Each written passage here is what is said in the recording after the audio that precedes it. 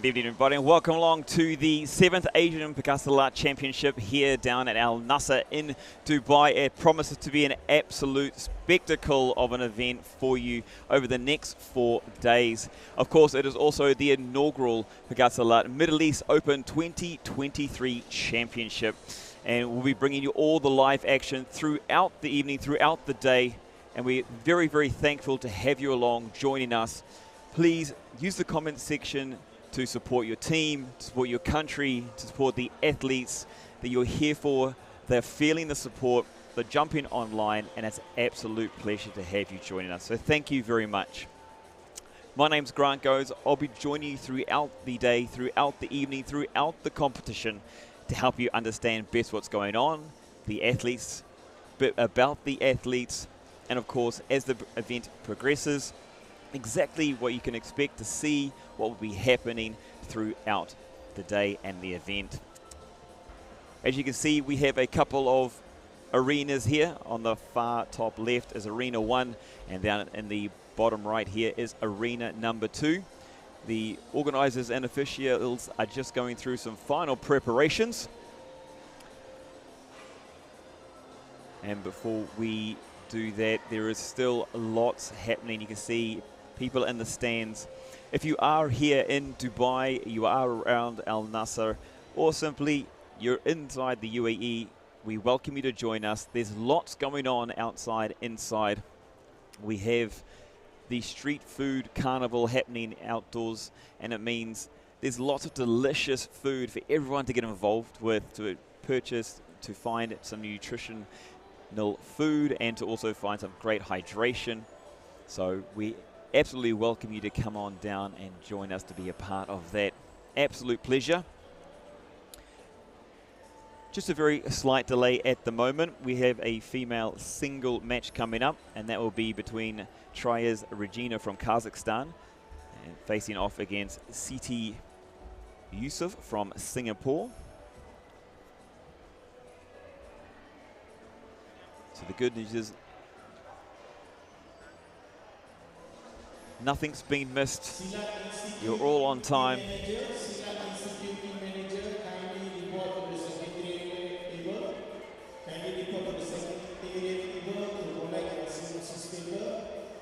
All right, let's drop down.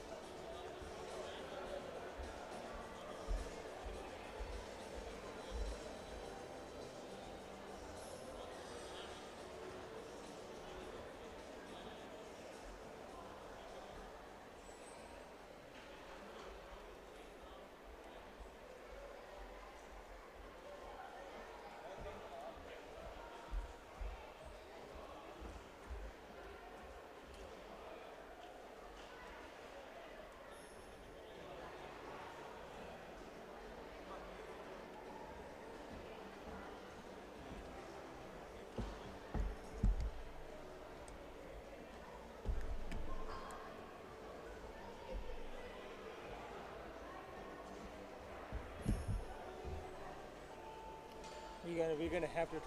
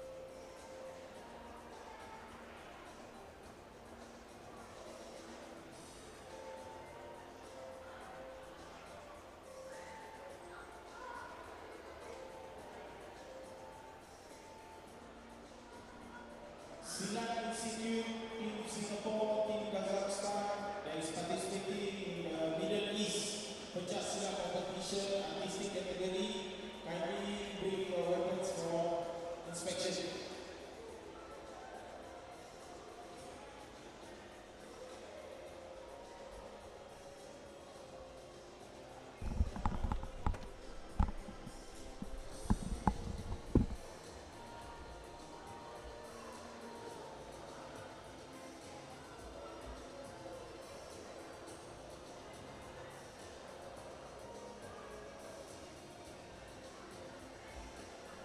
Team Singapore Solo Creative.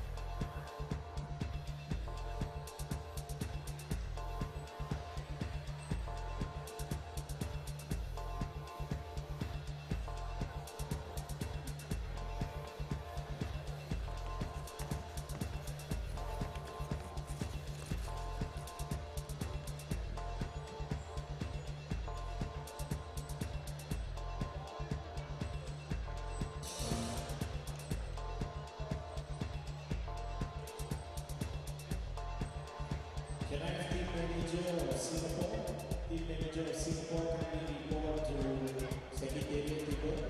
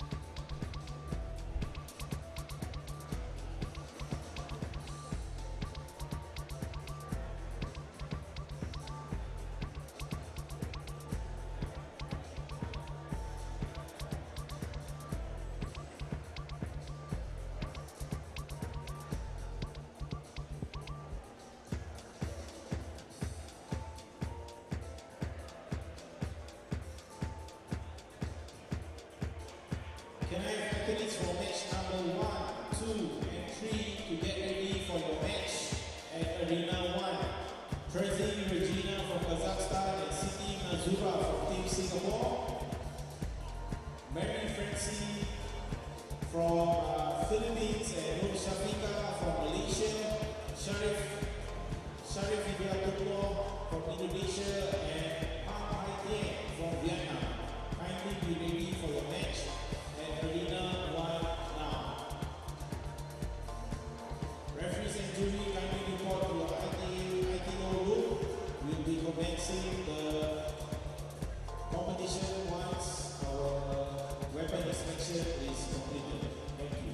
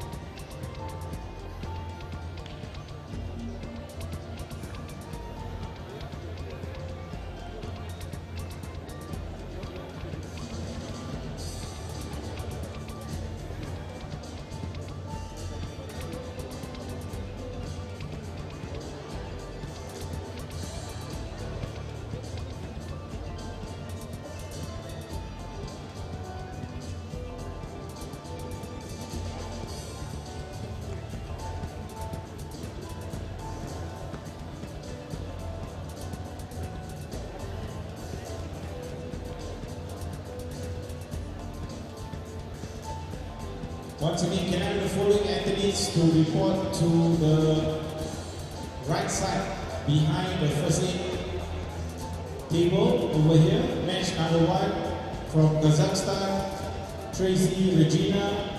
From Singapore City, Nazura. From Philippines, match number 2, Mary Francine.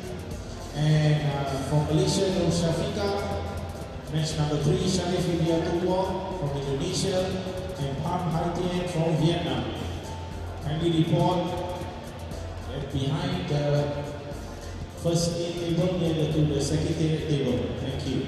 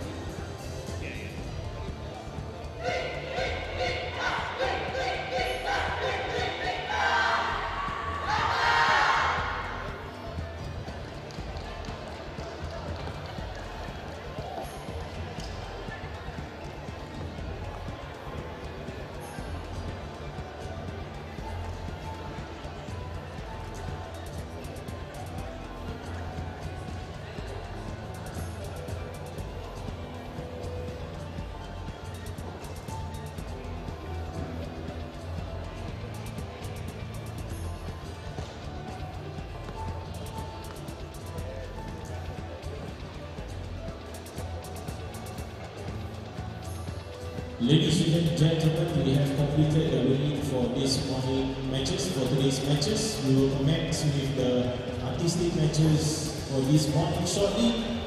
Can I have match number 1, 2 and 3 athletes to report to the waiting area near to the secretariat table? All athletes that are competing in the artistic category, kindly report at Arena 1 near to the secretariat table. Thank you.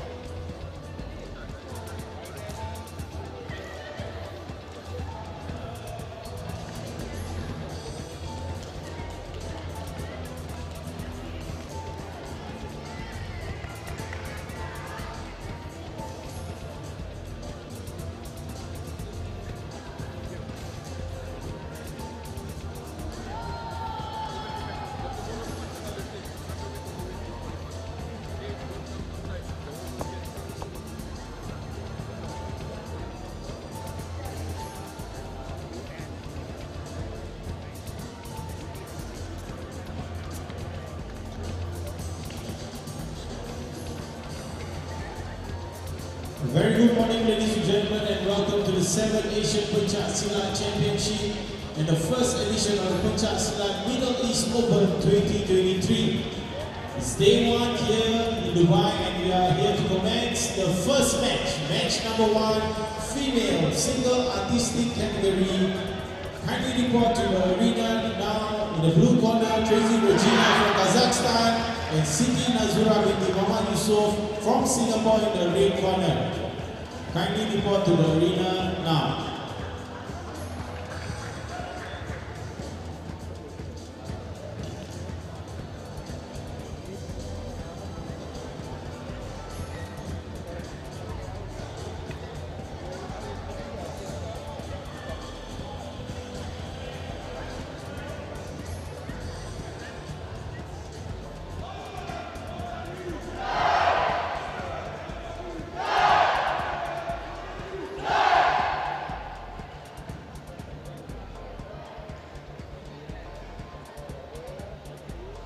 Siti Nazura from Singapore in the red corner, kindly report to the arena now.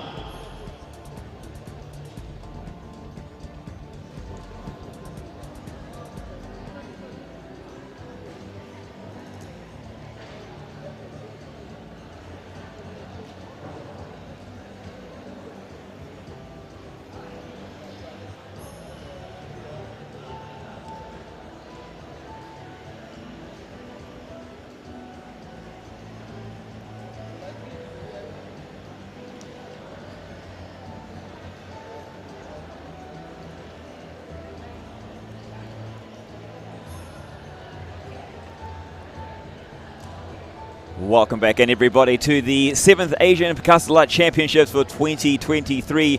Of course, it is also a double up where we have, for the very first time here in the Middle East, the Middle East Pencak Silat Championships taking place for the first time ever. It's here in Rasih Bin Hamdan Hall in Nasr Sports Complex in Dubai, the United Arab Emirates, and it's so amazing to have everybody joining us from wherever you are around the world. An absolute pleasure. Thank you so much for joining us.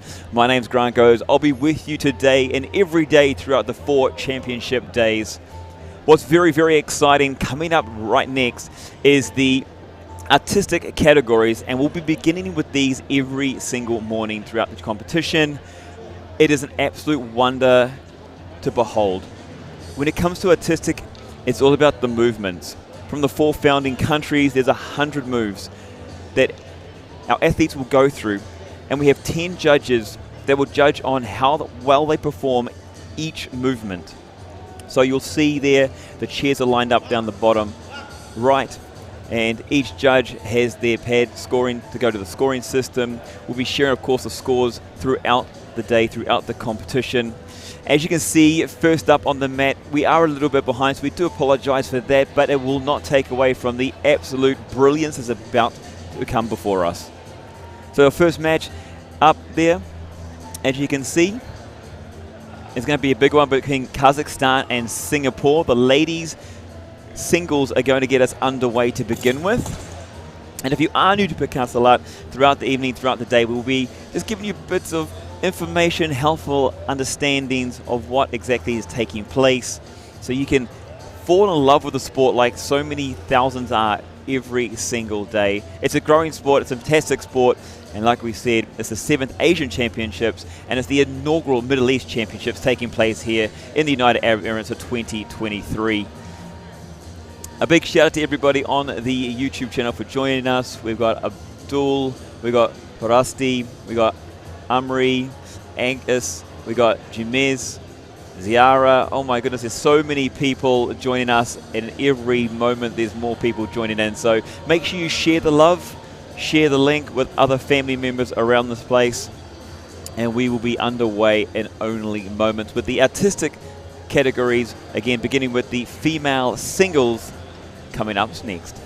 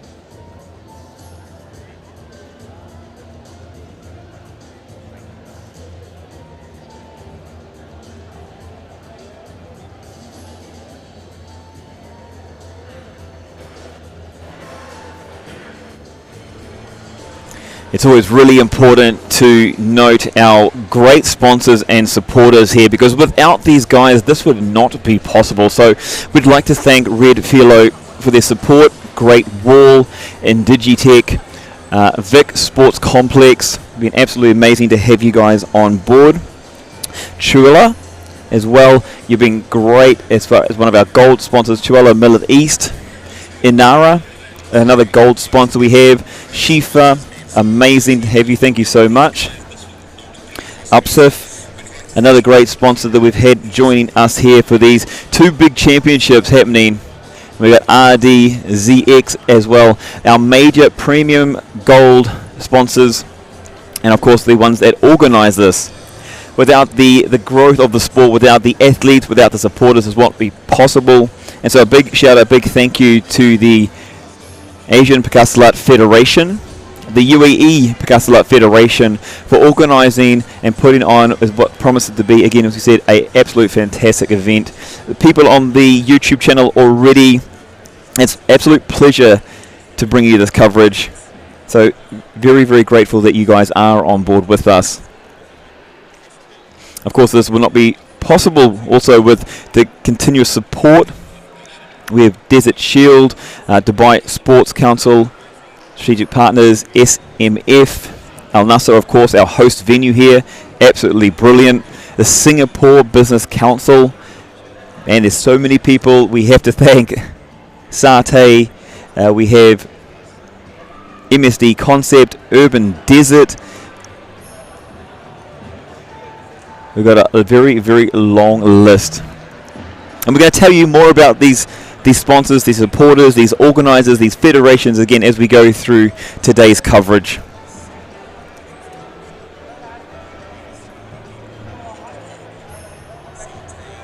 I'm already seeing on the YouTube channel already, it's already Philippines, it's already, let's go Indonesia, let's go Kazakhstan. That's exactly what we want to see.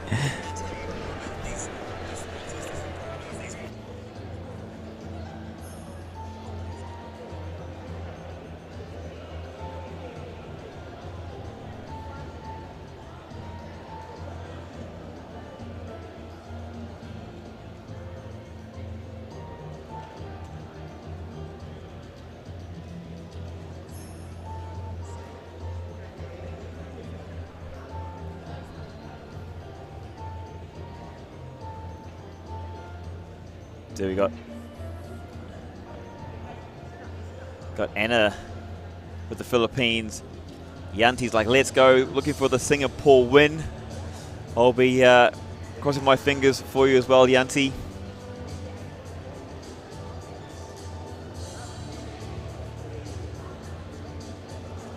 Mahani looks another Singaporean supporter. Rizky's Indonesia. Wow. It's so amazing to see so many supporters from around the world. Of course, for those ones that are just new and joining us, Pencak Silat, if you've never heard of it before, it's part of the Silat family. And it comes from the spiritual side, the self-defense side. Of course, you've got the sporting side of it as well. And then in Pencak itself, it comes from the performance aspect. So when you put the two together, it's about performance mixed with your artistic, mixed with your self-defense, mixed with your spiritual side. And it started off in the 6th century. So it is a very traditional sport. It started through Indonesia and has grown and developed to what we see today. You'll see different and various weapons being used. You'll see obviously the competitive fight. And we're seeing nowadays more and more the inclusion in schools and academies, more fight clubs and more facilities taking on this absolutely amazing sport. As you can see, our first 10 judges coming onto the mat, and they'll be placed here on Arena 1.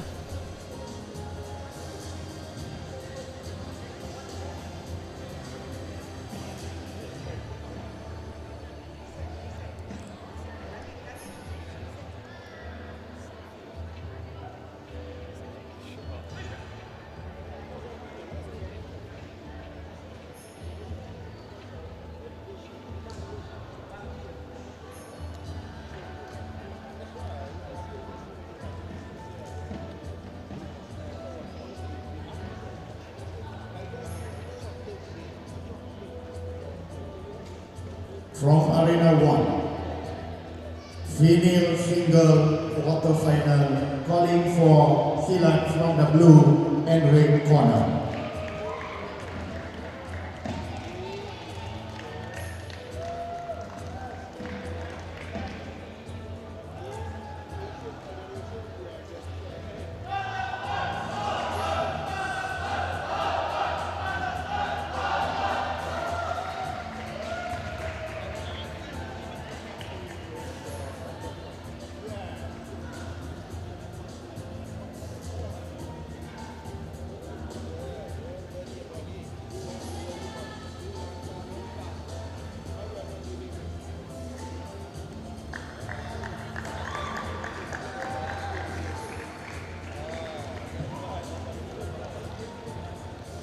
From Arena 1, calling for Silat from the blue corner.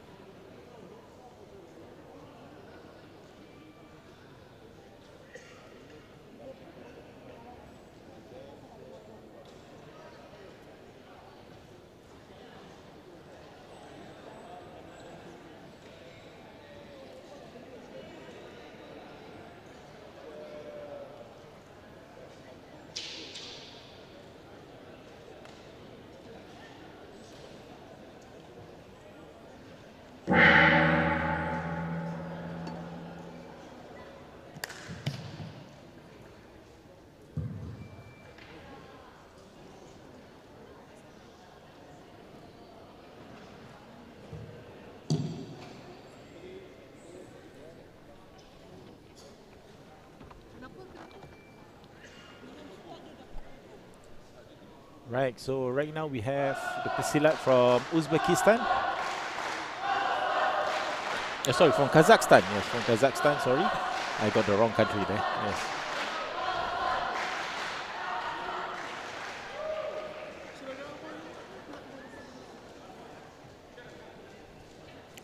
Well, looks like we have a slight technical glitch here. So, oh, it's nice to see so many people joining us online here. Go Team Singapore. Yes. Silat ready. Yeah. Jury ready. So, sorry, you are? Your name? The stranger in the mist, my friend. Yeah, yes. So welcome everybody to the seventh annual Asian Pencak Silat Championships. My name's Grant Goes, And I'm Hamid here. it's great to have everybody here.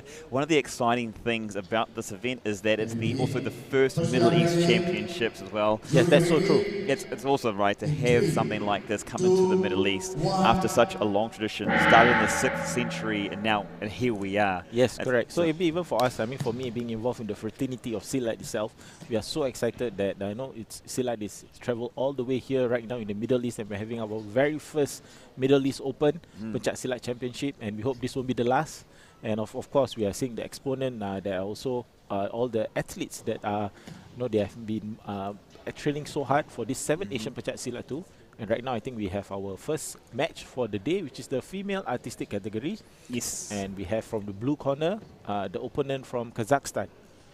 Yeah. So basically, I would like. So you like to know, right? Yeah, I was going to ask you a little bit more about, like, there's going to be many new people who are new to Pencak Silat. I mean, it's a growing sport, and this is why we wanted to bring it live as well, to give people information about it and how they can, or what's going on. First of all, to start with. So right now, what you see online is what you see there is right now the exponent from blue category from Kazakhstan. So she is showcasing her 100 moves. So this is what we call the female, the category is female artistic solo category, but in the fraternity we call it the Tunggal category. So it is comprises of 100 movements from the four founding countries, namely Singapore, Malaysia, Indonesia, and Brunei Darussalam. So they've come together and form these 100 moves. Or it comes from the moves from these 4 different countries. So it, like you can see right now, she's using what we call the golok. That's our Imam from Uzbekistan, president of Uzbekistan Silat. Oh wow, amazing! Yes, amazing. so Central Asia. So is there here? So Kazakhstan is so part of Central Asia. Yeah, I was going to say, I've seen a few of the Stan's Yes. countries involved here. Yes, correct. So it's interesting. So right now she's she's showcasing. So what's about this Seni Tunggal is showcases not only the movements of attacking, defending, and the artistic side of it, or what we call in terms of bunga-bunga. Okay. Which is literal for flower. Flower. Yeah, okay. so you know, if you're from New Zealand, that word means a little bit different, but we won't explain that one right now. it's not for it's not for online purposes. Not for right? online. All right, I Not for see. today, maybe another day. It will change the ratings, right? You need to change Exactly. the category rating, right? Oh, I wanted to ask because, like, I've done I am very fresh to the sport. I mean, I love sport in general, but I did some reading up about the history. It started from Indonesia, the 6th century, and stuff like that. But one of the interesting things, and common trait was that how many people studied animals as well to understand their defensive patterns and how they brought that into Pencak Silat. Yes, that is true. Because is it used here? Yes, so what you can see is that in Pencak Silat itself, more so I think when you see the movement of the animal's instinct, maybe, right? You know, what you're referring to, I think you will see more of that during the solo creative category. So for this Tunggal category or the solo female solo artistic category, these steps, 100 steps, are defined clearly.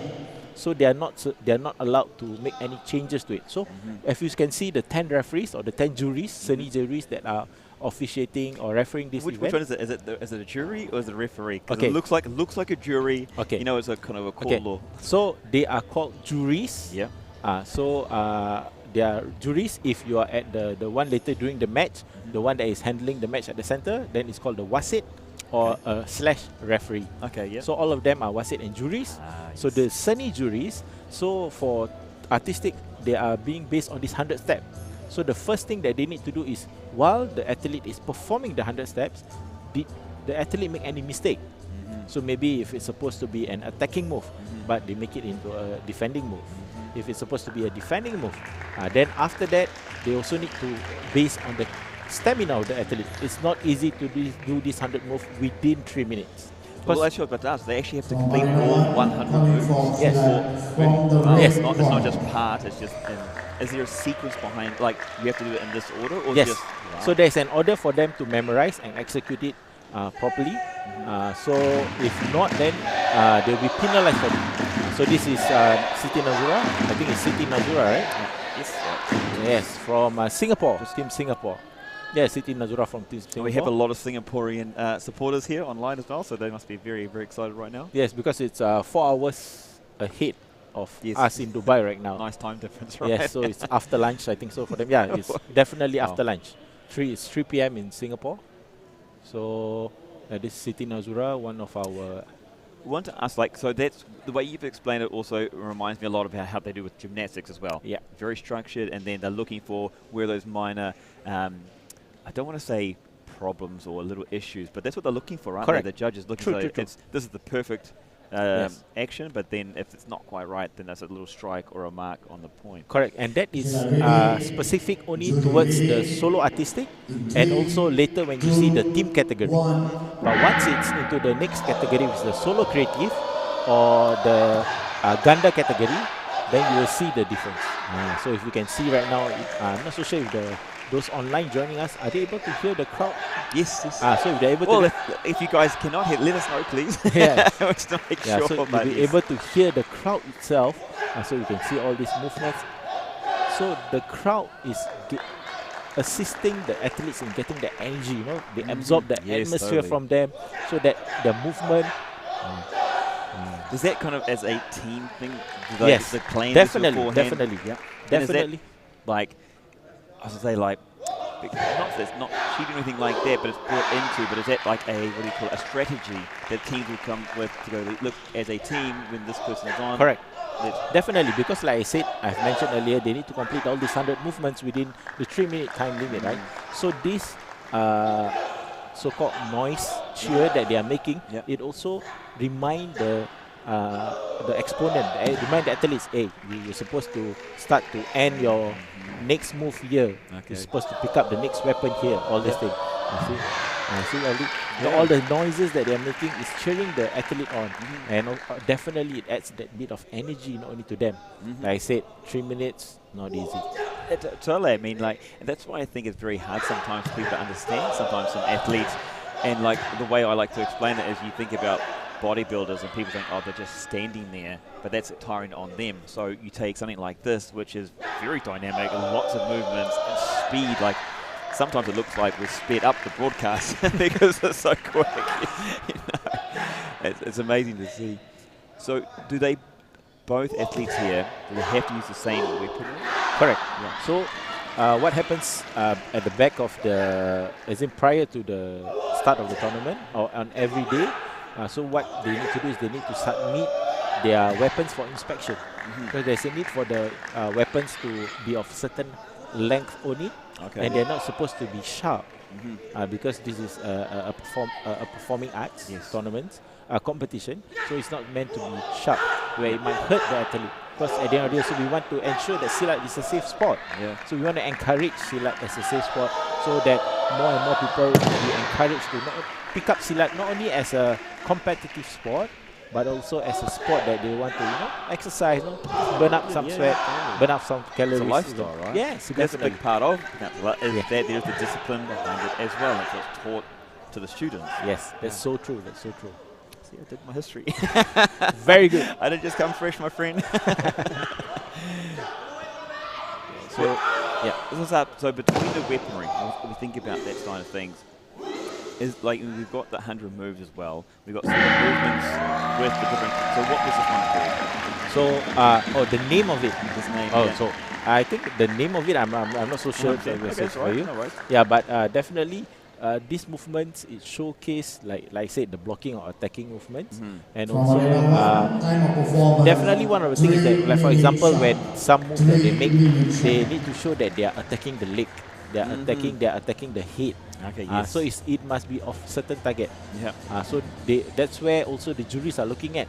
So they want to ensure that when they are hitting all these things, it's at the right level of movement. Yes. And with the judges too, the jury, are they looking at, for example, because obviously different people of different heights as well, right? Yep. So do they judge it based on the athlete themselves, their height? Is that with the athlete's height? Yes, definitely. And if there was like in badminton, there's a set height correct, people must go to, but I was wondering if there's a difference here now. Yes. Okay, cool. That's amazing. So right now, I think this is the quarterfinals. Quarterfinals, is yes, the quarterfinals. Yes. So what happens is right now both athletes have already done their movements. So now they are awaiting the results, and the one with the highest score will proceed to the semi-finals that will be held tomorrow morning. Tomorrow. Yeah. We've got 4 days of action here, don't we? So and we're just beginning. 870. Blue corner with a score of 9.870 from Kazakhstan. Score 9.950. 9.950. Singapore in the red corner. Progress to the next semi-finals will be held tomorrow.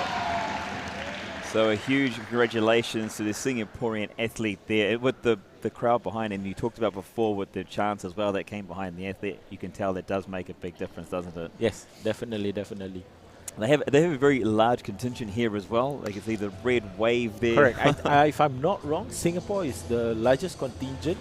If I'm not wrong, they are the largest contingent in this competition. We have many countries that are joining us for this competition. We got Singapore, Malaysia, Vietnam, India, Kazakhstan, Kyrgyzstan, Uzbekistan. Did I mention Kazakhstan? I think you did, but yes. it's okay, you can mention it again. Yes.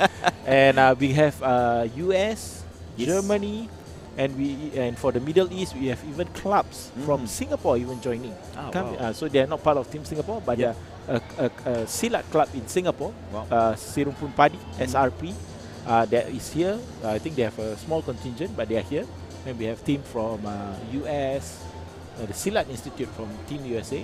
Oh, wow. And we have from Silat EV, that's from Germany if I'm not wrong.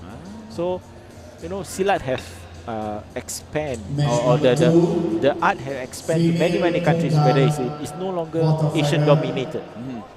So we are really looking forward to seeing all the athletes showcasing themselves during this whole 4 days tournament.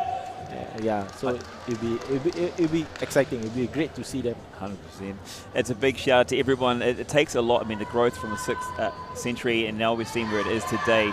So we also, because it is the first edition of the Middle East Open, it is the 7th edition of the Asian Pencak Silat Championships. We have to thank our amazing premium sponsors here: Vic Sports Complex, Great Wall Events, RF, Red Philo, and Indigitech. Thank you very much for your premium sponsorship. What you've done is unbelievable to help us bring you not only the coverage, but everything you see around here today. I want to ask actually a bit further into the US team coming over. Now I saw, again, you know, we all love a bit of YouTube here and there. So the aim was, I saw start a few short movies. Pencak Silat's been used in the fight scene, which is amazing to see, and to see the growth of this discipline is unbelievable. Where do you think, or how do you think further Pencak Silat can go into these kind of spaces? Okay, at the end of the day, one of the things that is the hope of Silat itself, which is the governing body of Silat, in the whole association itself, the ultimate target is to bring Silat to the Olympics. Oh wow, amazing. So that is the target itself, and having Silat as the art that is being displayed in Hollywood or in movies, it is definitely pushing, expanding the understanding of arts, of Silat art itself. And I would say that yes, right now we have more of it being showcased, but it started years and years ago. And we like to say, I think if I'm not wrong, one of the exponent, Cecep Arif from Indonesia, he's here. We might see him in action tomorrow during the opening ceremony. Oh, wow. We might see him in action. You got me. I believe you. Yes, I'm sure you're right. He's staying in the same hotel as me. So, Okay. saw him practicing something. It's not for a movie. It's for us. Maybe you can throw your name in the hat though. Yeah. So we got two new athletes here. Again, we're still with the female single category. I think this is from Philippines. Yes, this is our athlete from the blue corner, Mary Padios. I want to ask also about the outfit they must wear as well. Yes. Is that part of that been judged as well, or is there a particular? The uniform, the uniform that they are wearing, there is a certain, it's part of the rules and regulation. It's supposed to be black in color. Then it must have a headgear and a samping, and it must be secured on them. So throughout the 3-minute showcase, those headgears and samping cannot unravel itself. Okay. If it does, there's a penalty upon it. Is it a big penalty? 0.05. Wow. Which is quite a lot. So even if they need to showcase their 3 minutes, I call it a performance. A performance within the boundary of the arena. If you call it performance, we're going to call it performance. Yes, let's do that. I'm with you, my friend. Yes. So so it's all the requirement, like the size of the badges, everything. So it cannot be like come in blink, luminous. Suddenly have some LED Nothing lights on the them. Yes. 2, 1. So, but really, later you will see the beauty of Silat itself during the solo creative category, because you're going to see elements of music, different weapons are going to be used, and you can see that during the whole 3 minutes, every country is doing different. I mean, I had the opportunity to officiate in the World Pencak Silat last year in Malacca. Malaysia. Team US performed, and it was interesting because they had some they face painted themselves. There was like some Batman and Robin maybe, but they're different color. They never pay for the royalty, so they have to paint it with different colors. And they did their show, and even the artistic category. I mean, you will have a listen just later on when they do the solo creative. There's a tendency to be very instrumental, instrumental kind of music, more towards drums and flutes. But interestingly, Team US came in with I forgot. It was a very famous song, and it was a song. You want to say Taylor? I don't want to say Taylor Swift or anything like that. If I'm wrong, it was the song "We Are the Champion." The "We Are the Champion," my friends. Yeah, and he was performing to that song. So it was really interesting, and to think that we liked it, as in they didn't win, of course, they didn't win. Okay. But the organizers loved it that when the VIPs came, they were chosen to perform for the VIPs. Oh, really? Yes. Wow. That's really interesting because, like, when you think about tradition and where it's come from and how it's developed over the years, and to hear that, but then we just talked about how Hollywood's starting to bring that into the fight scenes, and that's like the growth of it. And I think one of the biggest parts too is that what I've been learning more and more is that each master kind of has their own little take or own feel, so that they put their own, I suppose, characteristics into it. And I think for anything to evolve and develop, you need things like this. You know, everything is. This is a digital age now. Yes. So and the younger generation, I suppose, you need to and want to appeal to them. You need to kind of. Well, We Are the Champions, probably not that young song, but you know what I mean, to be able to get in that, to get that extra crowd or that growing crowd in. So that's very amazing that they've gone and done that and seen it. Yes. Have we seen it happen again since then? Not in the Asian context, not in the Central Asian context, but we have a team that is performing from Team US later on during the Middle East competition. So let's see what song do they choose and what do they do. It'd be really interesting actually to see an Arabic music come through into this as There well. is. You know, cause, there is. Yes, there is. Wow, see, I'm too far behind. Yes, there is. I need to catch up. So again, I say that solo creative category, it's more interesting to me. Reason because there's no restriction in the movement that you're allowed to prove. So that's where also just now when your question, where there are some martial arts, Silat move that studies the animals instinct, the animal movements. Yes. So you might see that. You really might see that. 3 minute shot. So you can see up there on the screen, you can see the scores of Philippines for Mary. So what happens is we have the 10 scores all in. So the highest score and the lowest score will be removed. And then the 8 scores will take the average? Yes, the average scores. Yes. So that's what happened. So that's the median 9.925. So that's a score. And the performance of the time actually plays a very important role. The reason because what happens is the Malaysian athletes have not performed yet. I'm not gonna jinx him, or it's a him, right? Or her. It's females. Yes, female. So jinx her, which is if the score is the same, the time of performance plays a part. Oh, well, so they have the restriction of 3 minutes. Yes. But if they finish faster, yes, is that the better? No, it must end at 3 minutes. So if you perform at you finish 2:59, wow, and 3 minutes, the 3 minute will win. And that is, of course, there's also another points that comes to it. It's called the standard deviation. Standard Getting fancy now, aren't we? Yeah. There's a all formula. the big words are coming There's out a formula for it, which I'm not good at math, so let's keep it to the computer digitalization to do all the computing for us. So now we have the athlete out of the red corner from Malaysia. This is Nur, and we've got a few Malaysian supporters here tuning in as well. So the famous colors of orange and black, harimau. Yes, the tiger.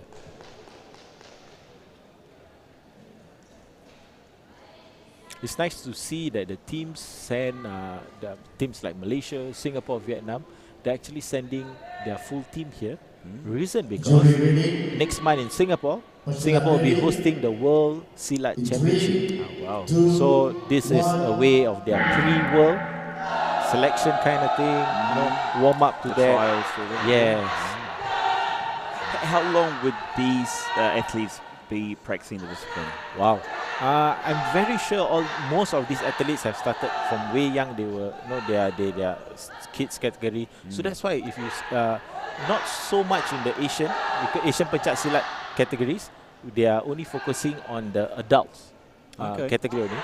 But later on, when you see the Middle East one, you will see as young as preteen. Oh wow! Preteen, pre-junior, junior. and pre-junior category. So athletes as young as 10 years old, they're going to be performing, they're going to be fighting it out for the gold medal. Wow. Yeah. So most of them actually start from a very, very young age. Then they go through the years of competition, competitiveness, and then they get chosen by the different countries. I mean the different countries, maybe it's through trials or this thing. And then that's where they get their best coaches in the countries to train them up. So definitely, especially for artistic. I mean, like for match category, you can catch your breath, everything. So even for this 3-minute show, you need to know when is the right time to push for it. When you need to catch your breath.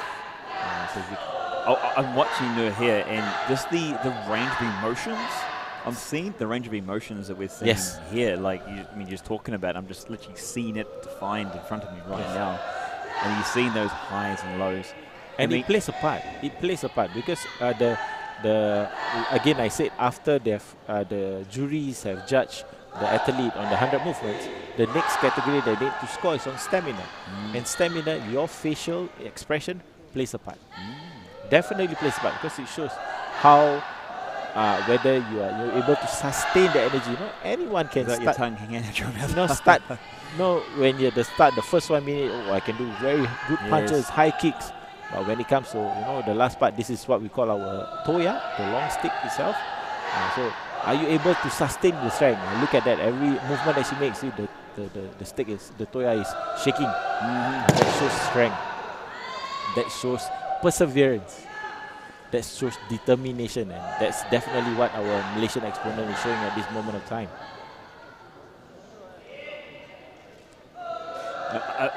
I've got a personal training background, so to understand the energy systems, to know that you go through your lactate system that's building up after that 60 to 90 seconds, and then to sustain there, you're going from an anaerobic system into an aerobic system. So that's even when you think about the 3-minute time frame, that alone, the challenge it possesses to have that explosive anaerobic side working, and then to be able to sustain that for outside that, you need the oxygen. You can, I mean, not very many of us can hold our breath for 3 minutes, let alone 3 minutes while we're under duress in this case here.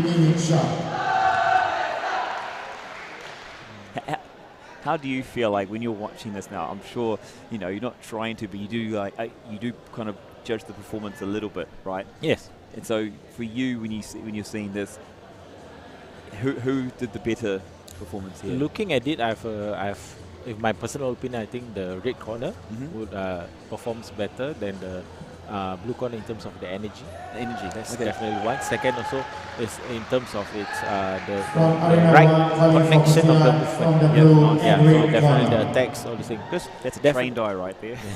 At the end of the day, all our athletes here, they have trained so hard. Yes. And they know what they need to perform. But at the end of the day, it's doing the time by itself, with taking care of the nerves, everything. Are you able to execute it properly?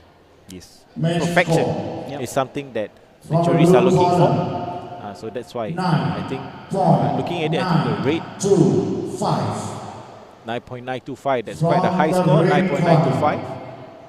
9.95. Yeah, so it looks like red corner has only 9.95. Next is won by Silat from the red corner.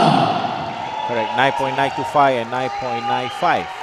Wow, there you go. So congratulations, Noor Hamza from Malaysia, winning her quarterfinal match there.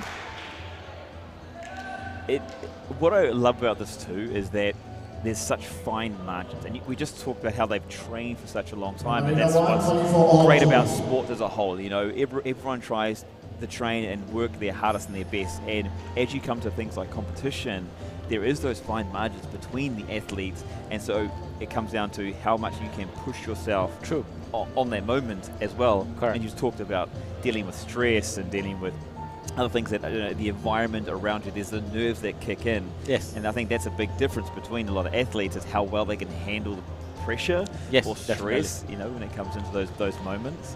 So absolutely fantastic. We start off with 2 performances. It's a female single here, part of the 7th Asia Pencak Silat Championship. And we are here in Al Nasr. It is in Rasih Bin Hamdan Hall here in Dubai, the United Arab Emirates. It's a pleasure having everybody join us from not only locally but around the world. And if you are in Dubai, please drop on in. There's lots going on. There's lots to see, not just inside but also outside as well. We've got the street food stalls, have some very delicious smelling food. I just walked past before. I haven't had a chance yet. I was like, You need to work first. oh my God, yes. I need to do, a little bit of commentary here and there. It's all right. But yeah, it's absolutely fantastic, and we're very, very lucky to be able to do this and host it here for the first time at such a level, which is what we're very, very excited about. Everyone, again, thank you to our main sponsors, Big Sports Club, Great Wall Events, Red Fire Low, and Indigitech that are bringing to you this spectacle. Thank you to our organiser. Actually, I want to talk about this as well because the Asian Pencak Silat Federation, and now combining with the UAE Pencak Silat Federation to organise us to bring this together with EPSIF and with RD2X as well. The organisers here that have brought and put together everything as well. It's unreal. And we had the press conference, I believe it was a week ago now, and I was just talking about how the growth of the sport, and like you just mentioned about the Olympics as well. What do you think that, I suppose, people can look to from here as far as, is it about viewers? Is it about spectators here? Like, to make this, help us go to that next step into the Olympics? So I think definitely what some of the criteria to get Silat into the Olympics is to have more countries that are on board with association, just like UAE, to have their own Pencak Silat Association. And once we have hit the numbers, I'm not so sure now what's the numbers like, how far are we near? Yes. Yes. But definitely we need to have more countries on board. We need to have Silat being explored as a martial art in more countries, definitely, and not only explored as an art, for it to also conduct competition, because I just like being here, having doing this such big event.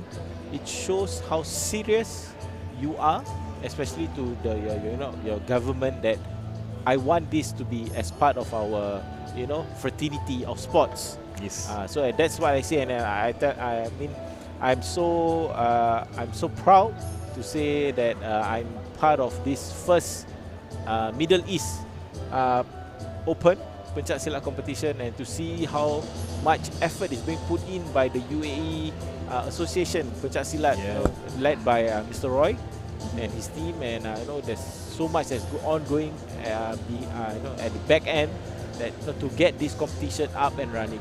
It is amazing. I definitely want to talk that with you. We're going to take a very, very short break, folks, just to give you a little break, calm on down, but don't go too far. Coming up next is the male single category here of the artistic category, and we'll be right back with the 7th Asian Pencak Silat Championships right here from Al Nasr, Dubai. See you shortly.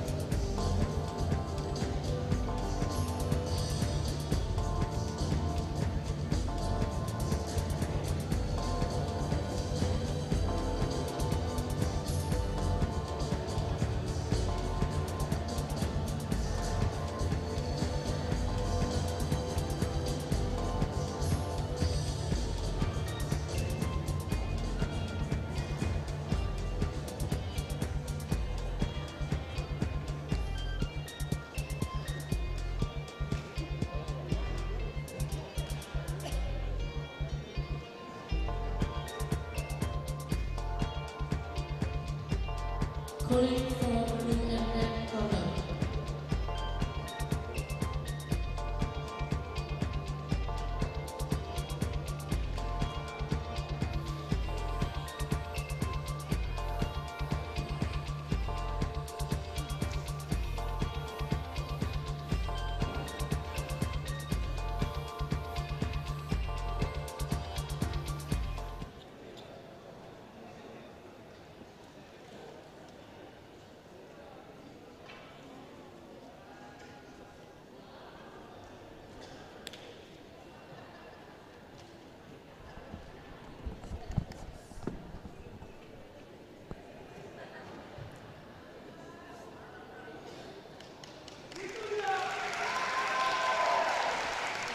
Hi everybody and welcome back into the 7th Asian Pencak Silat Championships here taking place in Al Nasr, Dubai.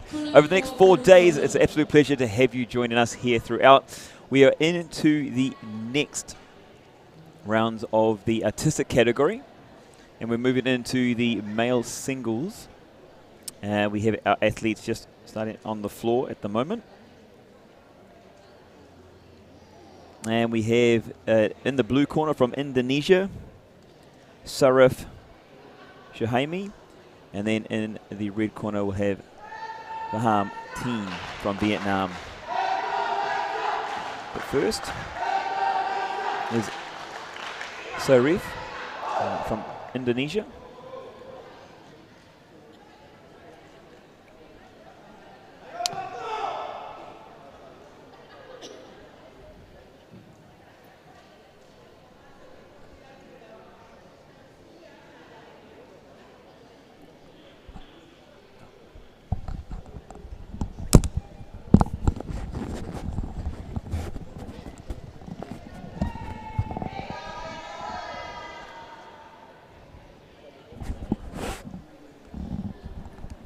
Just like to check and double confirm and double confirm. Huh? I need to double confirm details here because looking at it, if I'm wrong, this Indonesian exponent, he won Really? gold Wow. medal for solo creative category in the last World Championship. I just need to confirm. Yes, that, confirming. The Going name- through the data. Yes, the name Pulling up the looks computer. familiar. Yes. And we see again on the YouTube. Thank you again, everybody on YouTube, for tuning in. Officer Nobel Raima Mas, thank you very much for joining us here at the championships. And wow, what a beginning from the Indonesian athlete there.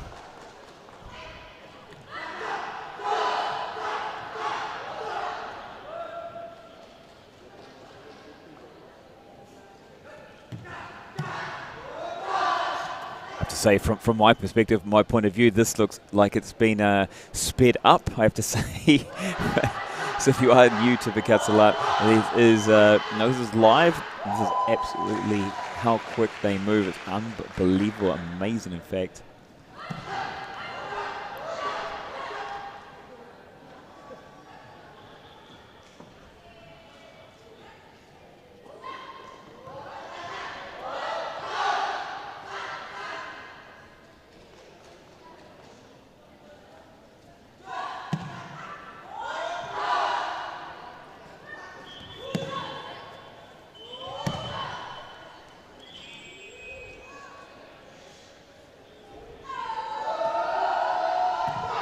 Well, there's something different.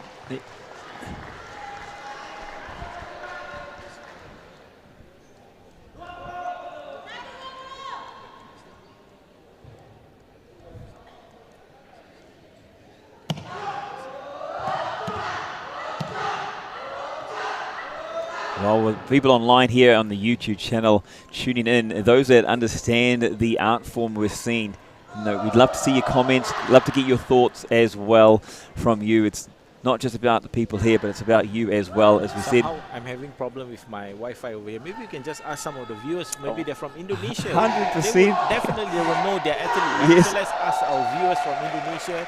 If you are tuning in, is it if I get my facts right, is this athlete of yours won the solo creative category for the World Pencak Silat Championship conducted last year, conducted at Malacca, Malaysia. So we And have if Sarif is the correct pronunciation as well, please let me know. So we got Gembra TV, Ayo Indonesian. So I'm assuming that maybe he's from Indonesia. So did we get the facts right that this exponent of yours, this athlete of yours, was the solo creative exponent during the World Championship? I mean, to be very honest, I would not be surprised the way he's come out and the perform so far in these first half. Like his movements, from my perspective, look extremely swift, fast, energetic. You've been saying as well. Yes, definitely. His movement has been very crisp, very nice, very defined, on target. Look at that last jump. Was that on 3 minutes precisely? Let's Wow.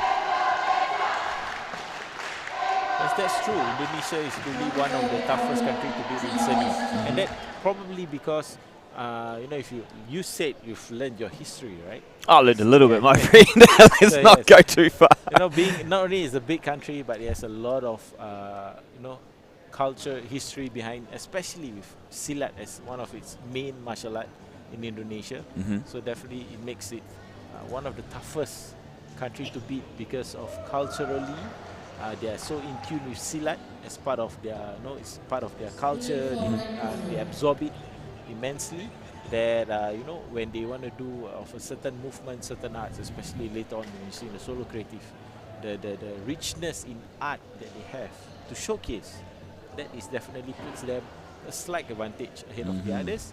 But a lot of countries, many countries. I mean, you look at Vietnam, Silat is not something that is born out of their culture, but they are able to absorb Silat itself. And where now we have our exponent from Vietnam.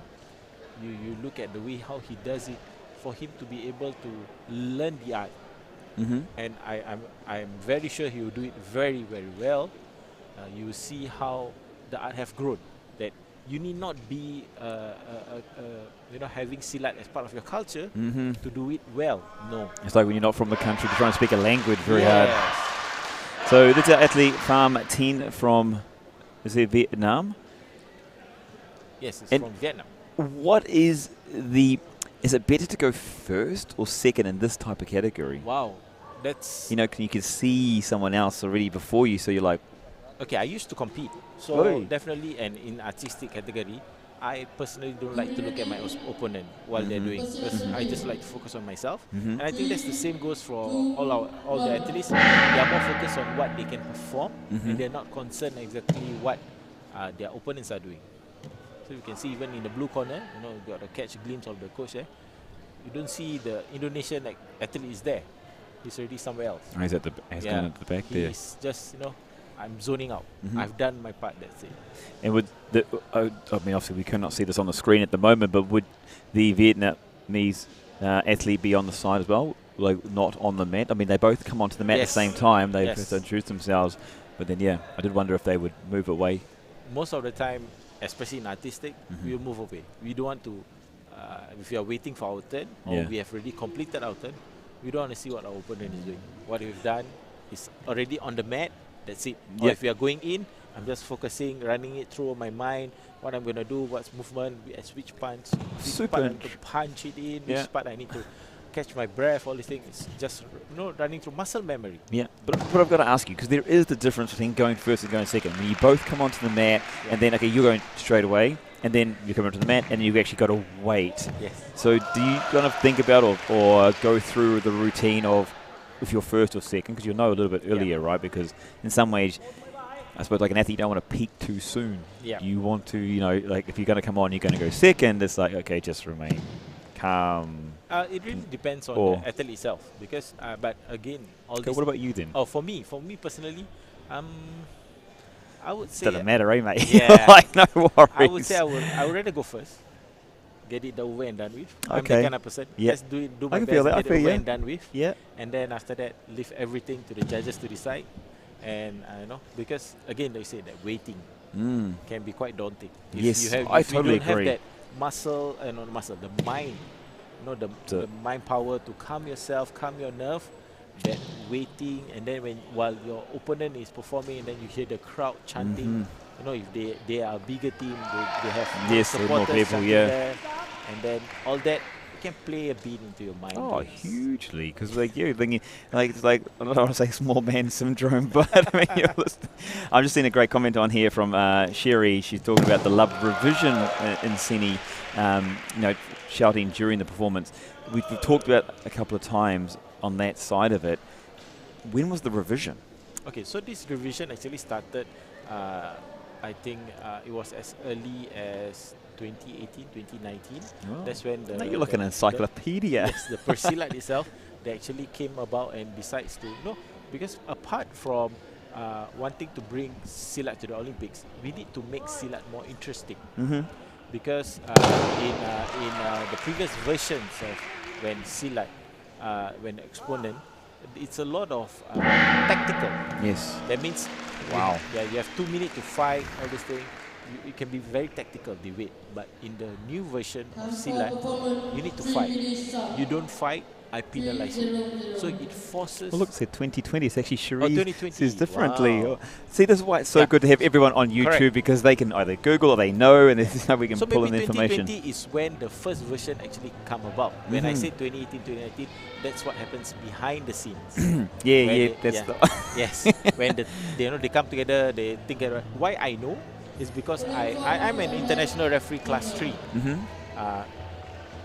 Oh, I love this. We've got a conversation. Oh, yes, going on. correct, Cherry.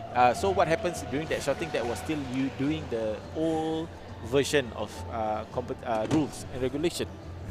Okay, there was some Ghost. Yes, Someone in the building. Someone's unhappy with us. Yeah. So what happened is that at the background. So again, I say that it was during that period of time I took my upgrading as from a national level referee to an international level class 3 as international level class 3. That's where I do my upgrading, and that's when I see the founding fathers coming together, founding countries coming together. It's a bit American of you. Yes. Yes, I'm not. Yeah. On Mount Rushmore, there's your face.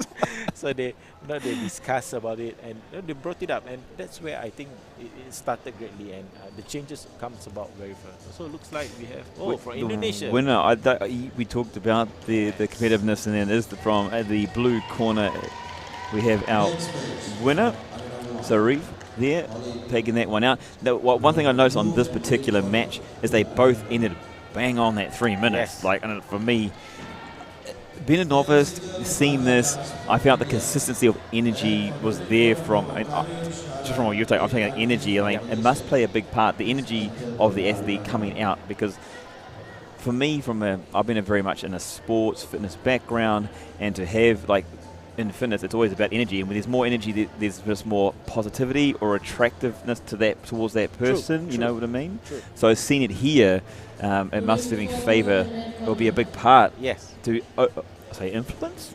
Is that the right word, or to? That's the right word to use. Actually, influence the judges itself, because I always say this to even some of my team members who are competing in artistic category. You are being judged the moment you step into the arena. So like right now, what you see, the two exponents are coming in and they're showcasing their country's artistic art. It's like they're welcoming art to say, I'm from Malaysia, this is my name, and this is what I do. This is what my club category. And that's why you see like each opponent are doing different artistic moves. Before they start off. Yeah. So we've got in the blue corner here, Raja Das from India, will be the first athlete to perform. We've got a few Indian supporters here on the YouTube as well. We have Bush Shaddad. I guess is that from India? Is that our My Fire? Yeah. The athlete is Raja Das. Hold on.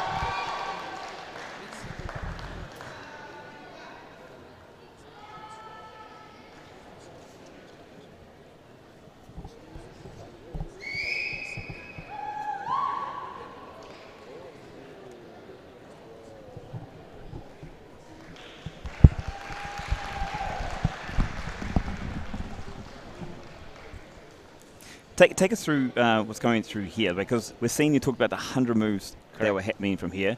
We've seen, well, from my perspective, I've seen there's been no weaponry. I mean, they first place their weaponry down. What does it set that sequence? What's that to help people understand the basic sides? So they need to do the first 4 sets of movement. What we call the tangan kosong. That means it's just using the body movements without any weapon yet. So right now, once they have completed it, then they will now move forward, and then they will take their weapon, the first one, which is the golok. Golok. Yeah. So golok is the name. It's the knife, right? Yes, it's a knife. Someone called it a machete. I saw this on yes, here as well. Yes, correct. So the golok, and then from then on, once they have finished their movement, then they will go forward again and then take their toya, which is like a long stick. Yep. So there's only 2 pieces in this yes, case. Correct. Is there more? So that's why again, in the new version of the competition, there is this category what is called the creative, solo creative category, which you will see later on. I think that there is some solo creative category after this. So that solo creative itself, you will see countries bringing in Nusantara weapons. So there are a list of weapons that they can choose from, and then they will perform according to the weapons of choice. So it's not necessarily just golok and toya. So you will see some other interesting weapons, really like keris. So I was going to ask, what's the difference between the single and the solo? So single artistic category is tunggal. Solo creative is, you will see, I give you, so in the solo creative category, in the rules it states that you need to perform at least for 1.5 minutes to a max of 3 minutes. So during that performance time, you can do whatever you want. You can choose to start with tangan kosong, bare hands. You want to immediately start with weapons. What weapons you want to choose from the whole list, all these things is up to your own creativeness. And then you get to choose what music you want to use to accompany your movement. And just like I think we have Cherry that was saying that you're able to shout, right? So that is really depending on the performance, that can be used during solo creative category only.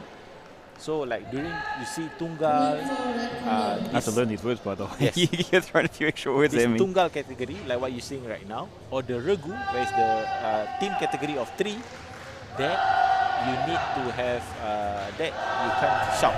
Still you can't shout, because that is a standard thing that you need to do.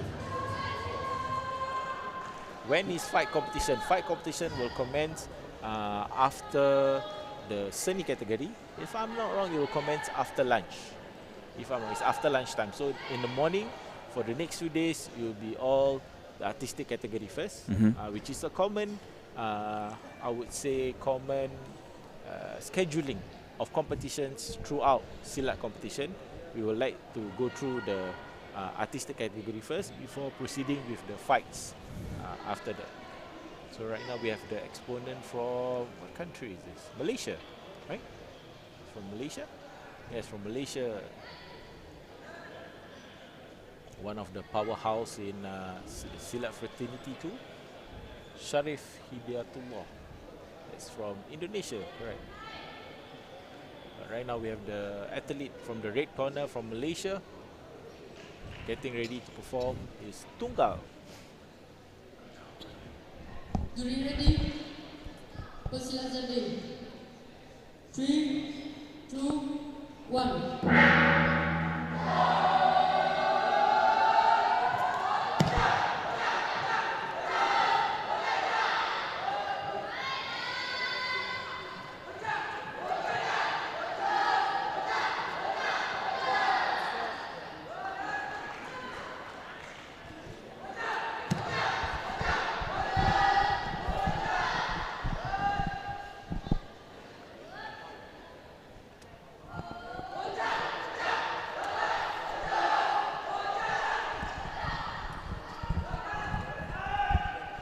See also, even when the athletes are doing their stunts, there's a need for them to also be stable when they are doing their stunt movements, all these things. Standing on one leg, kicking, the side kick, front kick, or the sabit, the crescent kick, all these things, it must be done properly, correctly, of the exact height that they need to attack to. And of course, stability is definitely something that the judges look out for. You are able to, they know that, the judges know, there's supposed to be a side kick at this moment of time. And then, but that side kick needs to be executed at the right level. How do you remember 100 moves? How do we practice? So even, all the judges that you see that are wearing whites, we have to go through selection. As in, not only selection, but as in, we have to go through, what's the right word to use it? Refreshers. So we got refreshers where after we get the certain level for myself, international class 3. So every 2 years in Singapore, I'm from Singapore by the way. So every 2 years in Singapore, we will have this in a way like a retest. Okay. So they test you out. So even us as referees, we need to know these 100 movements of this Tunggal and Regu later for the team. But definitely we won't be performing at this level. Okay. We ain't young anymore. You see? So most of the referees here can be quite, they are of different age group. So we are not going to do it, but at least we need to know the movements, so that for us to judge, you must be able to at least have the understanding of the movement. Yeah, so definitely. Is it like, obviously it's kind of repeated as well, right, over the lifetime? Yes. As well, so yeah. Okay. I mean, my memory is not the best, to be very honest and to be very fair.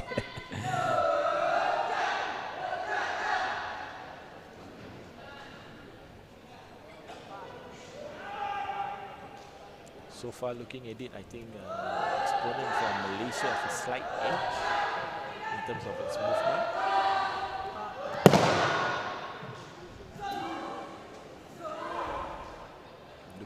Strong wrists. Look at that facial expression. Yeah. Having that straight there.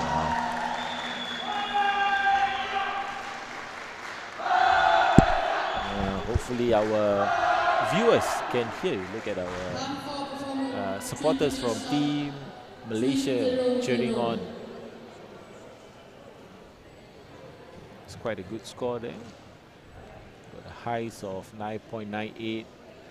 Lowest is, let's see, 9.91. These are the green ones, and then green are highlighted are the lowest scores, right? Yes. So that's the average score. What's the I'm gonna say the standard deviation? Standard score. Like, what is like the perfect 10? How often does a perfect 10 come out? Wow. Or does it come out? That's the No. next question. Yeah. So far from my understanding, a perfect 10 hasn't come out. Never came out before. I think the highest was 9.97, 9.97, 9.9. I think 9.97, 9.98 ever. I think it was an exponent from Indonesia, if I remember. So, yes, exponent from Malaysia in the red corner won.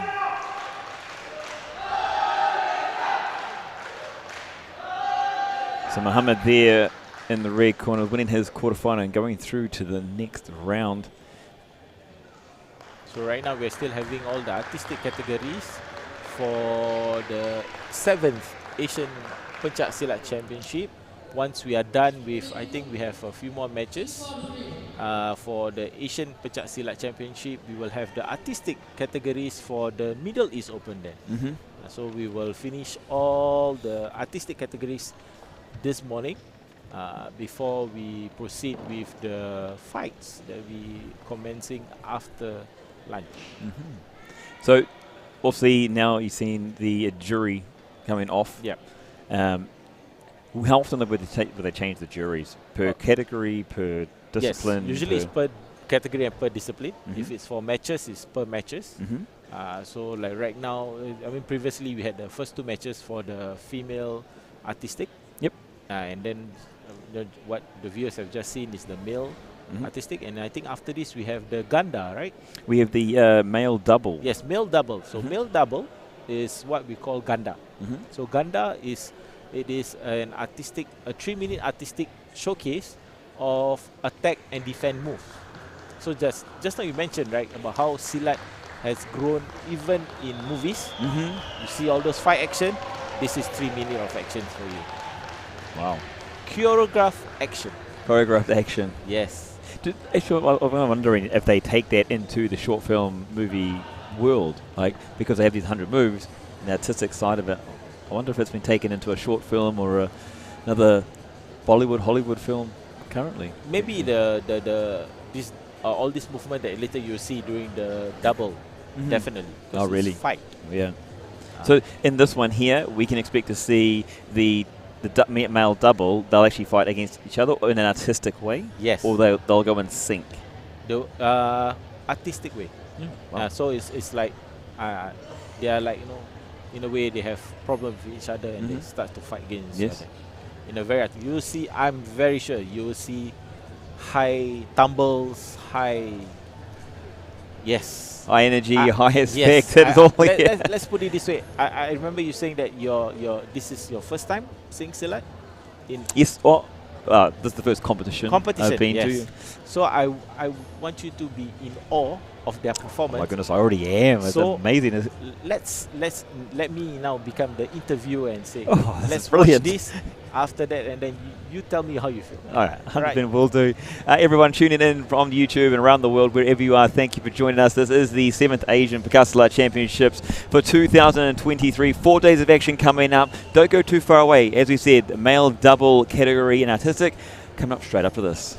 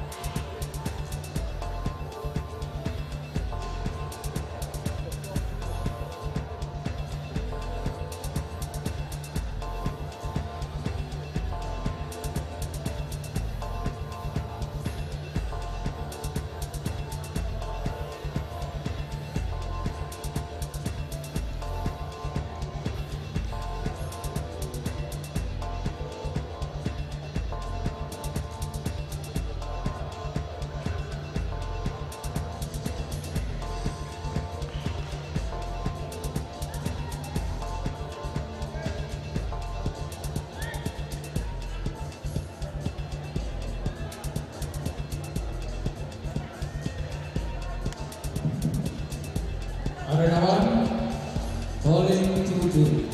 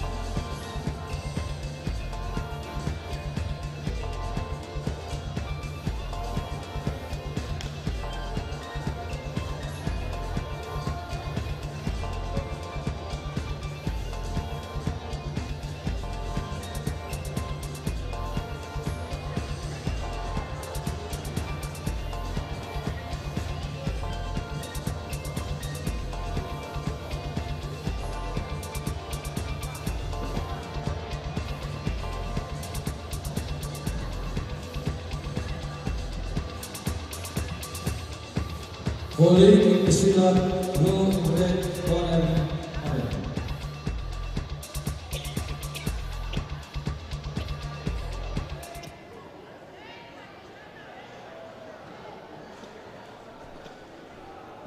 So right now we have the male doubles, the male double categories from team from Philippines and India. This is the semi-finals. So the winner will be proceeding to the finals. So we have the male double category from Philippines and India. So The winner, the blue corner. Rock red corner. looks like we have, it's a walkover, so you won't be able to see the showcase. So I think there must be some reason why their opponent from India had pulled out. So we are waiting for the next one, which is a female double also from India versus Philippines. So hopefully there's an opponent this time round. Oh yes, they are. So we got the Indian and the Philippine teams getting ready, and then for you to see together with the viewers, have a look for 3 minutes of their showcase. And what do you think of it? Calling and silat blue, red corner in arena.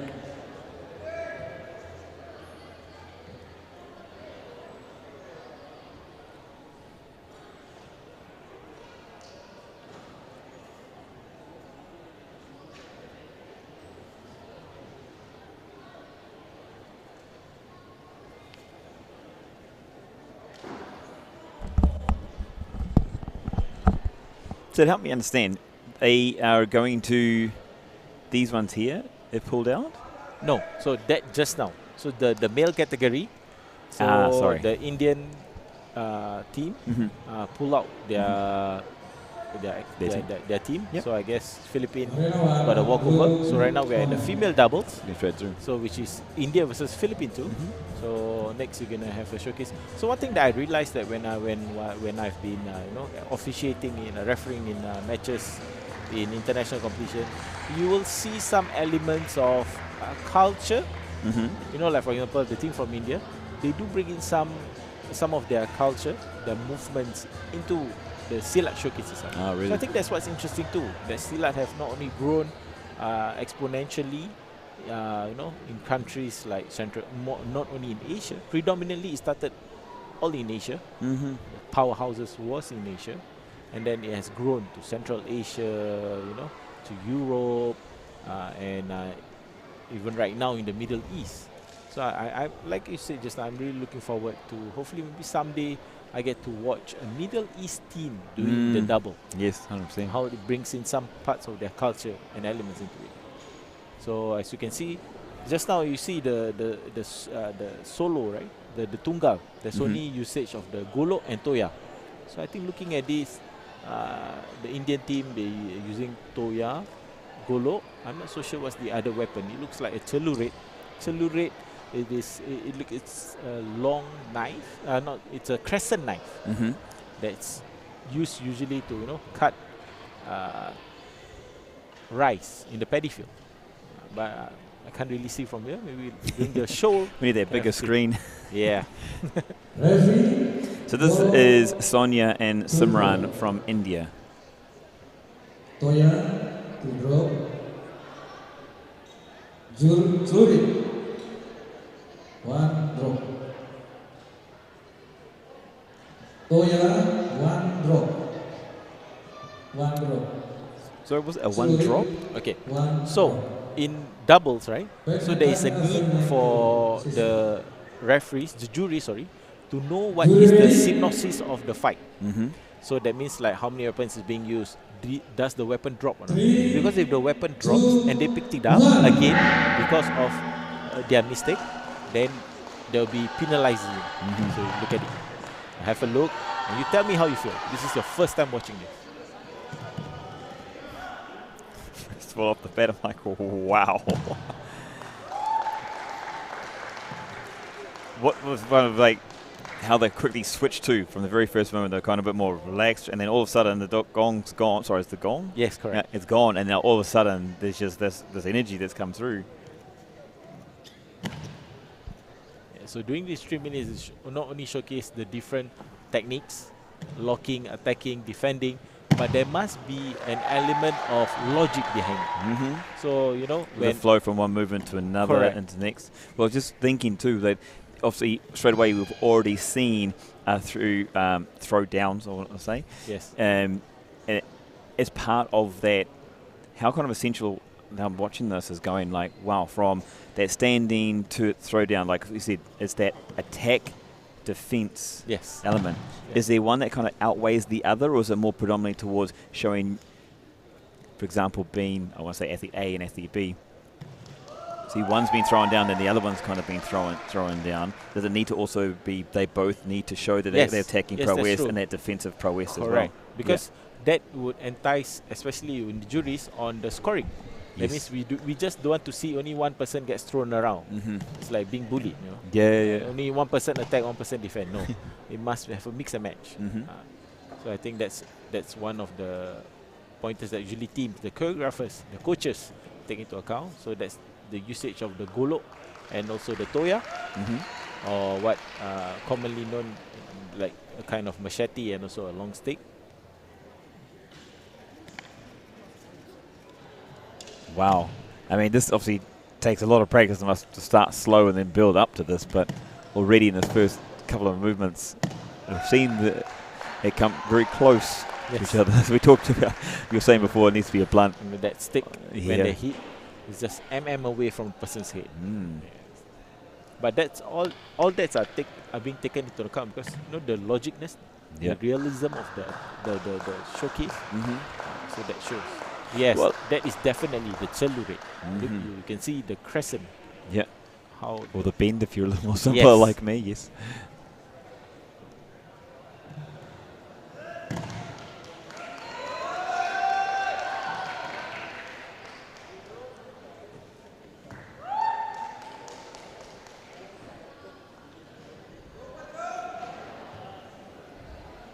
So again, just now like I was explaining, it is an important thing that for the juries to know what's the synopsis of the attack, because if they were to pick up the weapon more than how many times it's supposed to drop, they'll be penalized.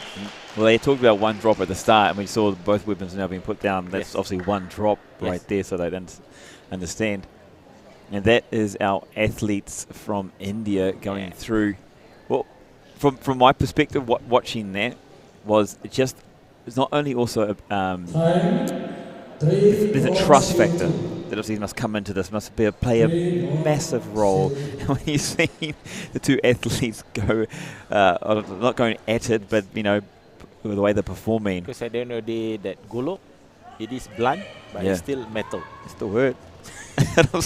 Definitely, it hurts. I've been donked with something blunt and it still hurts. So. So the difference between the double and also just now when you saw the solo artistic, what they wear, you know, their headgear and their samping, you know, the on their waist. If it's more colourful now. Yeah, and if it's at any point of time during the 3-minute showcase, it falls off or unravels, it's okay. more penalization of points okay. because they're doing attacking movements. They're more aggressive in their movement. So sometimes it doesn't stay there. Most of the time it doesn't stay there. So next we have a team from Philippines. The female double team from Philippines. Let's have a Call the Silat blue and red corner arena 1. yes, from Philippines, right? Yes, it is. It's Jermaine and Mitz. Call the blue. This, of course, is the semi final round. So the winner of this match will proceed into the finals. I think it will be held tomorrow morning. Calling the red We'll corner. check our schedules and Yes. throw our timetable together. That's one thing that if someone has in the Silat fraternity, you know that schedule comes day by day. Yes. Well, I think it comes later by most people's world. It's still great to have everybody online as well, by the way, seen through the comments here. It looks like the team from Philippines is also using a Golo Atoy and also Cheluri.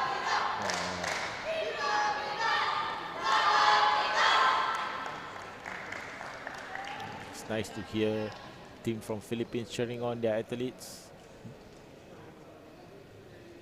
Just a reminder, so this morning we'll be going through, there's a slight delay at the moment. This morning's action is all about the artistic categories, and then in the afternoon we'll be going into the fight categories. There's a couple of questions on there when the fight categories are coming up, competitions. Asking about next time in Malaysia. I believe you said it was about 4 minutes. 4 minutes, 4 I think hours. they're asking when will be the next time. There's the next Malaysian athlete that's performing. Oh, next Malaysian athlete. No draw. Will it be in the after the break in the afternoon? It'll be part of the fight category. That one will be happening.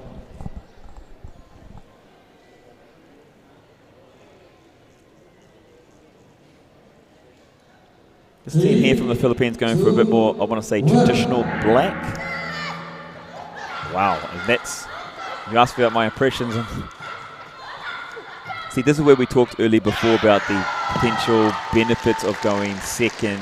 You are able to take in what happened from the first one, and if the first team or person isn't on as they wanted to be, then you know you can really stamp your mark. Like this is in the first 30 seconds. I'm obviously not part of the jury, but someone new. That looked a bit nasty. That definitely wasn't not planned, right? But wow, it's even more impressive that she's rebounded so quickly and just continued with what she's going. With regards to what you have just said, yeah, it does plays with your mind, saying that the energy that your opponent have performed, could you up that perform? Could you up your energy? Because at the end of the day, as an athlete, you know how well you have been trained for. You've been training your movements all this while, and you know at what level you'll be able to perform. So I'm not so sure whether if by seeing your opponent's movements, by your performance, you'll be able to maybe add a bit more in terms of the energy, all these things. Yes, yeah, it does, but I still have this belief that it's more on the waiting. You just want to get on the mat and get it done. But it's funny you're saying this because there's also the other side of it. When we've talked more about, yes, you want more energy, good energy and stuff like that. But we've just noticed here with that amount of energy that came out, they made a little mistake, kind of more over the top, lost control of it. And so, there's that balance we need to look at again. yes, definitely. Because sometimes you try to overdo what you've been practicing. That comes into play. By looking at it, the task fight, I think this is like midway into their performance. The movements done by the Philippine teams is more. There's a fine balance of the different techniques that they're showcasing, attacking and defending. And look at how energy-wise from both of them, the synchronization, and also one of the things that that the juries are looking at is whether is there in form of balance between them. Just now you were questioning about whether is it just 1% attack, 1% defend. So they to see the balance between the two of them. Do they look like as though they are meant to partner each other? When you just said that, it made me thought, during the practice or the training type of, would you train for mistakes? You know what I mean? Because everyone's like, yeah, we want to perfect this, but reality in any sport is there's going to be times when you make mistakes. And Yeah. what we just saw now, and I would say the ladies doing a brilliant job just continuing on, even though they made, like for me, oh man, I don't know if I would have got up after that. But you know what I mean? So it's on their next side and seeing what they're doing. Yeah, would you train for it? I would say they're trained for mistakes, but I'm very sure during their performance, their training, there are some mistakes that they've made, and that's where the coaches comes in.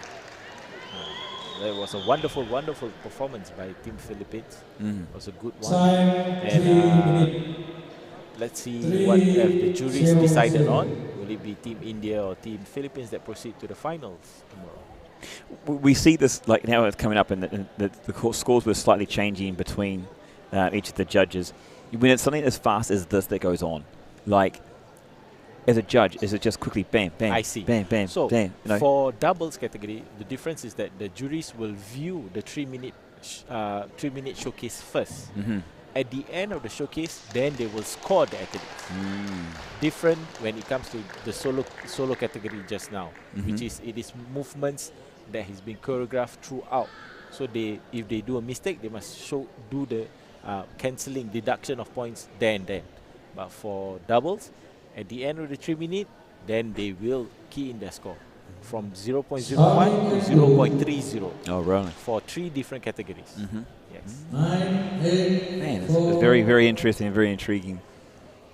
I think after this, I'll push you up one more level. Oh, thank you very much. So after this, we have the solo creative category.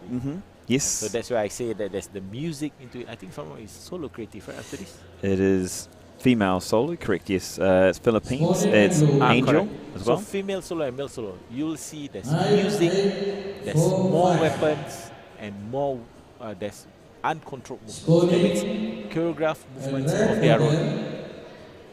Then tell me how you feel about that, right? Yeah. Like, it's like, you know, everything breaks down like swimming. There's so many different categories now seen here, different categories, and the way that these, I'm already, to be honest, I do feel like I'm already understanding the differences between, obviously having you here. A big congratulations there to the winners from the red corner. Team Philippines. Philippines taking this one out. We've got a lot of Philippine supporters on the YouTube as well. So the female double there by Mitz and Jermaine. Score of 9.920. That's a good score. We talked about through that little, they had that energy at the start, and I think as much as hard it is to maintain throughout, they still continued to, for me, again, I'm not a jury, for me they had the better energy, they had the better movements, and looked a little sharper. Yep. And this is really funny for my untrained eye as well. It's like, you know, maybe I've earned my 1 star. Guys and girls that are joining us, thank you very much again for joining us for the 7th Asian Pencak Silat Championships here in Dubai and Al Nasr. It's an absolute pleasure having you part of us. Big thank you to our sponsors, Great Wall Events, Red Fellow, Digitech, Vic Sports Complex, making this possible for you and everyone else around the world. Absolute pleasure. We'll be back very, very shortly, straight after a few messages, a couple of videos. And with more coming up, we have the female solo section coming up. See you shortly.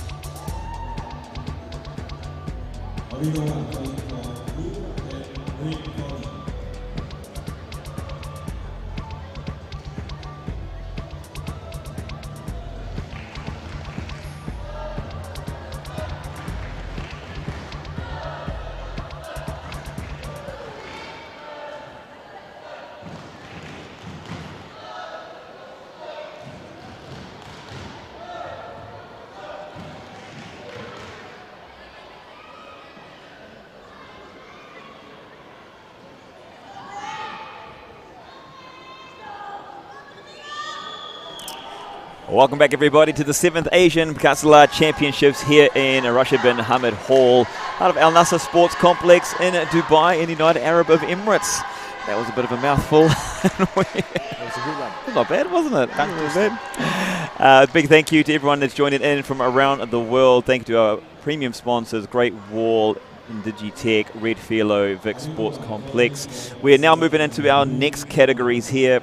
It's part of the artistic categories throughout this morning, and we'll be starting them all off. This is the female solo creative category. Oh, he's on it straight away, and we have the Philippines and Kazakhstan on the, I want to say floor? Yes, on the arena. Floor. Arena, sorry, arena. This is here, arena 1, actually. For more So look at that, there's a double golok. Oh. So this here, we were going through and we were explaining the different. Oh, you were explaining, I should say. It's okay. Hey, we've all got our skill sets, you know. Between the two, we talked about the, you know, the singles before, and now we've got the solos here. Just explaining for our new viewers, plus myself, a bit more about the differences. Okay, so solo creative is a category that has been put into the new rules. So it wasn't part of the Seni repertoire previously. So right now it is. So it is a minimum showcase of 1 minute 30 seconds to a maximum of 3 minutes, and they can showcase whatever Nusantara weapons movement they do, and it must comes with also tangan kosong, which is bare hands movements. Okay. And it's accompanied by music. They can shout, they can scream, they can do whatever they want. Dance. Yeah. Shout. So that's why I say it is your first time. Have a look at this. Compare it with just now. You watch the 100 choreograph movement that they must do, and right now it is 3 minutes of the country showcase. Country showcase. I would say it's the country showcase because you will see there's a difference between what Team Philippines does, Team India does, Team Singapore. That makes a very good question. I think so, anyway. From each country, we talk about there's the masters in each, and each has their own unique characteristics they bring to it. Does it come from one master, or is it multiple masters, or is it the federation that you know puts or directs or gives guidance? From my understanding of how Silat fraternity works is that no, there is a one master. Or there are many masters out there, and then you learn from them, and then you appreciate what they have learned. So if you choose to, so I've learned from this master, I want to learn from that. So it's also allowed for you to, diversify what you have learned, and then from there you showcase it. Start. So what's the difference here when they start? You see the music has start. Do you think that was meant to be the delayed start of music? Yeah, it's supposed to be done when the music starts. Let's have a look. That's for you to have a look, and for the viewers to enjoy this without much commentary. Reason because you need to absorb the music. Yes. I told you. Oh my! Yes. It's the culture. This is Team Philippines creativeness.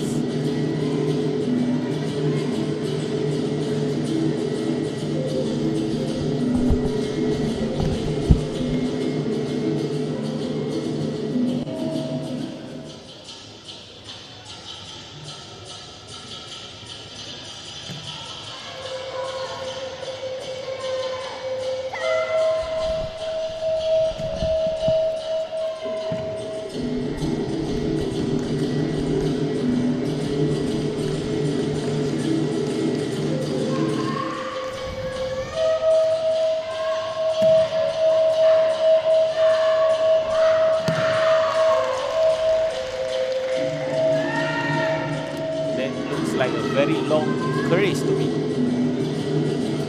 Dagger. It's like a Malay dagger. So what is called a keris. It's jagged lines. Did she just lose that, or did she throw that or drop that? I know, it's part of her movement. She threw it away. One thing I did notice, and very like there, how they spin it so quickly. It's very common to see this. Man, I've tried that, and it does not work out very well for me at all. Try it for pen first. Oh my goodness, yes. You'd lose an eye, my friend, if I start trying to do that right now. Is there a country in particular, because there's the different disciplines, is there a country that really accelerates in one over the other? Like here, we expect to see maybe the Philippines, or is it Singapore, or is it India? I would say that there's no one country that leads on a certain artistic category. Reason because, again, I said it's really an execution at the moment of time, okay, especially for solo creative. Okay, yeah. Team Philippines might be showcasing this now. In a month's time, if they were to participate in World Championship in Singapore, they might come out with something totally different. Yeah. So there's not one country that's been dominating in terms of artistic, because the gold medal has always been switching hands. Okay. Yeah. Yes. So I would say there's not, like, for example, for the solo artistic, who's dominating. Okay. Not really. Or even for the singles, who's dominating. Not really. It's really a fair bit of let's see, fine performance there by Team Philippines. I would have to say, I have to comment here. I mean, as a referee, jury myself, I would say that it's interesting how Team Philippines is not really choreographing their movements according to the music. True. Yes. Yeah. So I would say that might be downplaying their scores a bit. Because work against them. Yes. How much is rhythm or timing a part? It plays a part. It plays a part, because especially for, again, like I said, it is solo creative. If you're just moving and having a music played behind, Talk about 9.895. Yes. Yeah. See, already seen. I've seen it's always usually 9.9 something. Like a 9.95 is quite high. Oh man, I'm loving this learning on the spot. So that's how, because again, solo creative, again, I would say that it is accompanied by music, yes, but there's also a need for that synchronizing between the movements and the music. So right now we have the athlete from Team India. No, is it Team India? Sorry, is this from Kazakhstan? I think so, it's from Kazakhstan. Yes, from Kazakhstan. Yes, we have the athlete from Kazakhstan in the red corner. Yeah, for the female solo creative.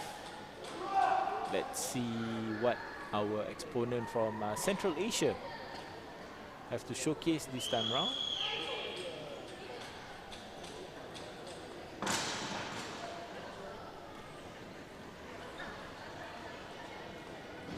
Do we have anyone that is viewing right now from Kazakhstan?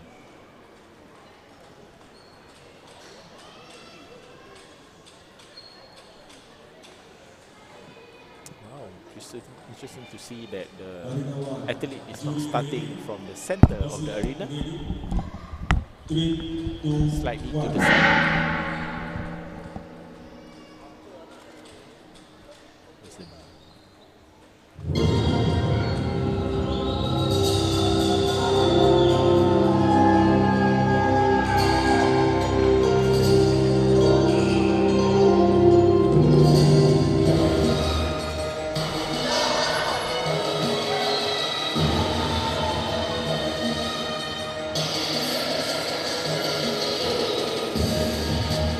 Solo creative, you are allowed to shout, scream. It's part of your performance. Wow, there was a nice tumble there, front tumble done by our athlete from Kazakhstan.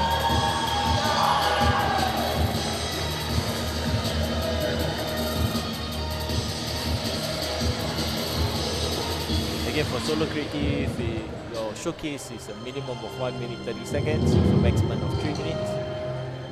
Juries are looking at the creativeness of the athlete, logic of performance, and the richness in art, in understanding the art.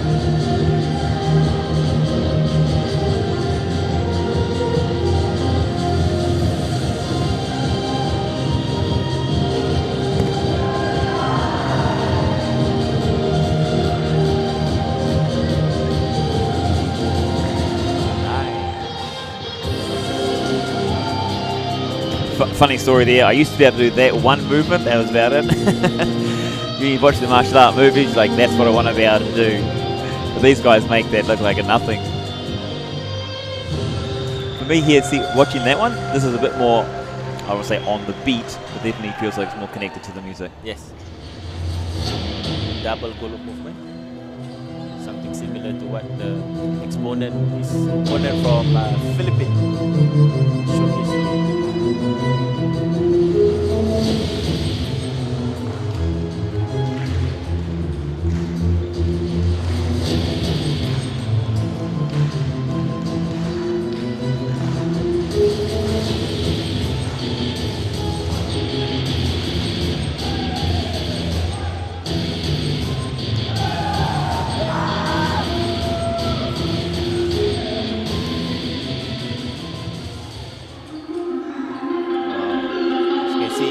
Part of her performance, there's a change of music, change of energy, and this music plays a part. And if you notice, remember I said each country brings its own culture. This is not Nusantara music. No, not at all. No. And this is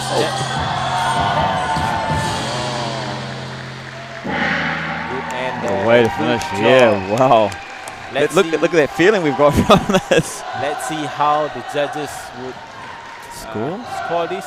Would it be in favor of the blue from Philippines or red from Kazakhstan? It's a fine performance there from 9 1s, 9 6s, 9 3s.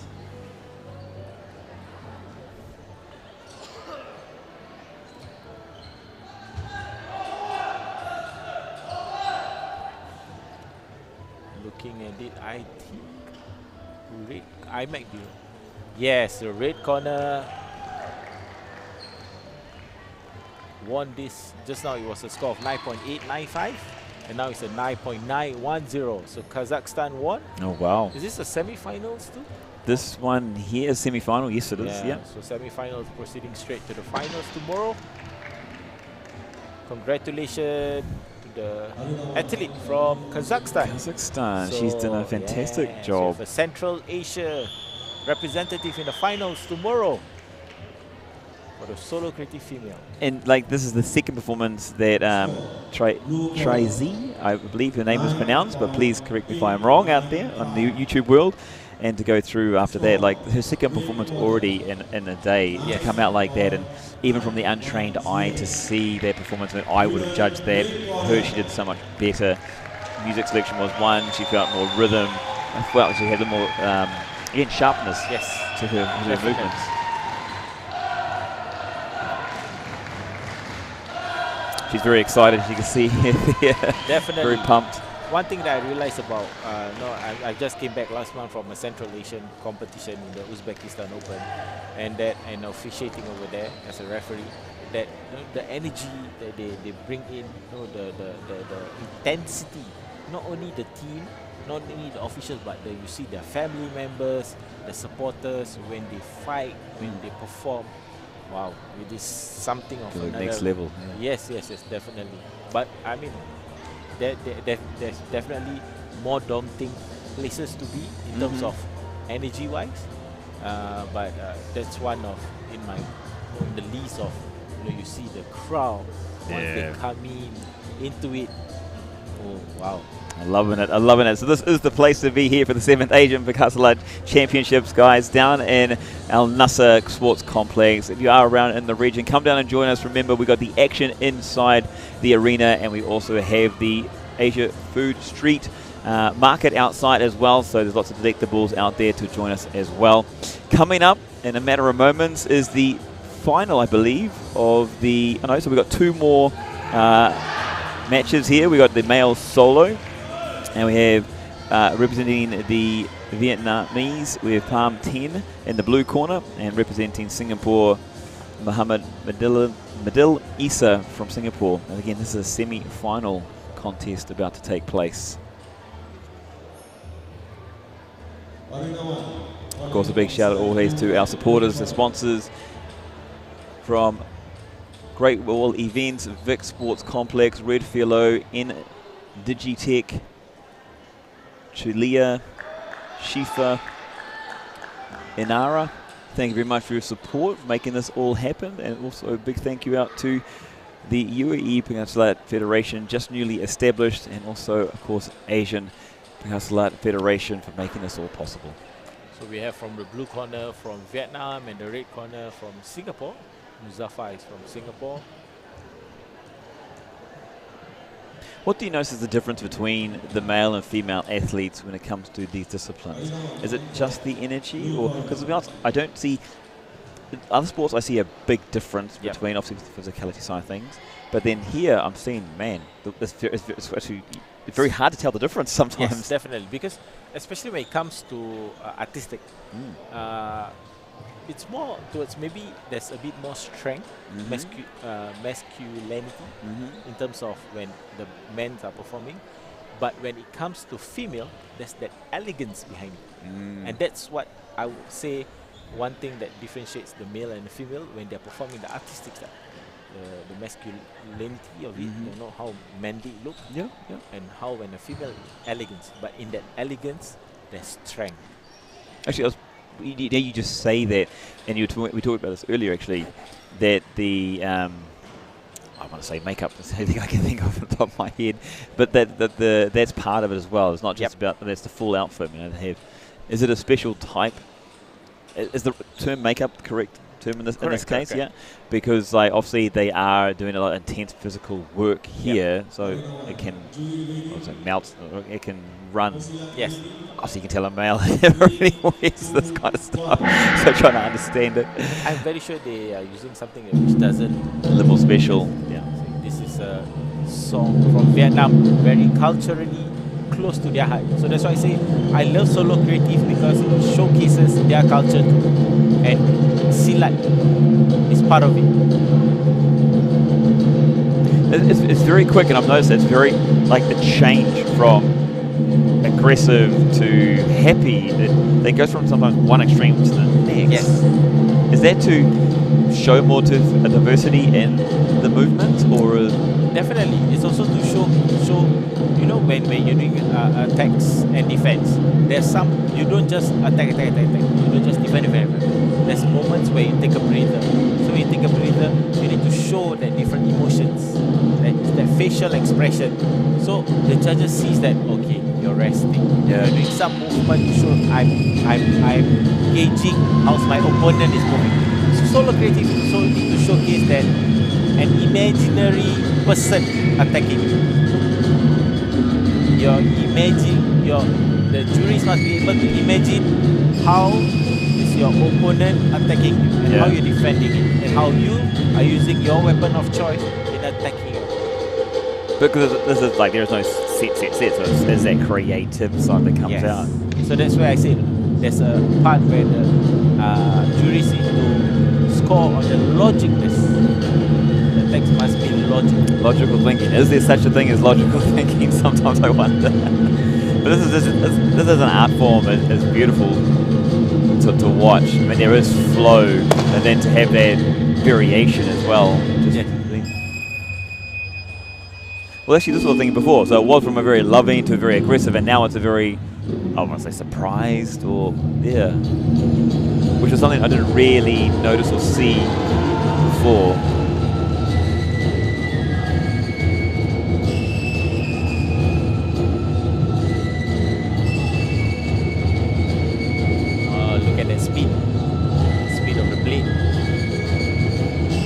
Of its wrist movement, strength on the wrist.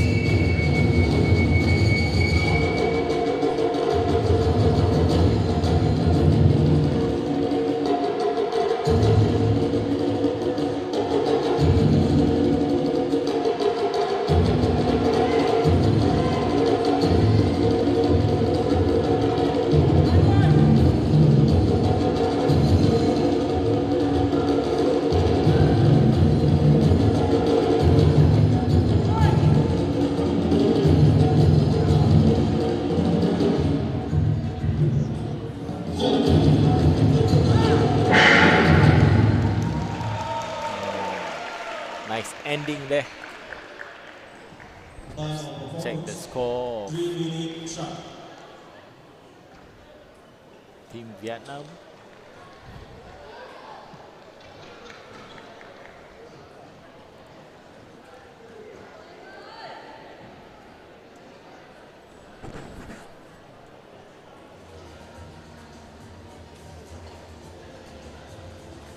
Oh. There's obviously a few things in that one that I didn't pick up. It's a lower score from there. What was it? I would say it's the richness in the performance. If you notice, in previously performance, they are using 3 different kinds of weapons. Yes. This one is only 2. And then if you look at the variation of movements of the weapons used. So like just now when he was using the Toya, right? That's an interesting weapon there. Ooh, look at the blade. Colourful as well. Yes.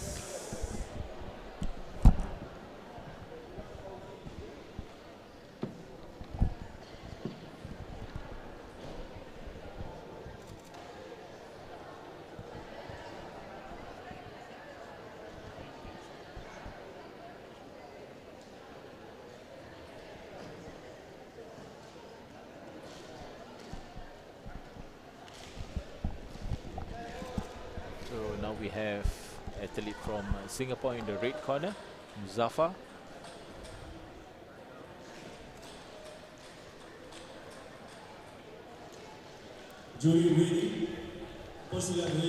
So as I was mentioning just now, probably why the jury's score quite low is because if you notice when he was using the Toya, the Golok.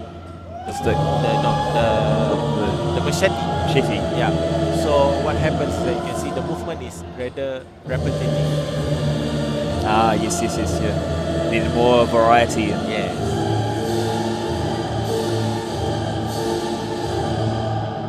See how the music and the attacks are synchronizing to the music.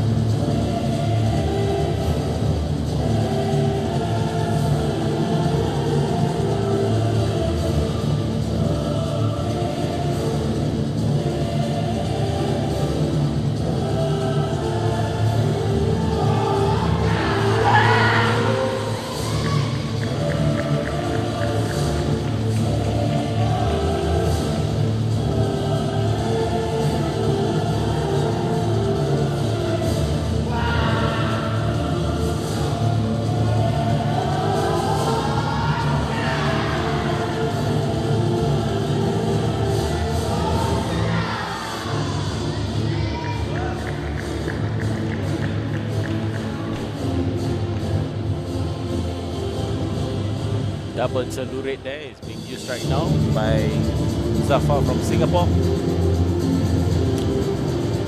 You must be from Singapore. Being from Singapore yourself must be like, yes, come on, man. Well, definitely, as a referee, we need to stay impartial in officiating.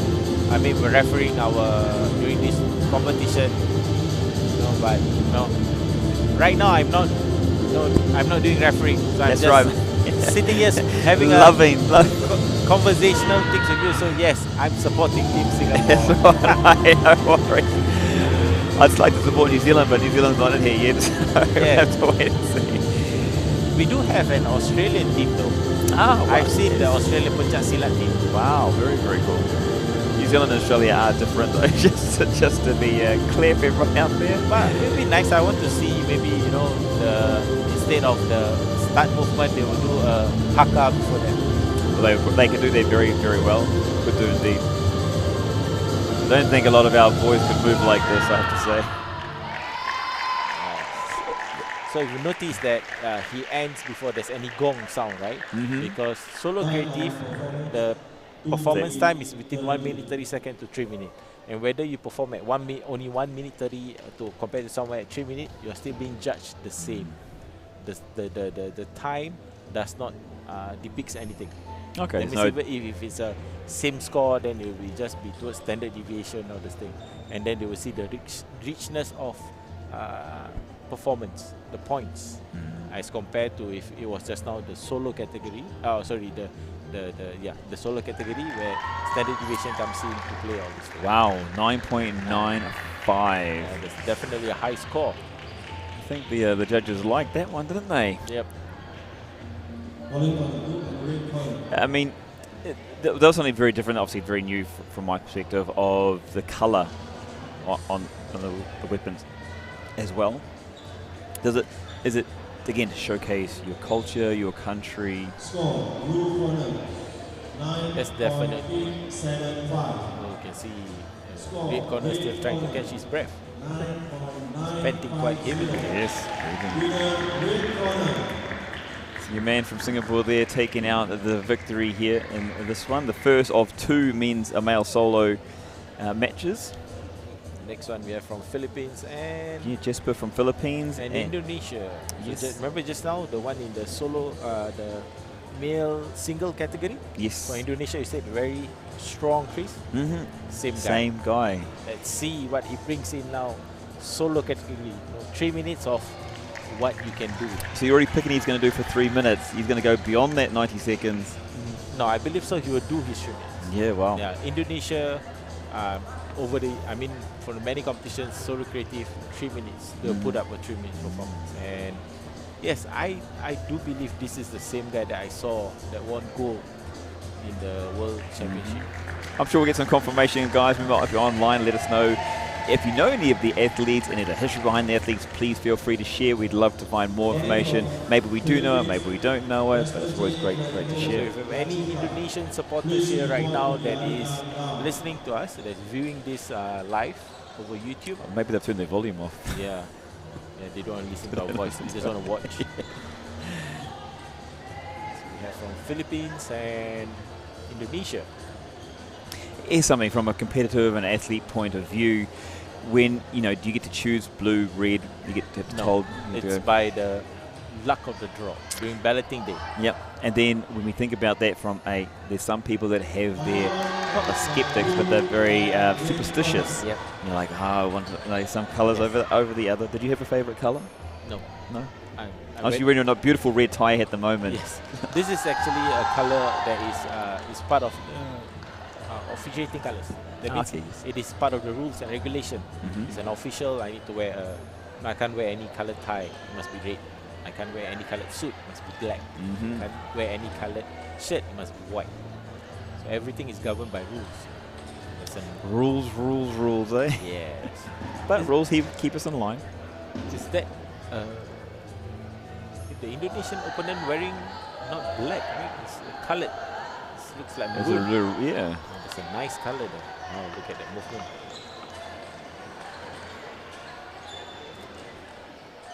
So is there anything taken into account as far as these first initial movements? No. This is just a way of them giving like a salutation to the judges that they are here to compete. And also it's also a salutation to showcase their country. Because definitely they are representing their countries, right? But all these athletes comes from different clubs, silat clubs in their own country. So definitely when they do their opening movements, it is associated to where their origin is, which club, silat clubs that they learn from. Okay. So definitely that's something that they are also able to showcase. I feel a little bit sad because this is going to be the last of the artistics for the morning in this one. This is for the 7th Asian Pencak Silat only. Yes. So definitely after this, we're going to have the Middle East artistic. Yeah, we're going to have. After the break? No, I'm not so sure whether they're going for a break or they're going to carry on with that. I do see a little break on the schedule there for yeah, but lunch. we'll see. We might cut because that. we are kind of behind time. We want to show you some more things. Yes. 3, 2, 1. Still Philippines. What's the music?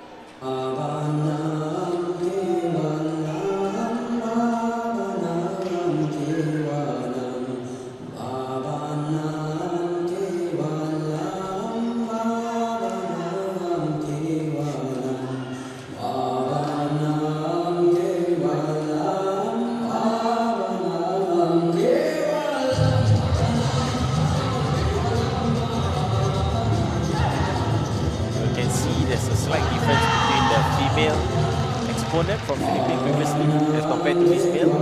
See the music and the movement is kind of synchronized. Maybe that will assist to give a better score for him. But this must be like daunting if it is the Indonesian athlete is the athlete that you believe it is. I mean, he's got this daunting task ahead of him. Definitely. So, I mean, I think it's a great start, to be fair. It's a good start for him. What I liked was more that it looked like the spiritual side was coming out at the start as well, especially mixed with the music.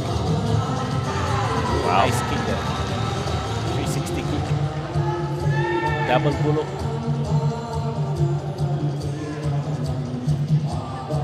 Let's see if he's able to sustain this energy throughout the 3 minutes. Very strong so far that first minute.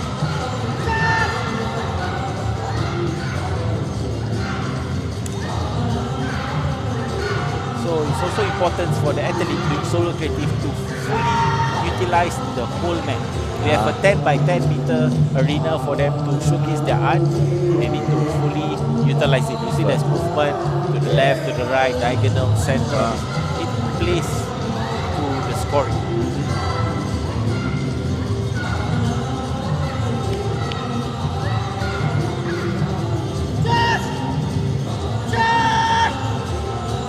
Letting out a scream there. I was about to say, like, that's something that I didn't really think. I mean, we've talked about with the crowd getting behind each athlete, but haven't really seen the athlete expel like these kind of shouts and stuff so much. But is that a big part?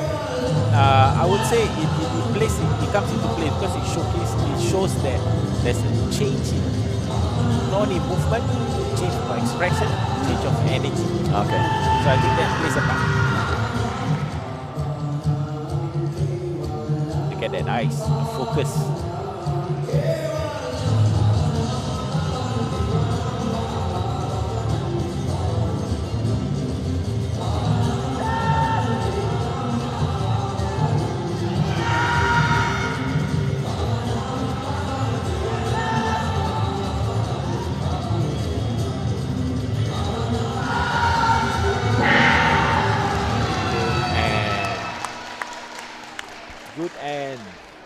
A good performance there by Philippines.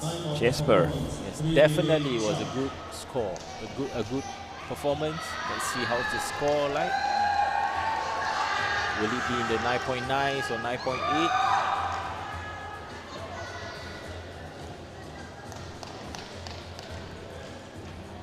Yes, a 9.905. Ooh, wow. Let's see if opponent from Indonesia able to top that. Sharif Hidayatullah Suhaimi from Indonesia. Of course, these are not the actual scores at the moment. That's the start score. The start score. Is it more of a the 9.1 is just kind of they should get above that? Is that because of the standard? I mean, if they're starting from 10 and they're taking off marks, it's because you're not really going to go below 9.1. Yes. So 9.1 is the max. Oh, it's like over 100. That's the max. Oh, okay.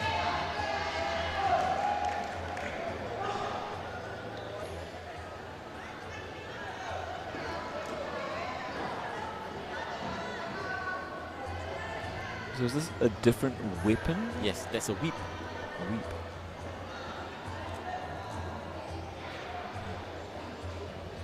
It's a double salute. So already you got to think marks for creativity. Yeah. Again, just now you were asking me with regards to the richness of the art. I really believe that you see that in this performance by Team Indonesia. Well, this is where it's come from, right? Back in the 6th century.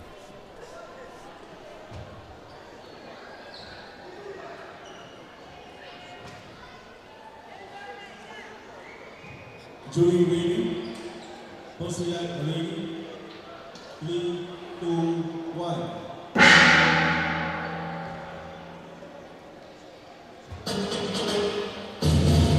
Following the music. There's a slight pause there before we begin. Will that count against them if the gong goes first? Yes, for them, because the timing has started. So let's see how he...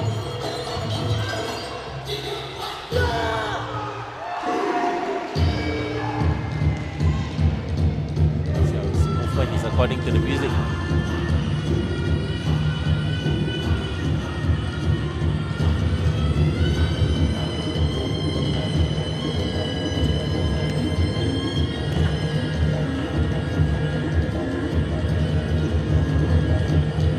say, early doors, but it's very enchanting. It's like you're drawn in. Wow. It's a nice flip there. Effortless.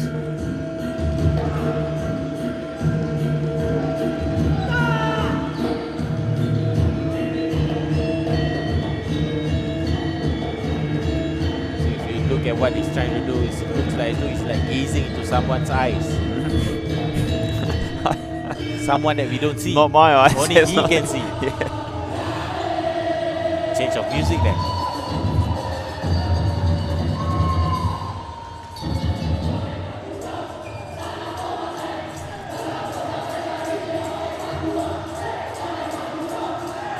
Wow, we're throwing a kick. I think it's the first time we've seen that today as well, which is so underrated as far as like from other people. You see that, oh, it's easy. Like, no, that is not. Especially if we talk about fatigue and getting tired. True. Very true.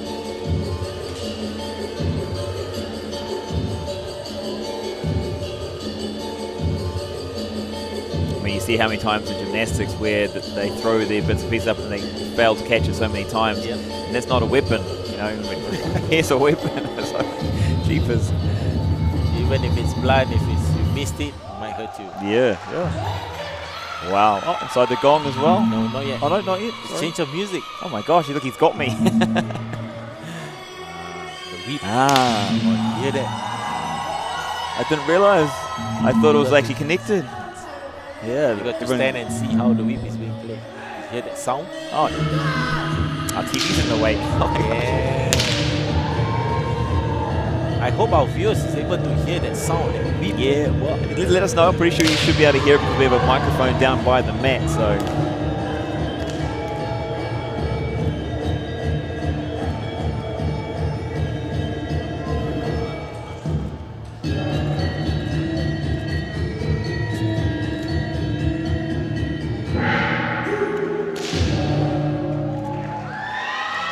Wow, great set of variation, and they have to say yes, have to applaud that.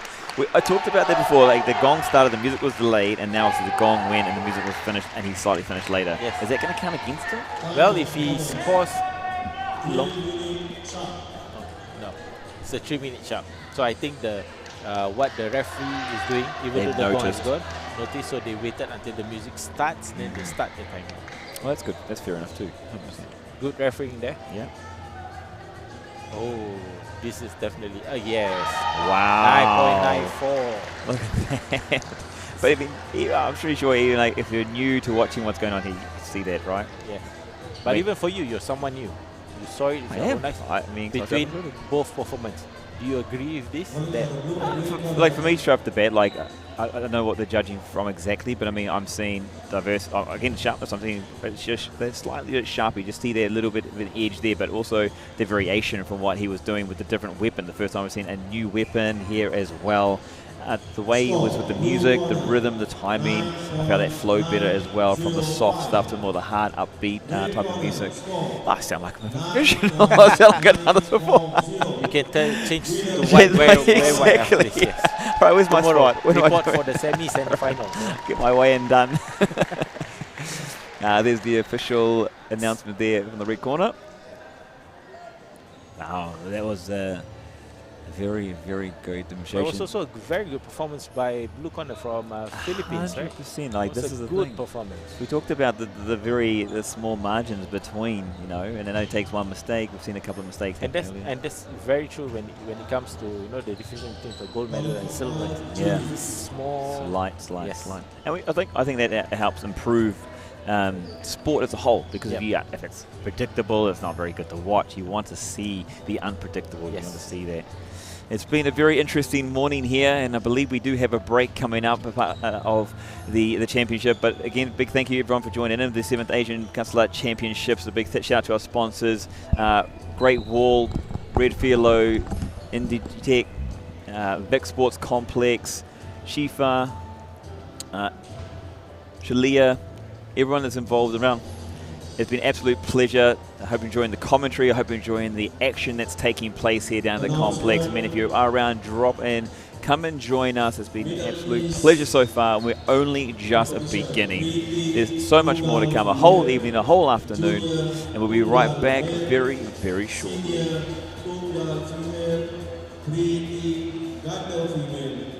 Please be ready for your match.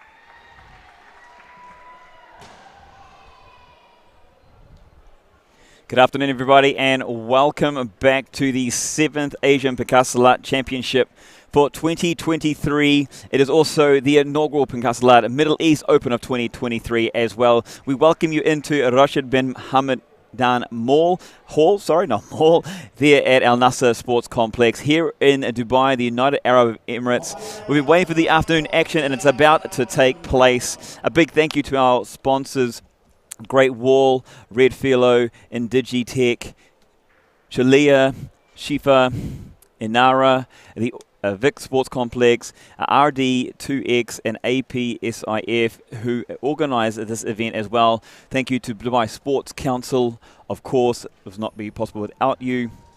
SMF, we've got Satay, we've got a whole lot more we're going to keep going through, but big thank you to the UAE Pencak Silat Federation. This is newly established here to bring you this kind of events into the region, the area, and of course the Asian Pencak Silat Federation as well. It's been an absolute pleasure bringing you the first morning of what's many to come, and we're now moving into the next part of this coverage to bring you all the action throughout the next 4 days. Great to see everyone still online. They've all had some lunch, something to drink, rehydrated, re-nurtured, and now we're about to move into match number 1. Jury ready? Pesilat ready? In 3, 2, 1.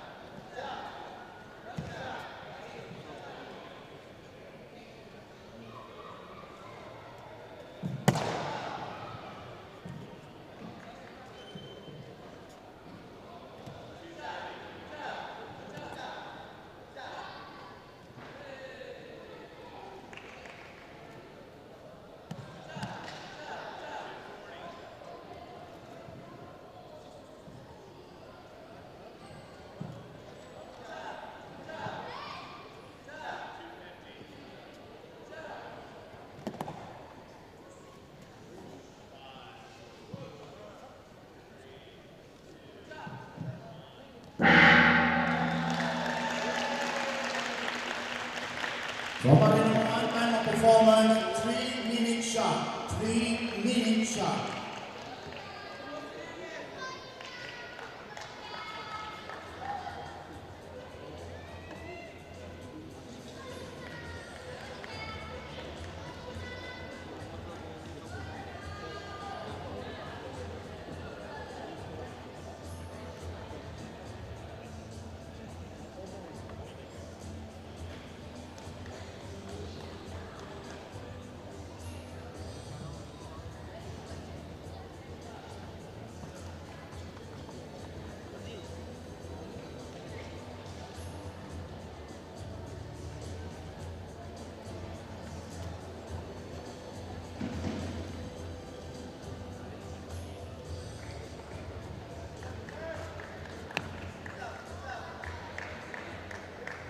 Former number 1 calling for Silat from the red corner.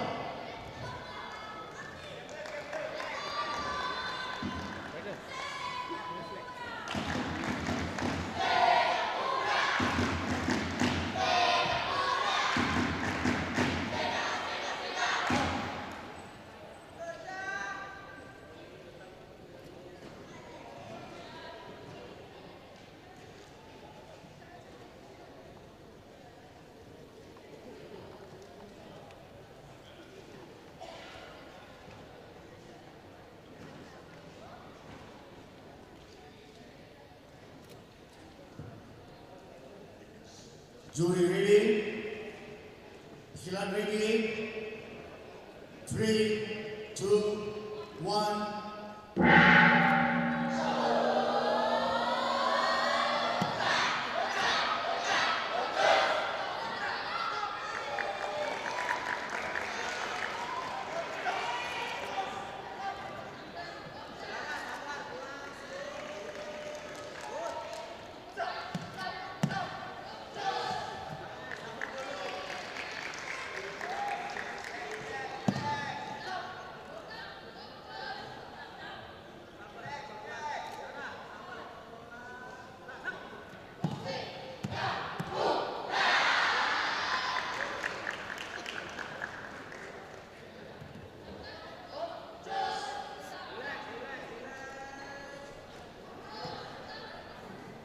So we're continuing here with the artistic. This is though the pre-teen Middle East division.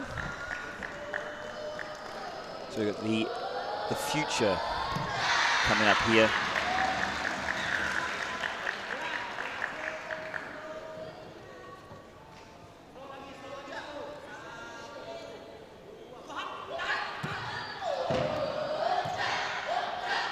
See from a very young age, we were talking about before, they learn early and already at such a pre-teen age, some fantastic skills on show.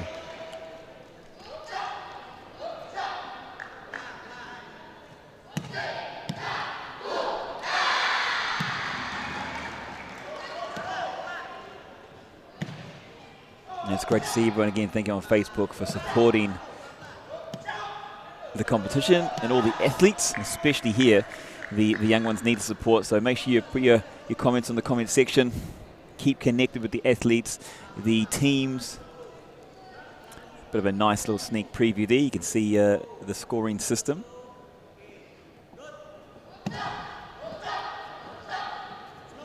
And as we've been talking earlier before with Cherie, just how the teams get behind each of the athletes, the chance as well. And we've got a big contingency from Singapore.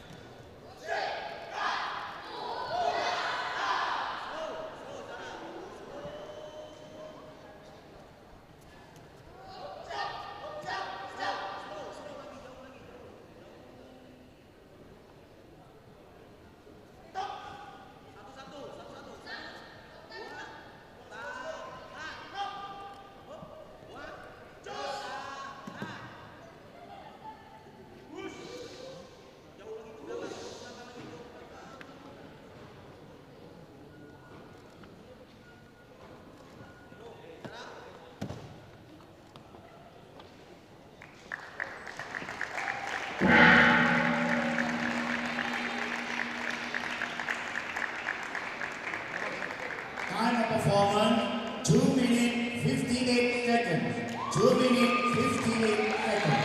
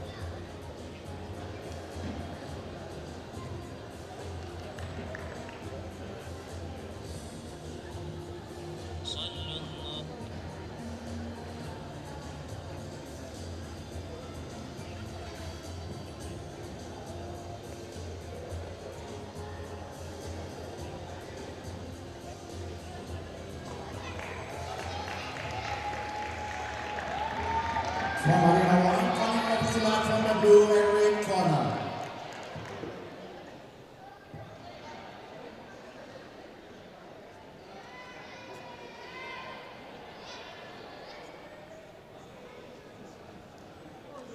Match result.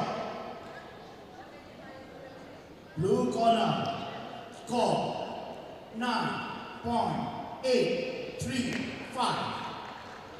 Red corner, 9.930. Winner in front of red corner. Oh wow, so a fantastic result there. You see our first pre-teen match. That was won by Putri from Singapore from the red corner. And that was actually the final, so she becomes the champion there in this pre-teen division. So congratulations, Singapore, for the first award, first medal.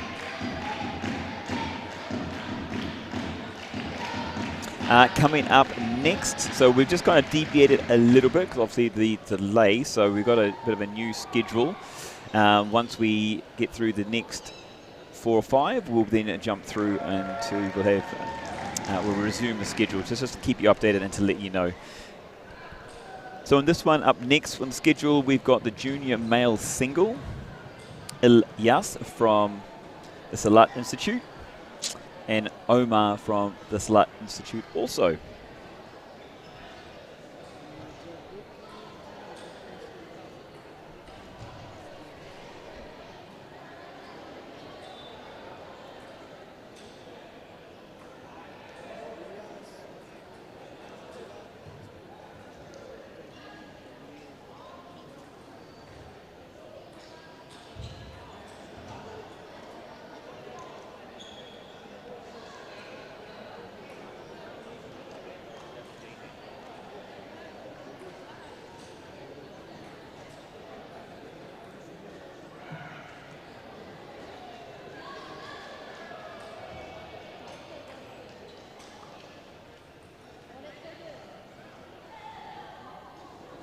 Next match, junior male single.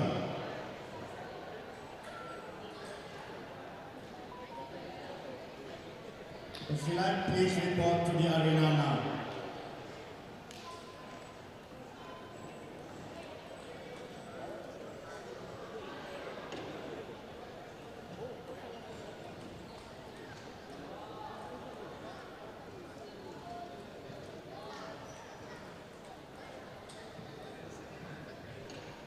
So just as we're awaiting the next athletes for the next event here,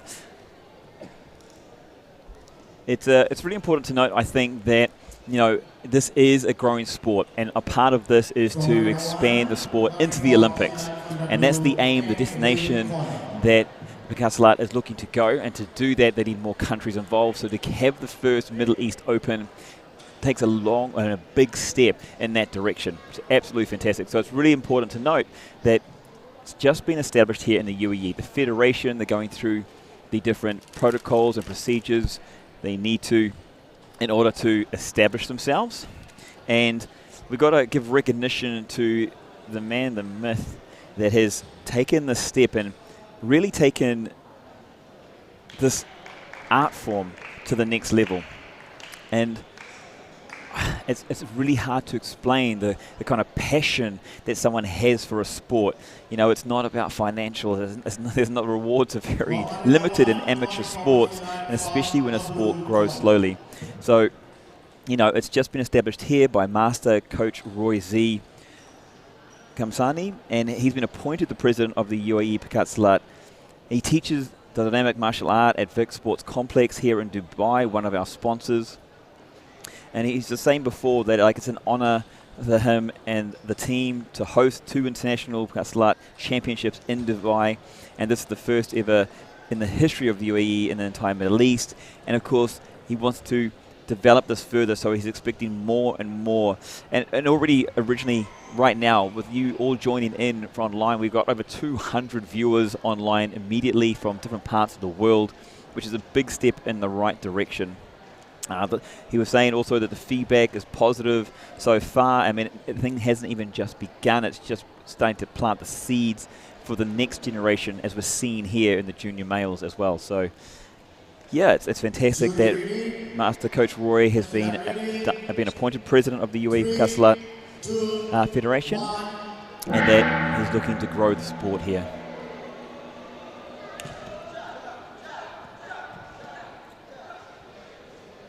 So one of the Silat Institute athletes, Ilyas Meath here.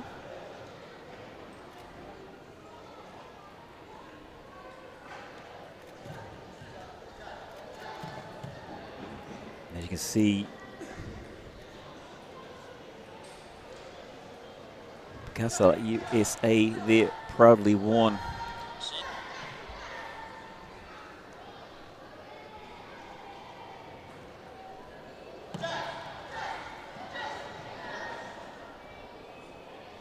I really have to say, I really love the way that each of the athletes expresses themselves. I mean, it's all part of their discipline, it's all part of what they need to do, but just the diversity and the variety just really blows me away. Again, if you know the athletes, please show your support, show your love, show your care. Place in the comment section. Let us know. Maybe you can just also share a few facts or a bit of information about each athlete for us to share with everyone around the world as well, as we're looking to expand, looking to grow.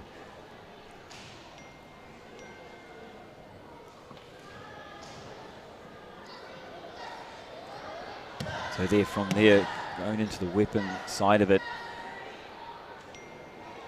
And the skill set at such a young age. This is junior male. Wow, you've seen some amazing speed.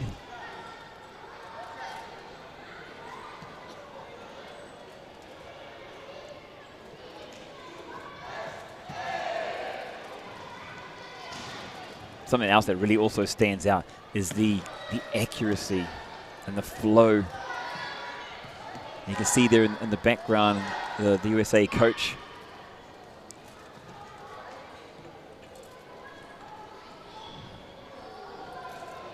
I'm sure very proud at the moment, very attentive.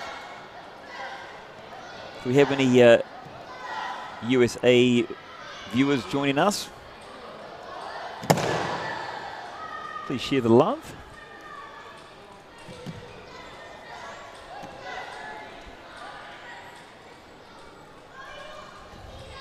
You see just up there in the top right hand corner, the USA team there.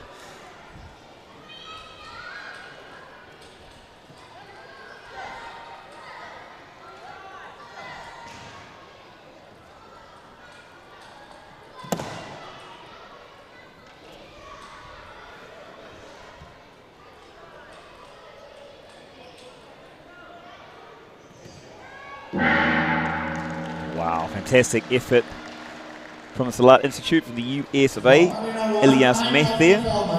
3-minute shot. 3-minute shot. All right, let's see the scores. The scores have quickly been tallied. As you saw before earlier, each of the jury has their scoring iPad.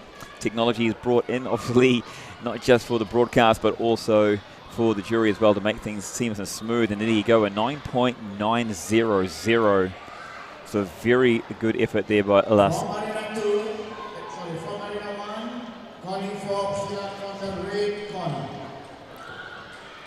So here, Omar Dakin, also from the Silat Institute. It's important to note that this is a semi-final, so the winner of this match will go through to the final. We believe is to be held tomorrow.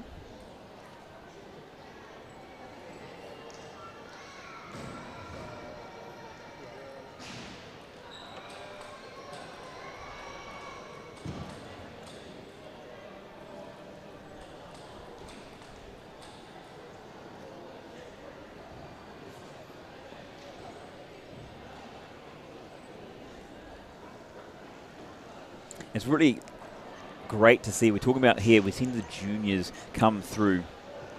Remember, this is the part of the Middle East Pencak Silat Championships here, the inaugural championships. As we were saying before, there's some clubs that are involved with this as well.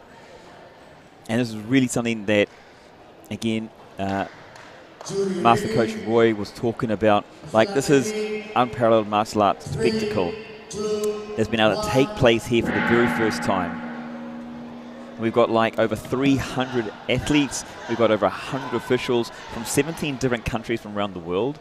So to bring this in here, to showcase this for the local residents to be able to come in and see firsthand exactly what you've all become to love over the years is really absolutely fantastic.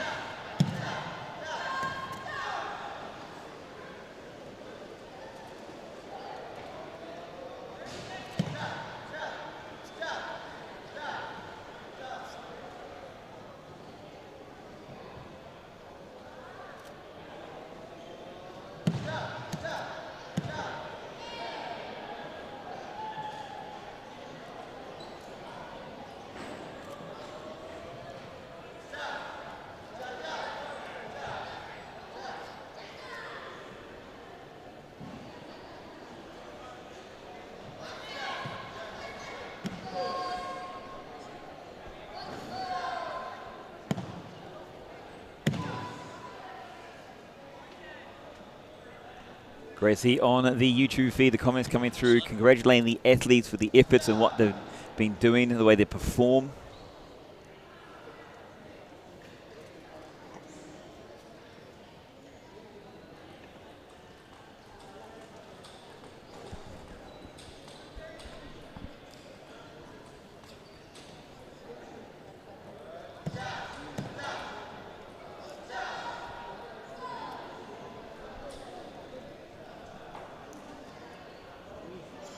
Just a reminder, if you are new and tuning in, the weapons, they have been blunted.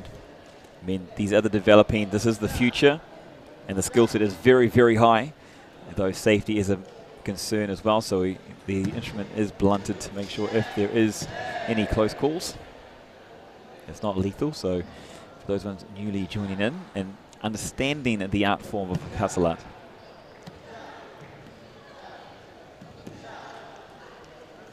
And of course, these athletes have taken many years also to get to this point. Coached by masters with such experience.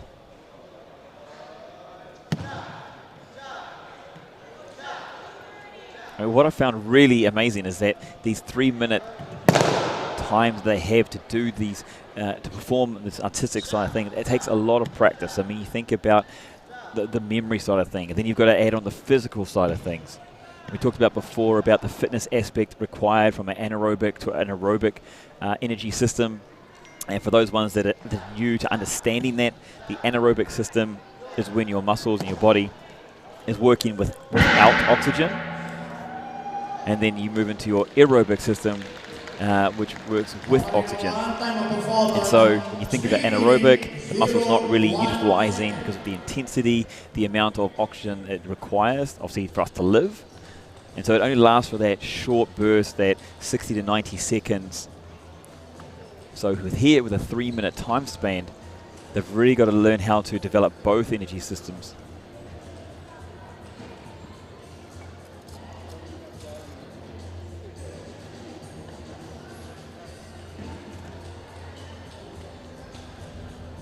And as we see here, the results are up, waiting for the official announcement.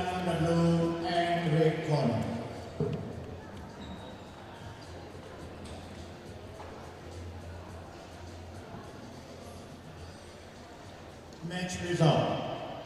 Blue corner. Score 9.900.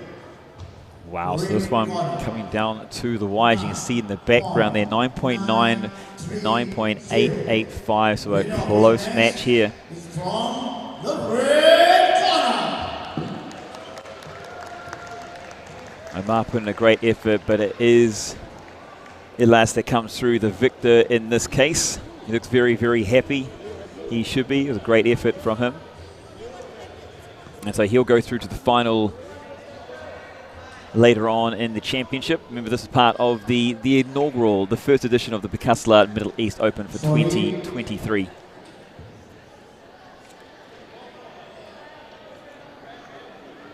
Omar there, still big smiles, very gracious in defeat.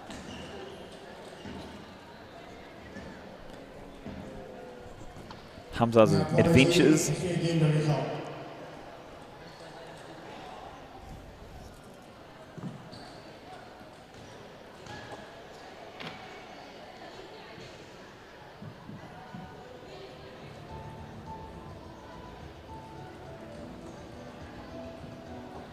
Sorry, Hamza, I was just seeing your first comment, my friend. Sharon Elias.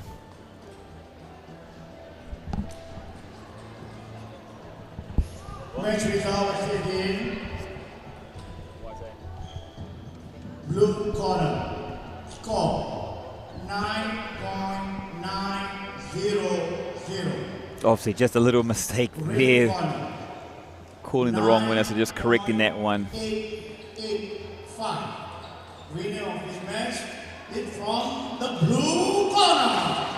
So just recorrecting that one. It is Elias from the blue corner, just officially making that here in the event arena.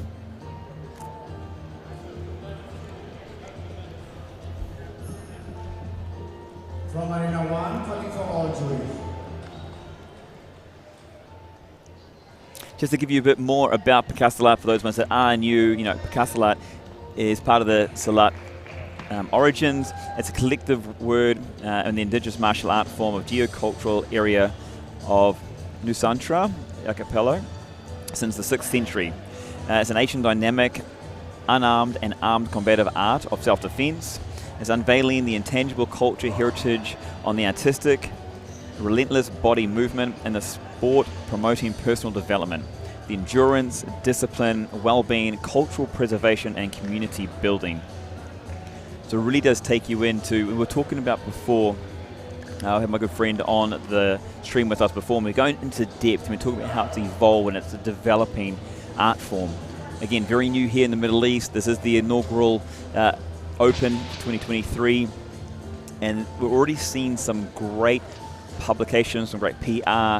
We've seen a lot of them get behind and promote, create awareness around the sport for the very first time. And it was very quick as well. We must thank all those ones that have helped out to promote the awareness throughout.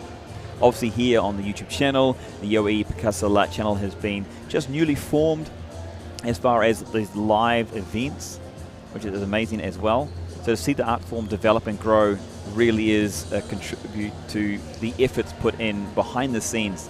And so I want to say thank you to everyone for what they've done, for how they've assisted, whether it's been from the venue, whether it's been from the cleaners, whether it's been from people who are just putting up chairs or tables or bring out seats or banners and branding. Absolutely amazing to have everyone involved that makes us come together. So a big shout out and a big thank you to all these people.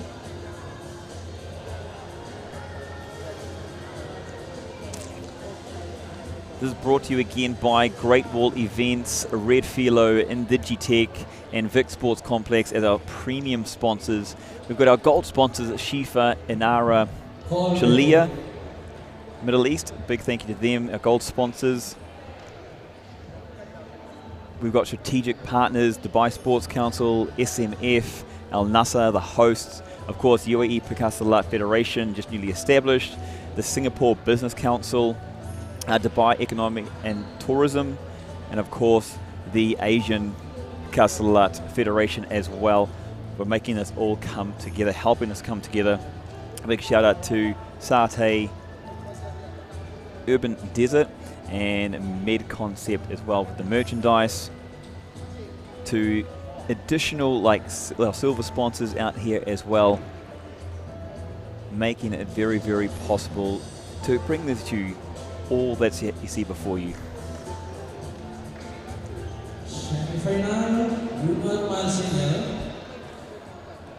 Okay, so the first two down. Remember, we've got 5 here, part of the Middle East, the inaugural Middle East Open Championships here for 2023. We've had a pre-teen female singles. We just had a junior male And now we're into our second junior male contest. And in the blue corner, Tarasov Rodon from Kazakhstan and Mohammed Danish from Singapore in the red corner.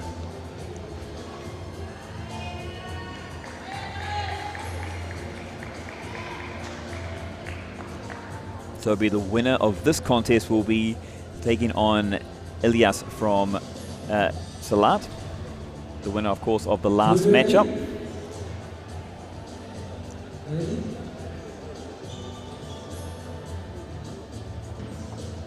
Bowling for blue corner. Oh, nice. Zuliana, Let's Go Farrell, Asfar, Akian still number 1.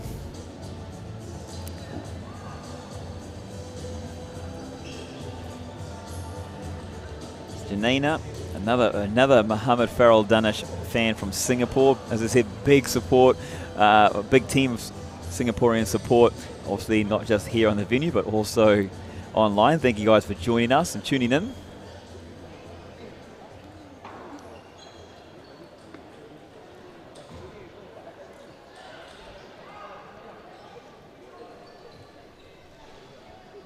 First though here on the mat, Tarasov Rodon from Kazakhstan.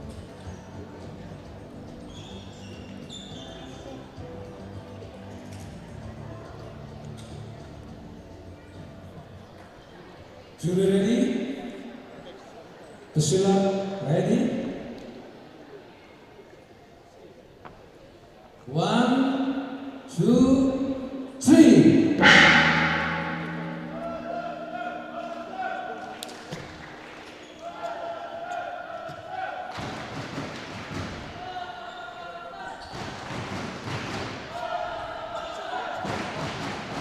Wow, it's amazing seeing the support already from the Kazakhstan contingent here. We've been talking about all morning, the support behind the athletes. It's not just about the athletes themselves, but that support just bumps up the energy, the focus. You see the sharpness increase as well. So a big part of this sport is not just about the athlete, but also the team behind them.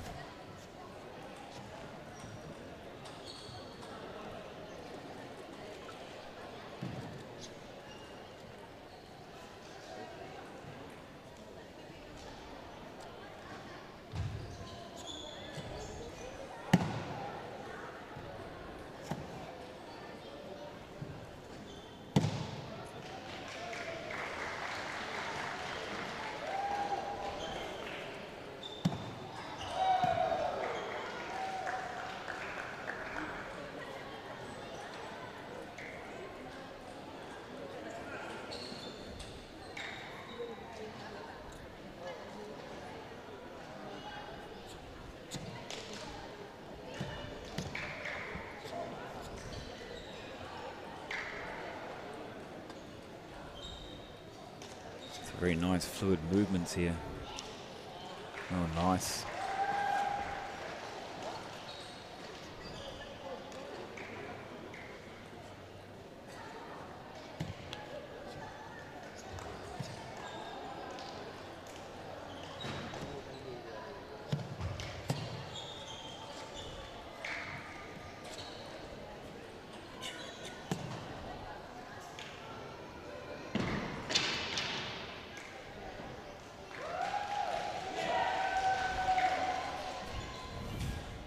What I'm really loving is the difference when they're using the blades and moving into the stick here, just how well they transfer from one to the other, the next discipline. Like two complete different weapons, obviously. One very long, one very short. But the transition, I think, it cannot be a miss. That's something that the judges see as well, of how well they transition from one to the next.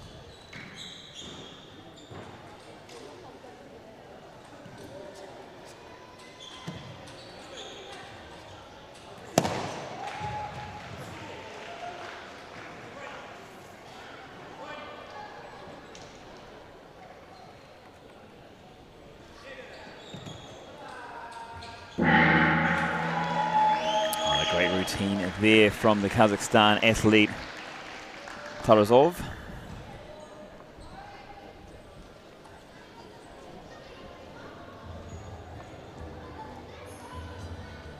Time 3 minutes first. Something I've always thought myself, when you look between the blue, the red corner, you know, the blue corner obviously going first. I myself as an athlete prefer, I think, would be to go second from a competitive point of view, but maybe from to relax the nerves type of thing, it might be more on the other side of it, where I'd be thinking, I want to get rid of the nerves, let me go first, let me get it done. But then obviously, if you are an athlete, you're always competitive, so you are thinking, if I can see what's happening before me, it kind of gives me a little bit of an advantage. Falling for red corner.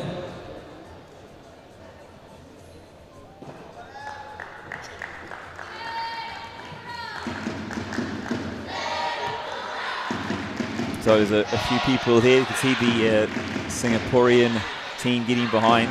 I know a few are online here also waiting for this one. Muhammad Dinesh here, or Farrell Dinesh from Singapore, from the red corner.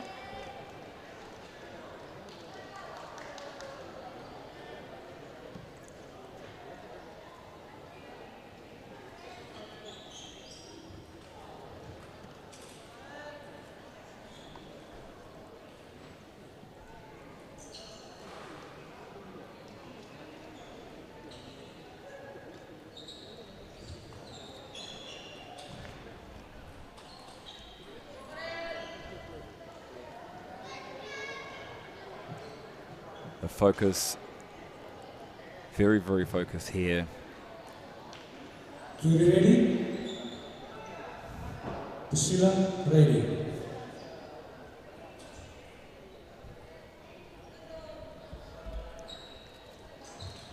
One, two, three.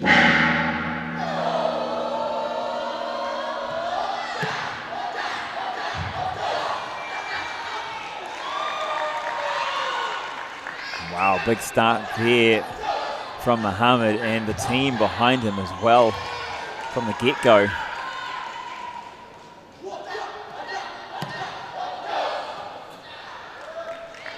A lot of Farrell supporters there behind the young man as well.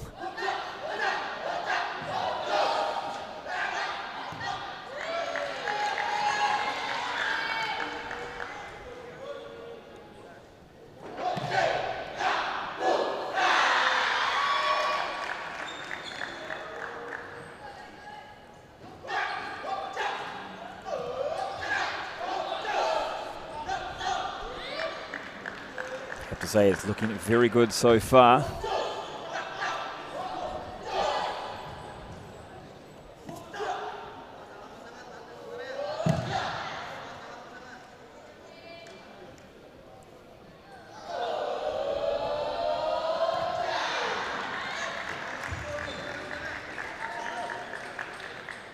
Very nice composure, and then some beautiful movement, flow and strikes. Strong to the wrist. We talked about that before on air. Just strong wrist helps with the control, the speed, the dynamics of the movements. When you're using weaponry, obviously a lot of the energy comes out through there.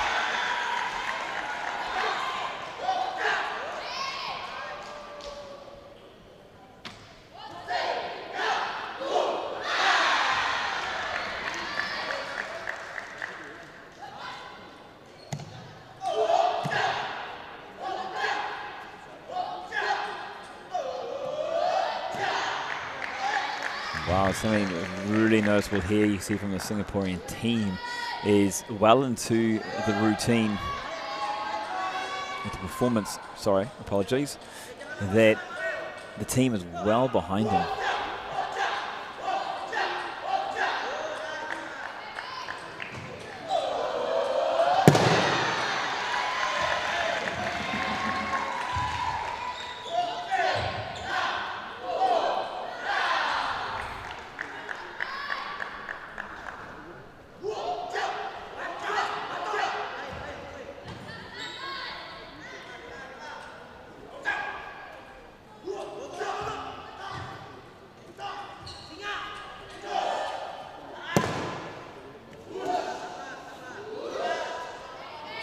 say, with a wow there.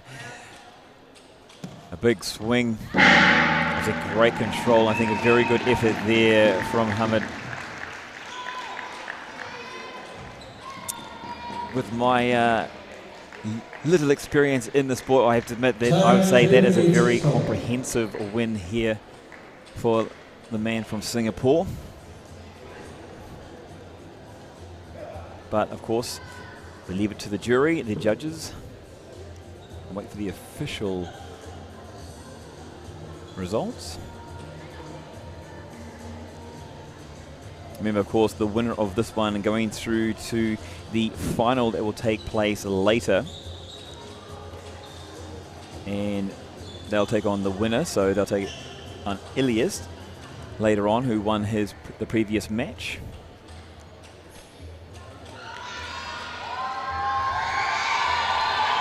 And as you see there, a very, very good score indeed, 9.940.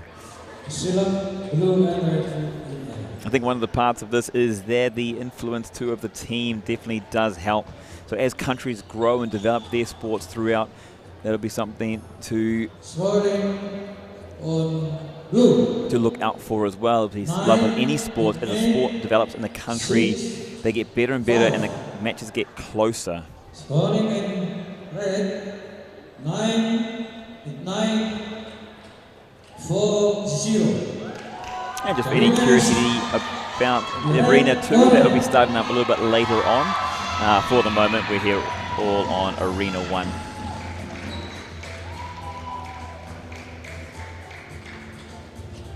So the official results there, as you see, a 9.940.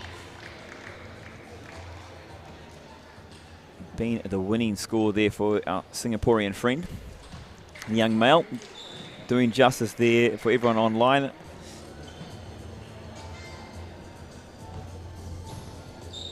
And next up we have the senior female single. And another Singaporean athlete, Siti Yusof, and she'll be competing against Sarah Salim from the Silat Institute USA.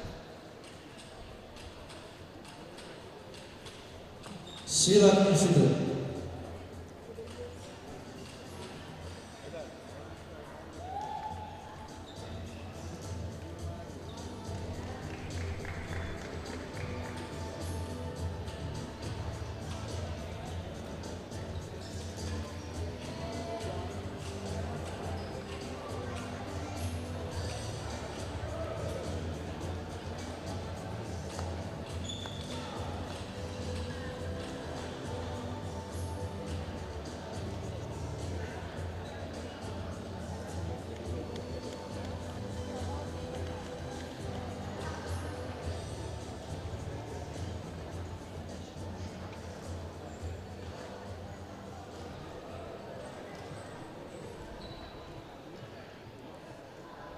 Orange silat, blue and red corner.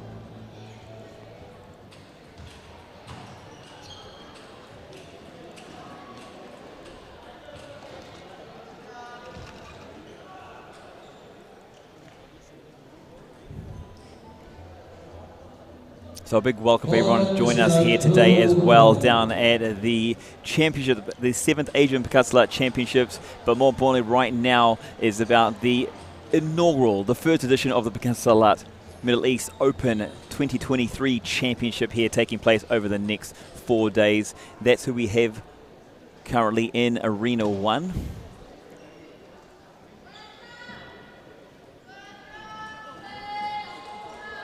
And we're moving into the senior female single.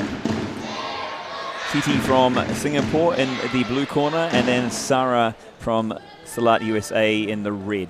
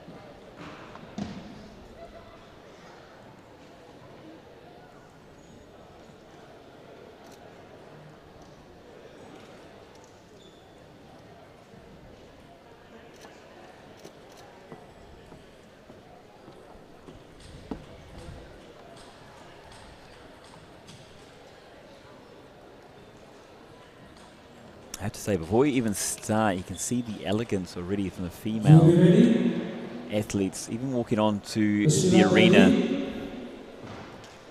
3, 2, 1.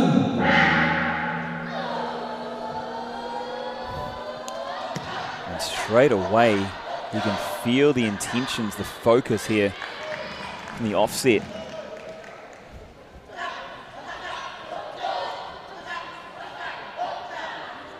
Wow, very nice.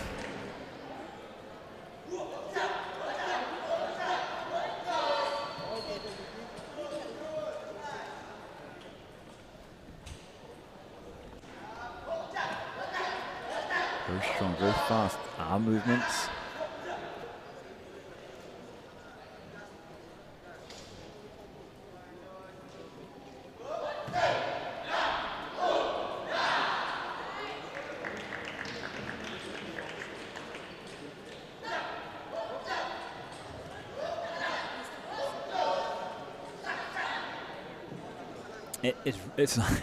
It's astonishing, it's amazing, it's incredible to see, with the support as well with the whole team and going through the athletes. And it's not like the team just with one athlete. The team is chanting all athletes. I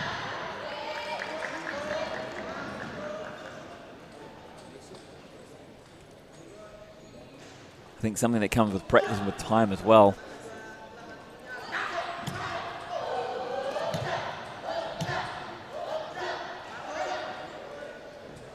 Oh, movement of the blade around the body.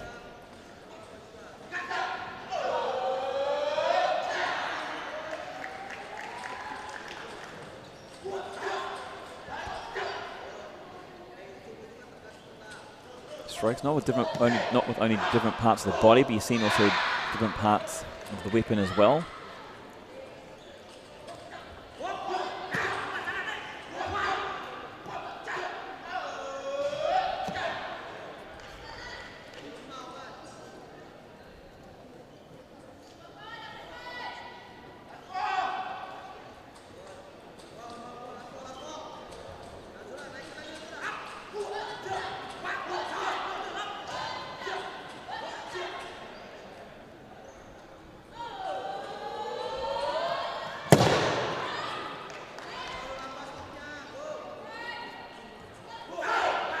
I have to say, it must be very hard to be one of the jury here today, seeing each of these athletes, those minor details we keep talking about. The subtle differences making all the difference. I have to say, if this is the start of the Middle East Open and the Middle East journey, the dynasty here, then we are off to an absolute flyer.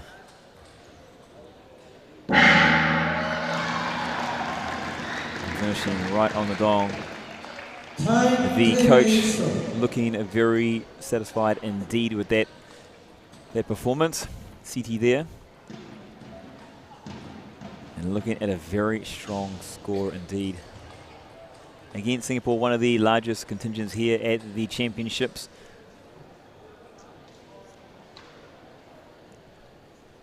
One of many, many different countries, and we've got so many different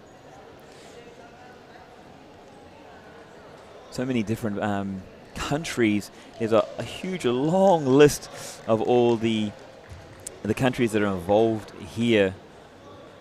And we think about, we talk about, I mean, now there's 16. We have India, Indonesia, Iran, Kazakhstan, Kyrgyzstan, Malaysia, Philippines. We've got one clubs well.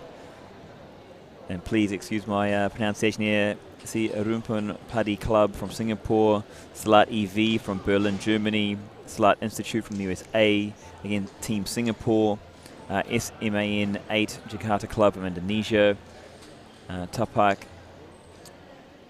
Susi PKP, the POC Club from Indonesia. We have the Middle East team, so a local team involved as well, Uzbekistan and Vietnam. So many teams converging here in Al Nasr for this event.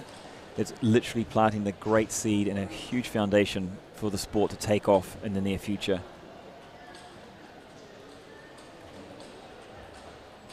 So now from the red corner, Sarah Salim here from Silat Institute, USA. 3, 2, 1.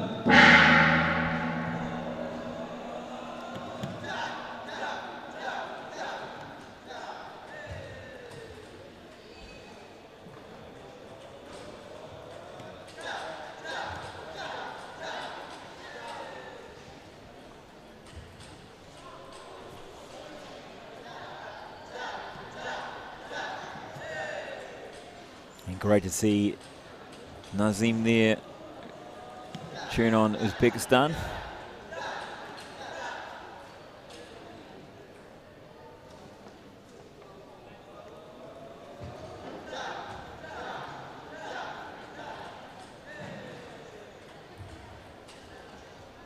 And what was amazing to see, as the sport develops everywhere around the world, it originated from Indonesia, the strong, obviously, group from the Asia continent.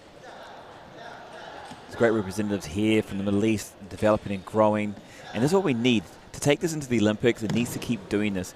And to come from these developing nations, well, I don't want to say developing, but it is part of the growth factor. We look at all sports, and it's all about how much they can grow and develop to expand and get the excitement or the involvement from, first of all, the athletes themselves, from their supporters, be it regional, whether it be locally, or whether it be throughout the country. And that's what the steps you need to take to go through that. So to see what was happening here before our eyes really is, you think about in 2, 3, 4 years' time, just the change, the growth that's going to happen as you expand into a new space.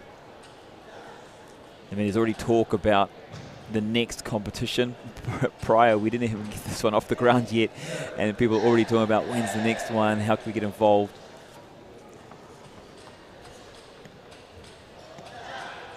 Sarah here doing a nice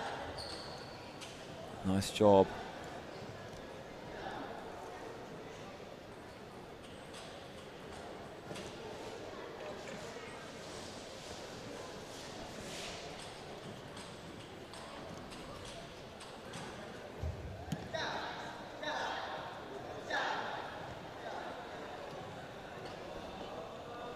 You can see the athletes too, and you see this very often. You see the control from front to back with their weaponry.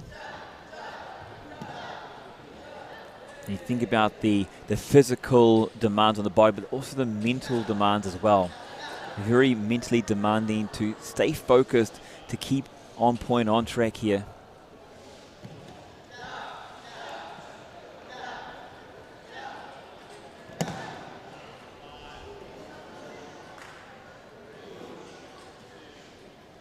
I'm not much of a chemist, but I can tell you now, when the weapons swing around, a long weaponry, anything long that swings around, develops a whole lot of torque. It means a whole lot of momentum away from the body. And so it takes a lot of good grip strength to hold on. So well done, Sarah. You can see that's still one of the developing nations, countries, one that's a little bit smaller. But this is exactly what I was talking about before. This is exactly what we need for that growth, that development to take place. And athletes like this is only going to get better and better and better. So well done, Sarah Salim. Fantastic. Great to see you competing out there.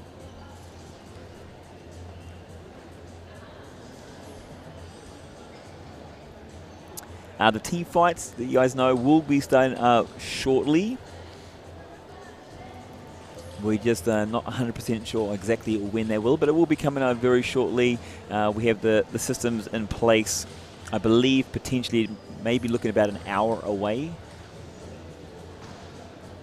And about an hour's time, we're going to have both arenas up and running as well. So we're going to have Arena 1 and Arena 2.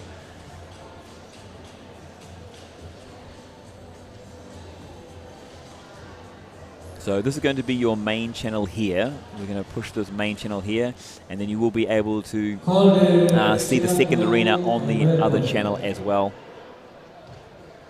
So this will have all the classy, flashy side, and then on the other side, we're going to have a clear picture so you can see and follow.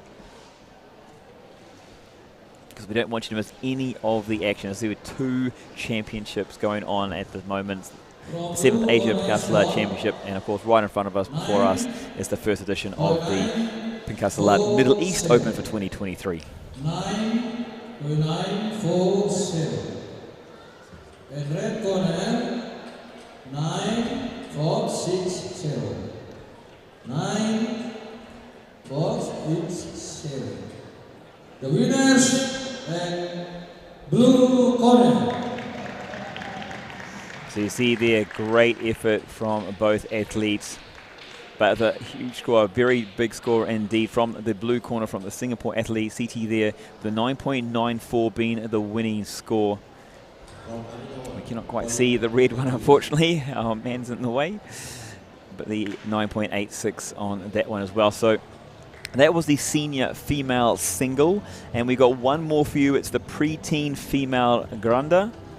And that's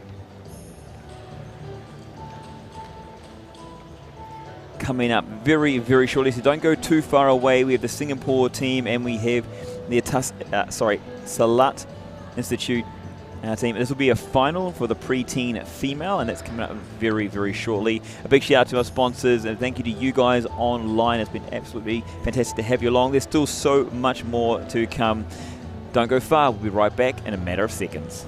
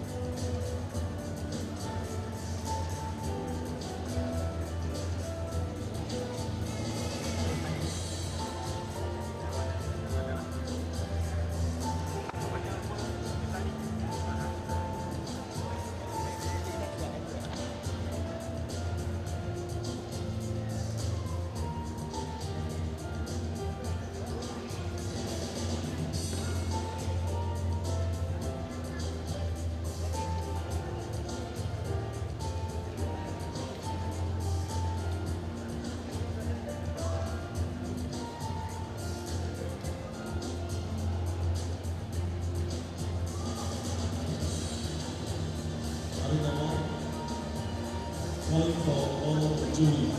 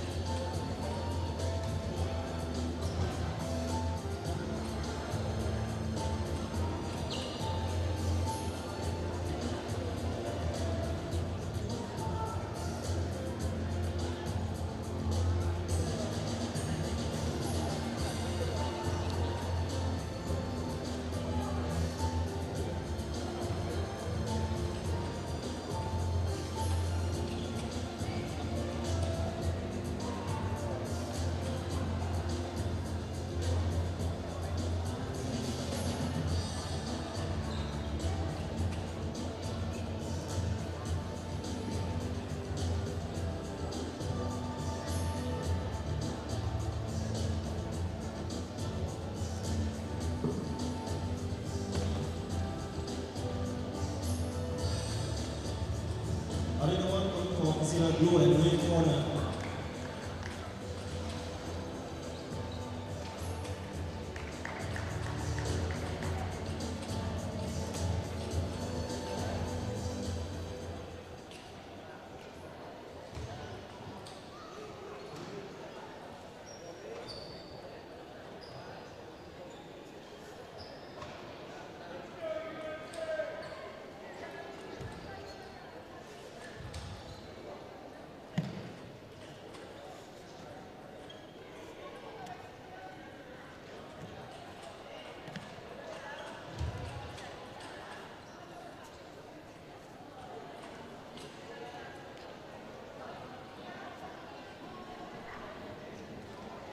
Welcome back into the competition floor. We're here on Arena 1 currently. And we have the fifth and final match here of this segment with the Middle East Pencak Silat Open of 2023 about to take place. And we have the pair Sarah and Sophia from Singapore in the blue corner, and they are here on Arena 1 at the moment. Now, I've seen some high level of performances from the Singaporean team. We expect nothing short here also.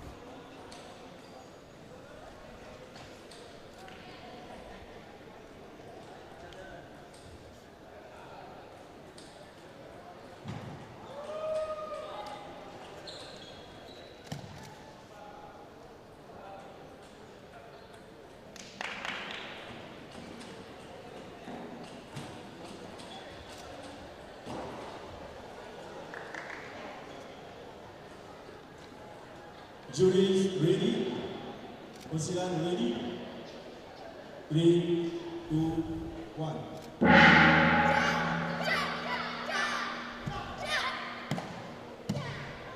So this is the pre-teen female ganda.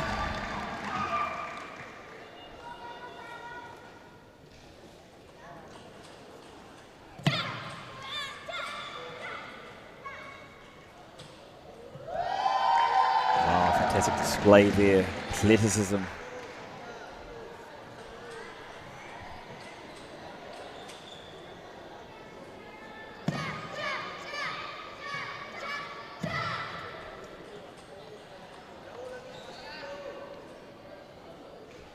You can tell that this is definitely like within the culture. You see in sports, you think like the UK that plays football, you think like South Africa, Australia, New Zealand that plays rugby. Cultures or countries that have their main sports like or their main competitive side of things, you can see here how strong the sport of Pencak Silat is in Singapore. And it's like growing up with the sport, you're immersed in it. It's like learning a language. You know, when you want to learn a language, obviously being around everyone that speaks the language makes a massive difference just to the feel, the understanding that's been ingrained through the years. And what you can see here is exactly that.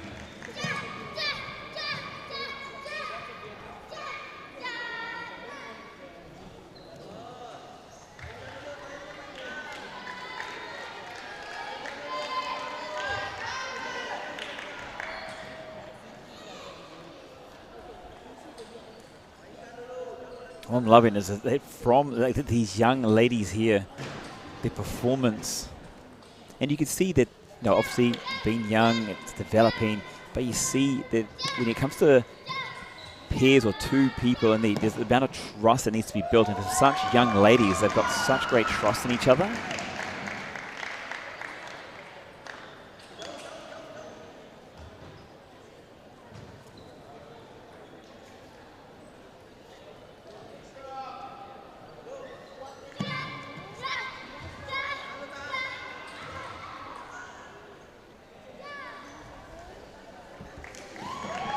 Wow, what a finish. I don't think she was even looking.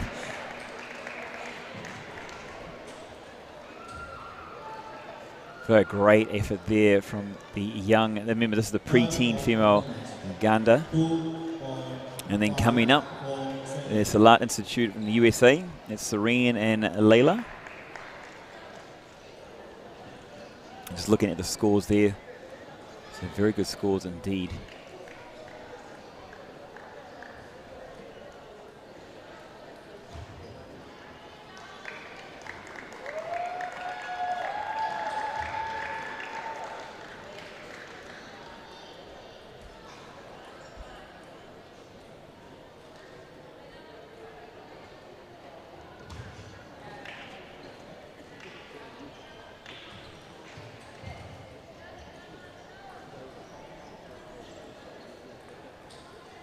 Just again, a reminder, a shout out to anyone online that's joining us today. First of all, thank you again for joining us. Also a big shout out, if you know the athlete personally, if you know a bit about them, please feel free to share the positivity, maybe a little sneaky something about them that we can share with the rest of the world. It's always good to not only understand the sport, but to understand the different athletes, their background, their history. Just helps to really get in behind who they are, what they've gone through, and to where they've brought them to today, the journey itself.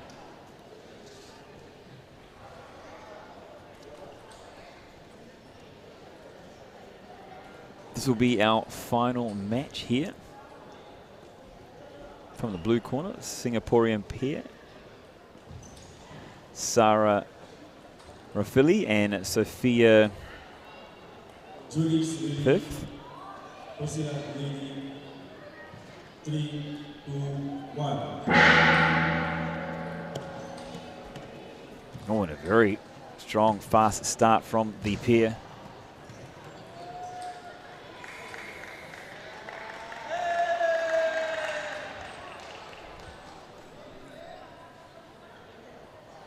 Remember, part of this as well is how much of the mat they use. So the ladies already gone from the center into the corner, and you can see them starting to move around. A couple of takedowns there. And the crowd getting behind these young ladies.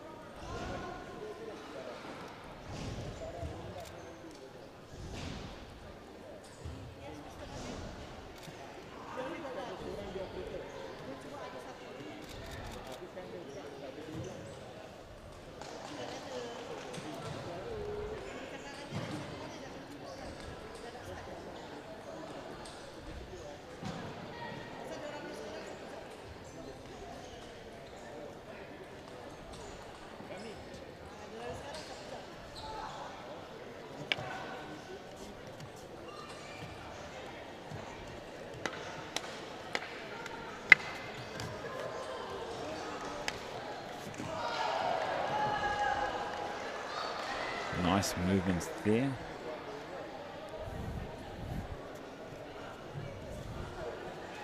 We talk about, wow, that is a lot of trust we talked about between that as well, to be able to do these movements.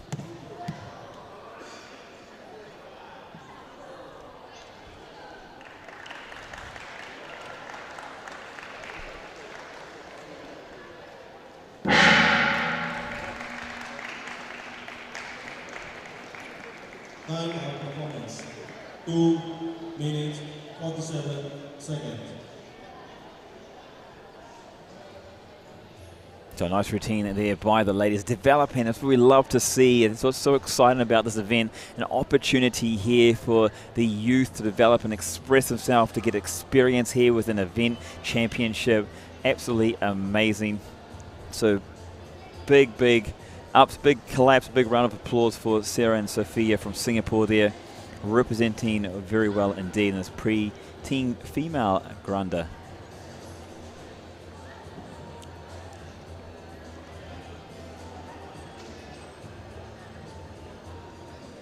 Those again, some nice scores there. I think what you want to do, especially when you're young, is developing. We think, okay, this is where I'm at, and it's always about the learnings. Like, imagine what they're taking away from here. The understanding of this is what it takes to compete. They see the other athletes. They're inspired by the athletes around as well.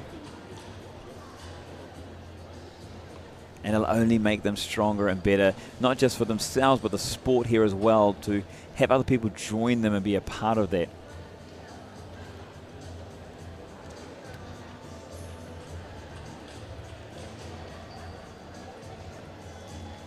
Quarterfinal Silat Blue and red corner.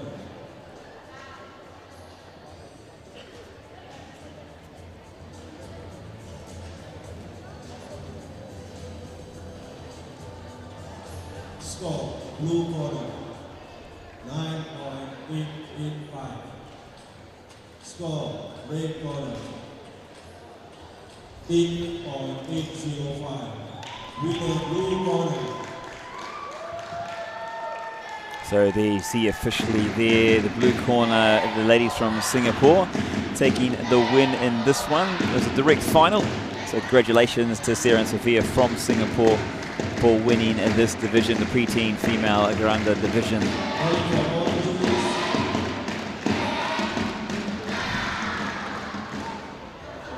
And that brings us to the end of the section. There's going to be a short break here down in the championships. Again, a big thank you to the sponsors, Great Wall, Red Philo, Indigitech, Vic Sports Complex, all the sponsors, Shalia Middle East, Shifa, and Ara gold sponsors, and all the supporters out here.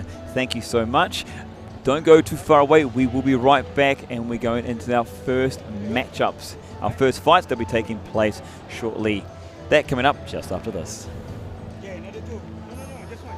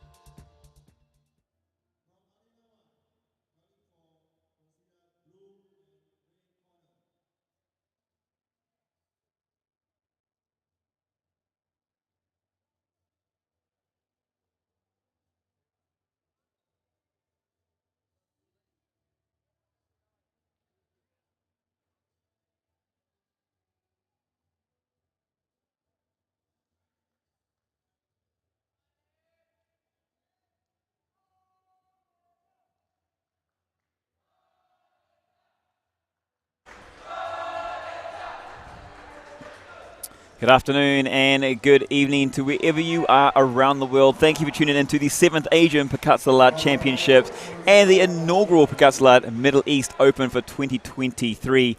It's the moment that a lot of people have been waiting for on our YouTube channel. It is the first of the fight that we'll be having, the matches that will be taking place here in Al Nasr Sports Complex, of course, in Rasih Bin Hamdan Hall.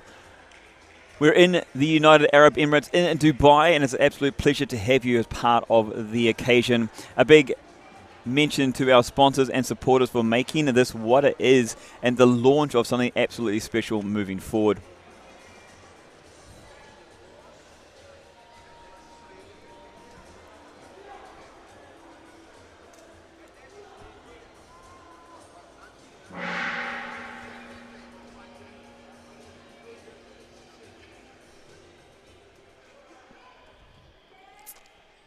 The first of our fights is underway.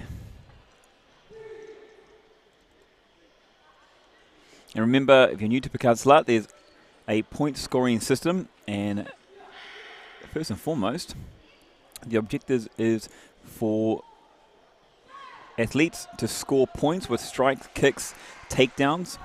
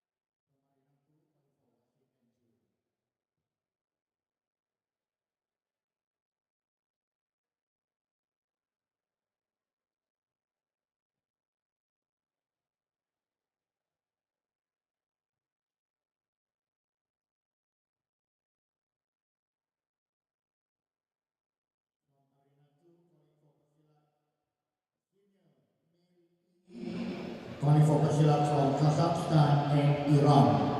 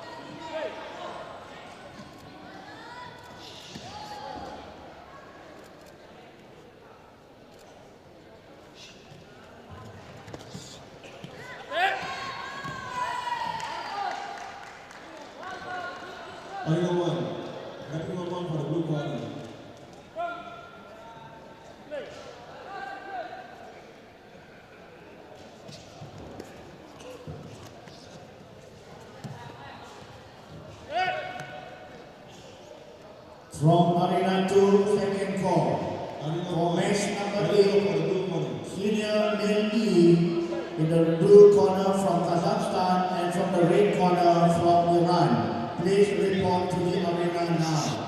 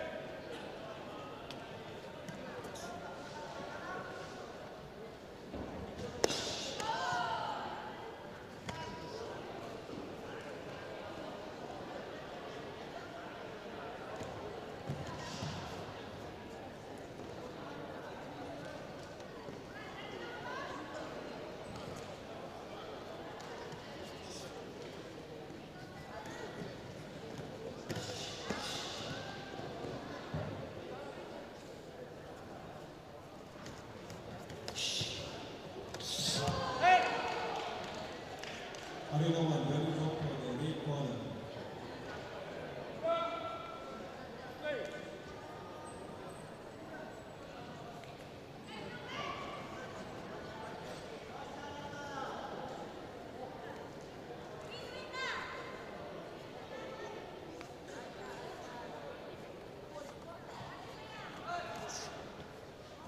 From Arena 2, calling for Pasilan from the blue and red corner.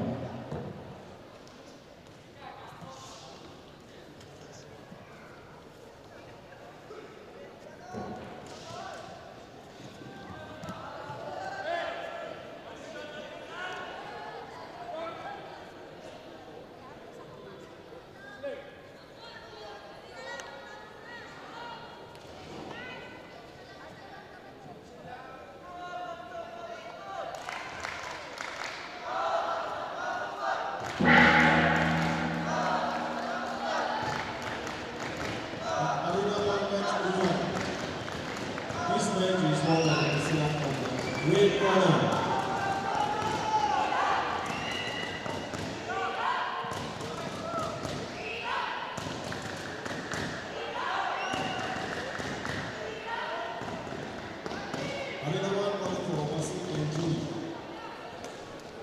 And welcome back into today's feed, everybody. We're here. This is Arena 1, and we are at the 7th Asian Pencak Silat Championships, mixed in with and including the first edition, the inaugural Pencak Silat Middle East Open 2023. This is our main channel. We'll be showing Arena 1 and the contest throughout, and we'll bring those to you as the schedule just updated for us, just so we can make sure we give you the right information. Just earlier we had Muhammad and Azhar from Malaysia, Vinko Alexander from Kazakhstan. Just now you've seen the matchup, male match here. Bazar Kulov and Grigmat. Bazar Kulov from Kyrgyzstan and Grigmat from the Philippines was the match you've just seen in there. And coming up now we have Uzbekistan athlete Rashanov Ugly, and he's up against Urizokulov from Kazakhstan. This is a preliminary matchup between the two athletes here. And on the other side, on Arena 2, that's in the second live stream. The second live stream, just to be everyone keep updated on that one. We're just showing the camera feed on that one. So this will be your main feed, and on the side will be the other option as well, so make sure we cover as much as possible for you. Right now happening over there on the other side, Zumagaliyev from Kazakhstan and Tavana Salah from Iran. That one's currently taking place on Arena 2 on the other live stream, and hopefully you've got both live streams popped up.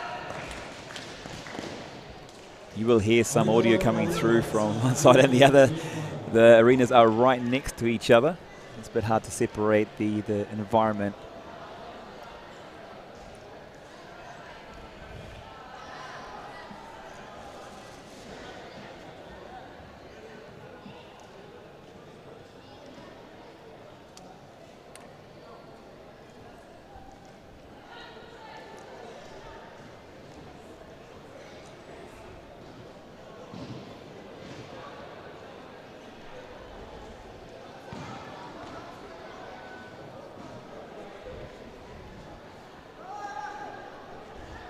So you can see the match up here on our feed. In the blue corner, Rashanov there. He's in the blue corner, the far athlete. And then here, Urozkolov from Kazakhstan in the red.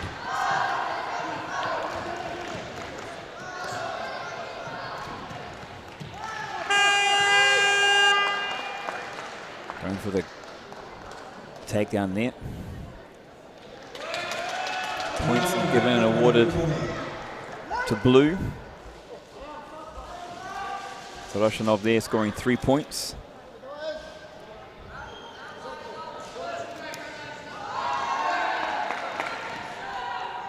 there. He's also talking about the height of the kick. There's obviously the two different heights of the athletes, one slightly shorter than the other. A scoring opportunity now for Uraz Kolov. 2 points, in fact 5 points there awarded. You see, if you're new to Pencak Silat, there's a lot of points that are given out the referees.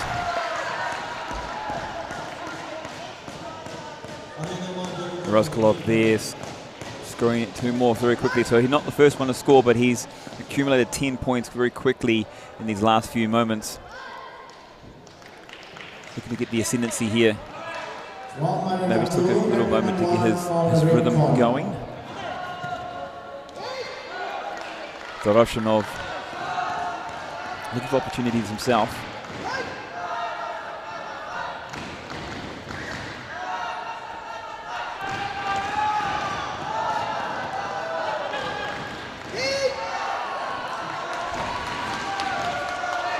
Still early days, of course, here. Rozkolov leading Doroshanov 12 points to 6.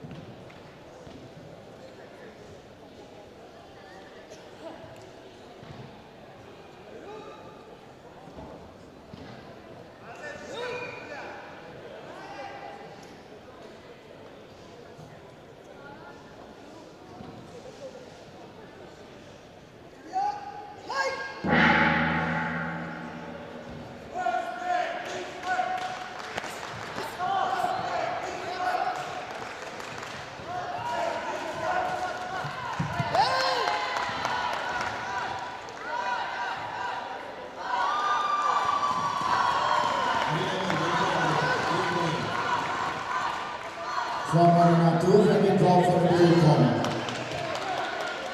Arena 1, for the blue corner.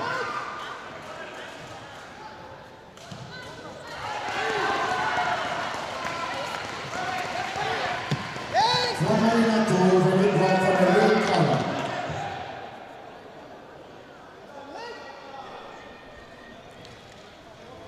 Back and away, and you can see really early here how quickly both athletes can score points. Kazakhstan athlete there, Ura Kolov, in blue, in the red, leading 17 points to 9 here. From Arena 2, From Roshanov. blue corner.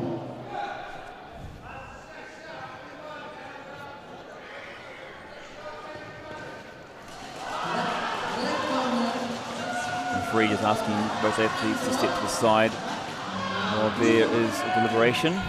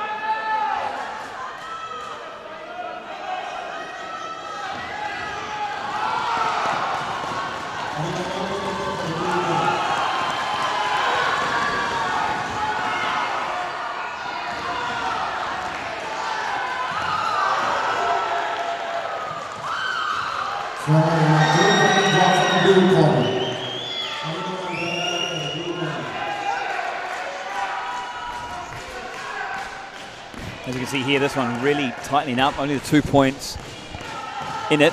Remember, they can score anywhere 1 to 5 points for a strike, takedown.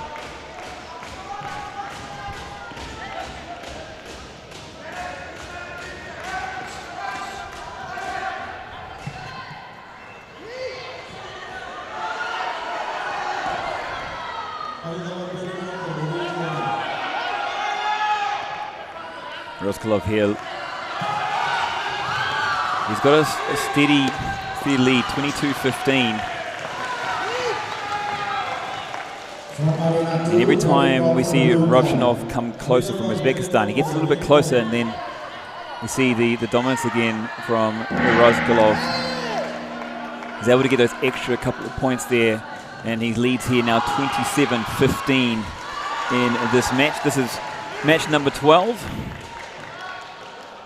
From Marinato, very strong for the blue corner.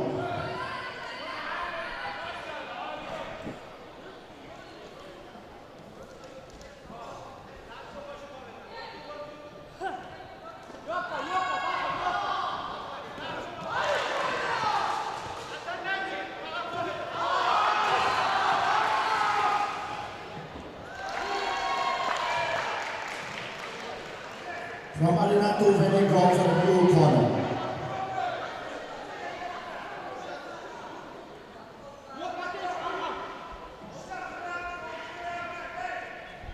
You can see the atmosphere within the hall has definitely changed. This is the other side of Pencak Silat. And we're going to see, and the announcement been made about champions who are here, world champions, past and present, that are part of this competition. Again, the 7th Asian Pencak Silat Championship.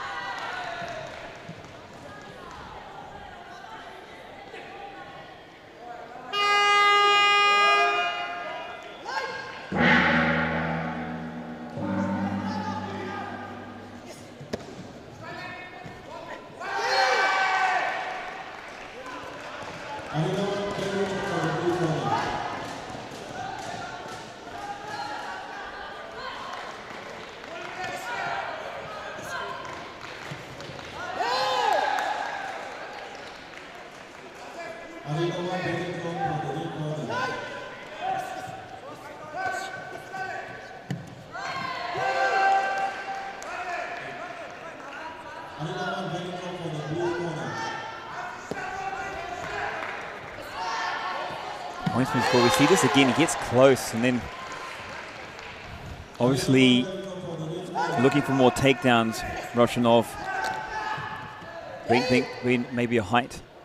So when you look at it from a woman's combative point of view, you got to use your strength, and definitely one of his strengths, maybe more of his background where he's accelerated, and this is from that perspective. So he's looking for more of the grab, but it is Rovchanov here who's doing a very good job keeping the points rolling through. That, you know, that gap between 6 and 11 points here. In this case, 37-26.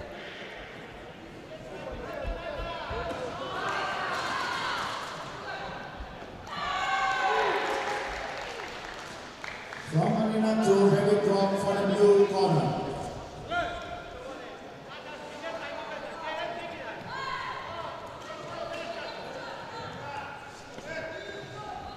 Another tight contest. Moving in here, if you just joined us from above us, overseas, wherever you're joining us from, thank you for joining us here in the Rasih Bin Hamdan Hall at Nasr Sports Complex. Absolute pleasure for you to join us, having you involved.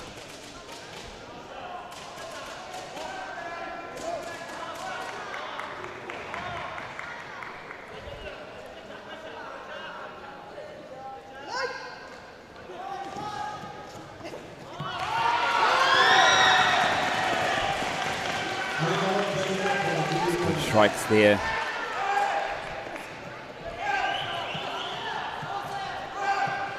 And tight this one. Again, around about that 10 points. The difference, a couple of points either side. This one now tightening up.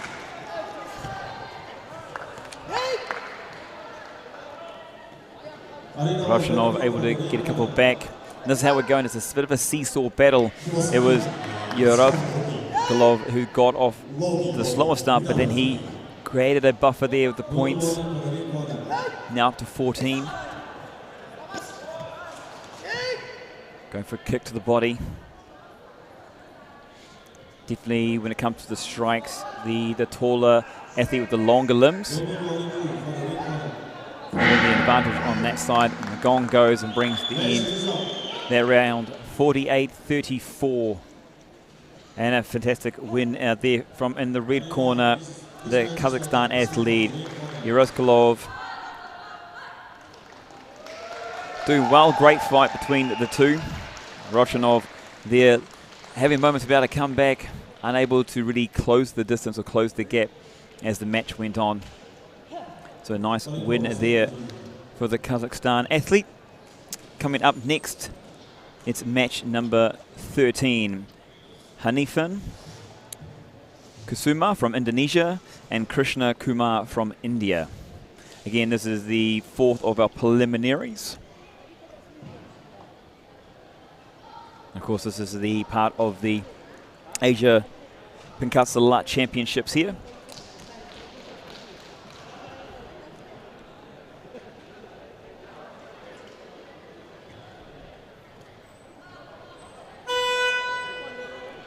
I know you're probably on your devices and you've got two screens. A lot of people have two screens. Just a reminder that our arena number 2 is on the second stream. And just as a quick update on that one there,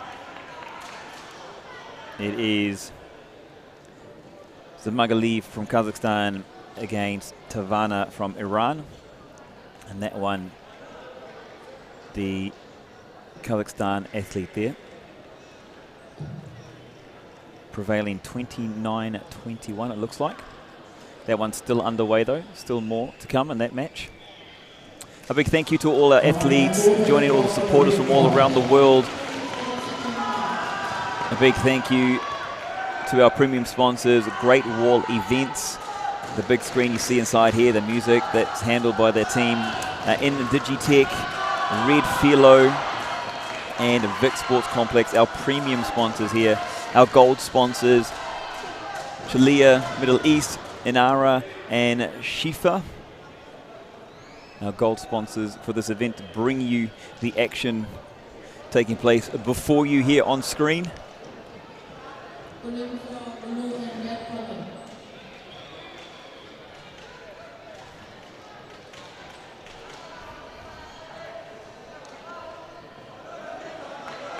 From Arena 2, Rasih Bin Hamdan for the blue corner.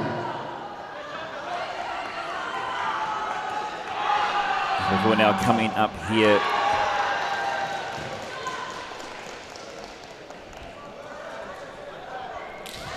Live in front of us. This is Arena 1. This is part of the Asia Pacific Pencak Silat Championship.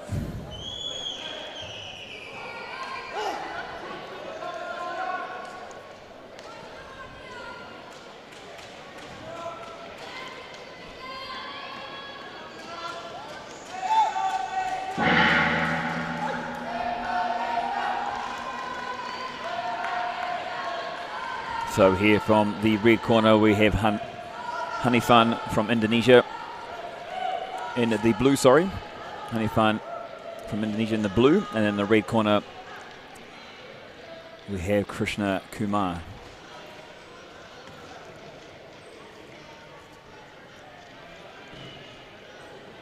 Both fighters just trying to suss each other out.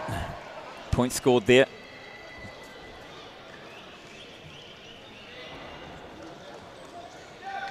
Sorry, point deduction, sorry. Going to start for the Indian athlete Krishna, getting a minus point there. Nice takedown.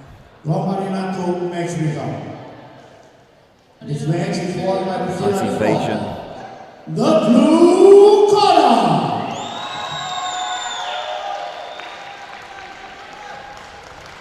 So buying his time.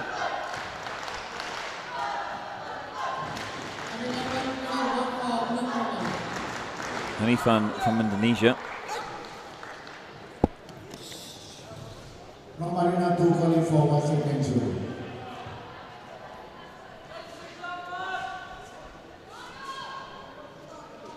And here you see early too, he's getting a lead. He's got, you know, it was a bit of a rough start for Krishna in that deduction, that -1. And again, so he needs to settle here. He's going in the opposite direction, unfortunately, -3. I think struggling, obviously, to get through. And Hanifan just looking to just accumulate the points. He's already looking very comfortable. And the gong has been sounded, and so it's 9 points to -3 here. Hanifan leading Krishna in the Asian Pencak Silat Championships, the 7th edition.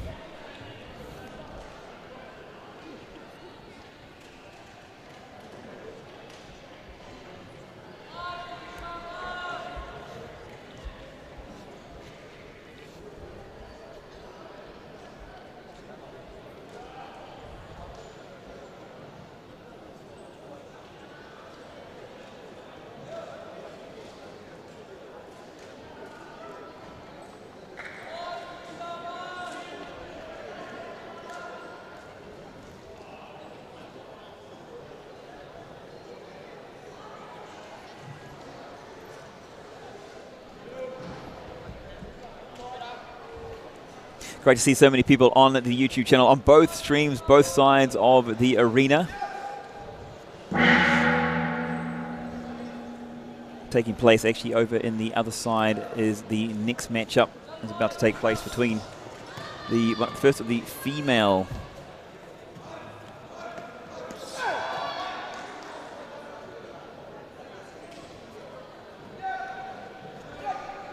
athletes. It's Izad from Iran and Sarah from the United States, the Silat Institute, right here in front of us.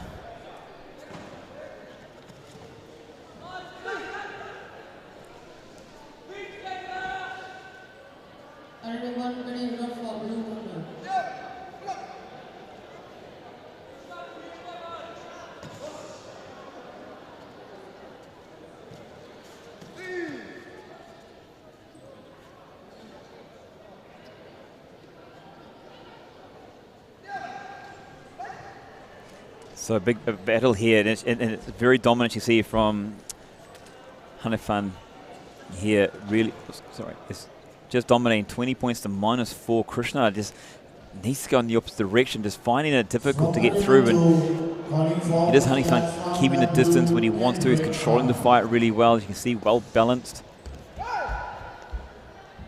Down opportunity to take a strike.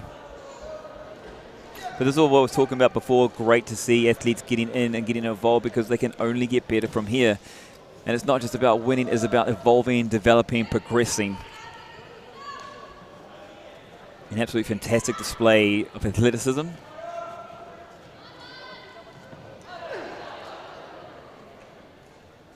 Hanifan there scoring some more points. Now 28 to -4. Come on, Krishna, let's get some points, my friend. And the end of round number 2 comes to a close. It's definitely hard work in the office, but Krishna is not having a head down, he's having his head up. He's still looking, he's still trying, and he's working his way all the way through there. As we mentioned before, the first of the Middle East Pencak Silat Championships is taking place in Arena 2 on the opposite stream, and it's the first of the senior female B category. And we have Izad Pana from Iran taking on Sarah Salim from Silat Institute.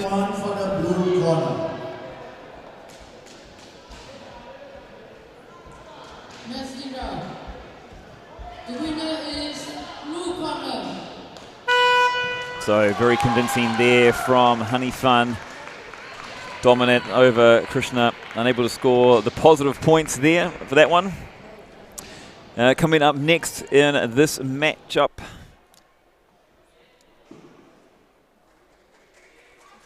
representing Kazakhstan is Kurmanza Renat, and representing Indonesia, Bayu Lesmana. This will be a quarter-final matchup in this one.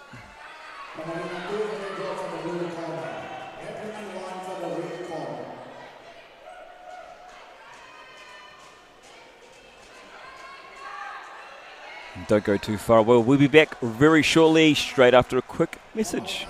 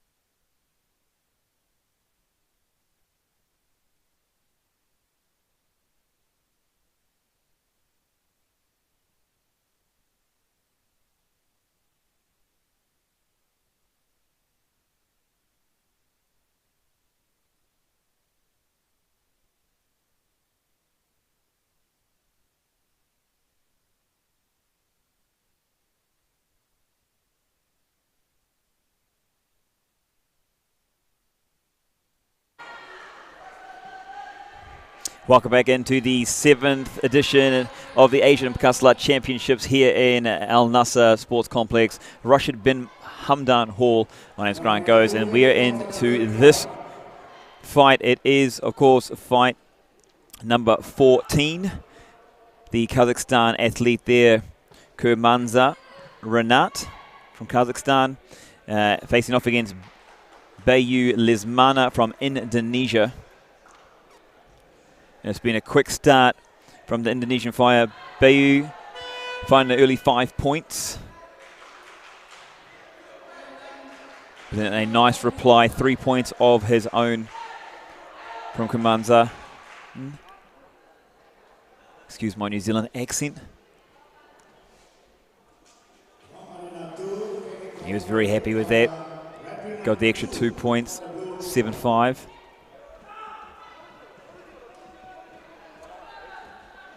Both athletes looking for that dominance.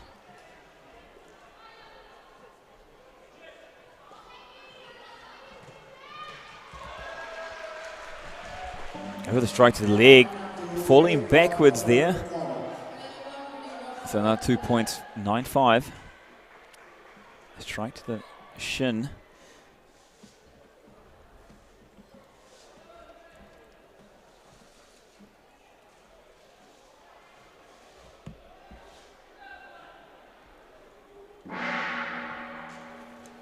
And the end of the first round here. And it's 12 points to 5. Indonesia leading the Kazakhstan athlete here at the moment. Very fast fight between the two. Both looking for opportunities. But it is Bayu here with the 7-point advantage. Remember, this is a quarter-final match.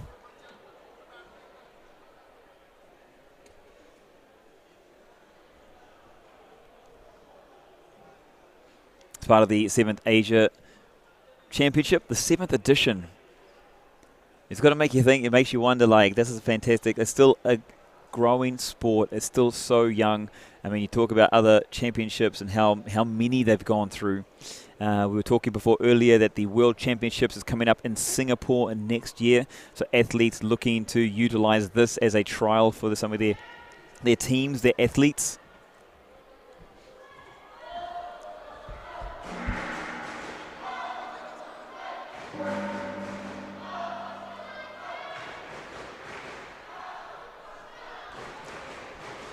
Both fighters a little bit tentative there to start off with.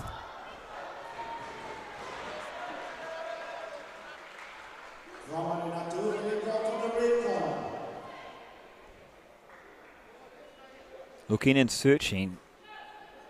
You can see there, Bayu, he's got a strong advantage. So he's 14 points to 5. He's got a 9-point advantage. He's slowly taking the extra control. He's getting the extra points, 16-5 now.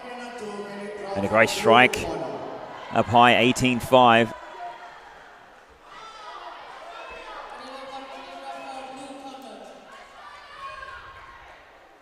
(18-8) so that takedown there, the trip.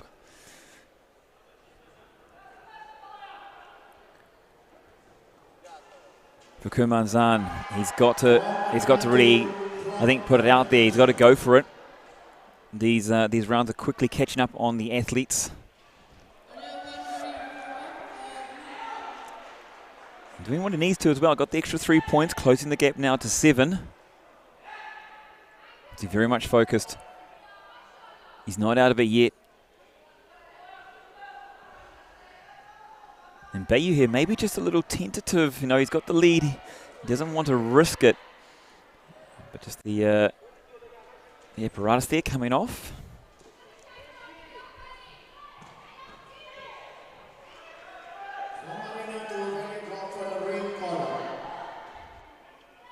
Back underway, 18 points to 11.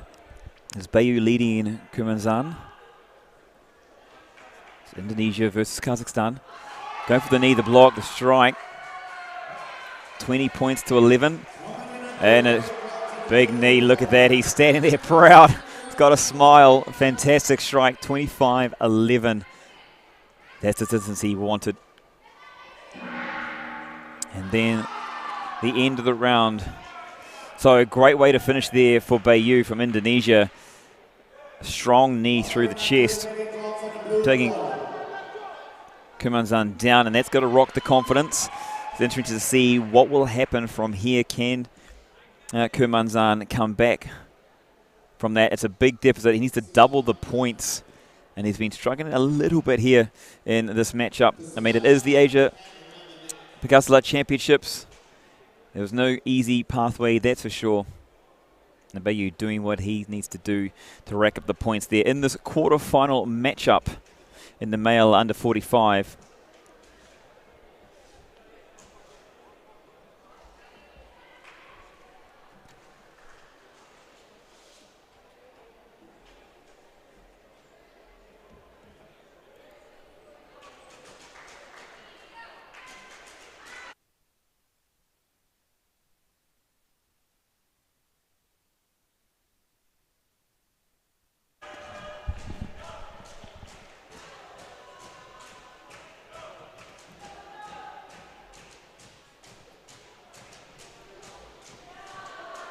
All right, they look for that takedown, maybe not getting it. In fact, we talked about this before, and surprisingly enough here, we talked about the strikes and during the athlete briefing, and talked about you weren't allowed to come from a top position down when you were striking your opponent.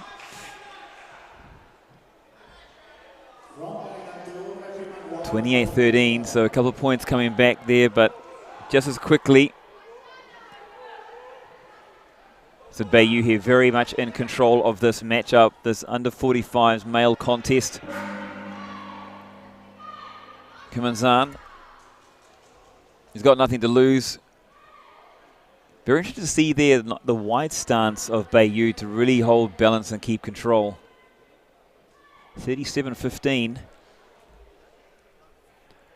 It's round 3.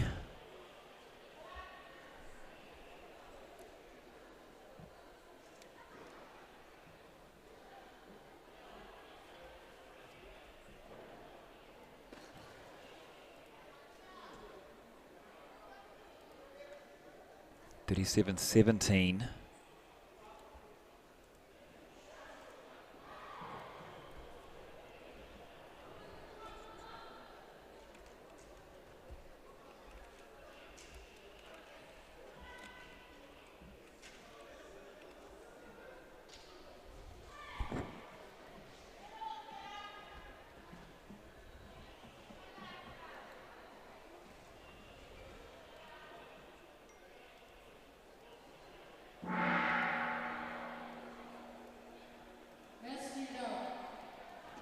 So a great matchup here has come to a close. Bayu doing the damage here, doing what he needed to do, and the final points tally 39 points to 17. So a comprehensive winner there, the Indonesian athlete. Bayu doing the damage early, keeping the distance and making points harder to come by. As you can see down there, the dropping, the kicking, the punching, all being displayed. I did get a verbal warning, but still able to push through.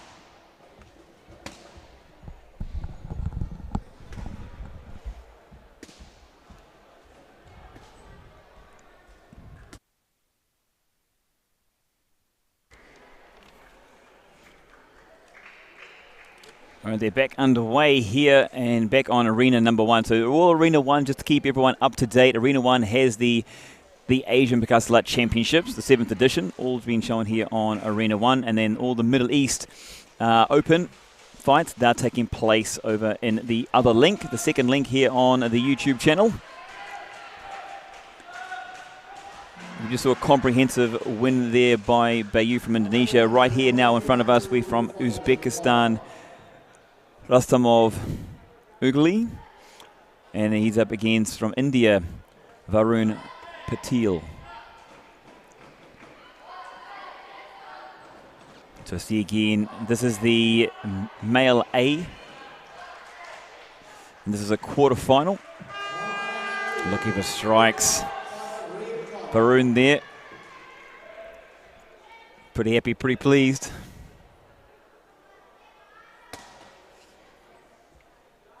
He's looking not getting the points he thought he might have. All part and parcel of the game, of the match. I say one of my first times watching Pencak Silat, and definitely the first time watching this level of Pencak Silat. An absolute pleasure. Wow, blown away by the athleticism of all the athletes we're seeing.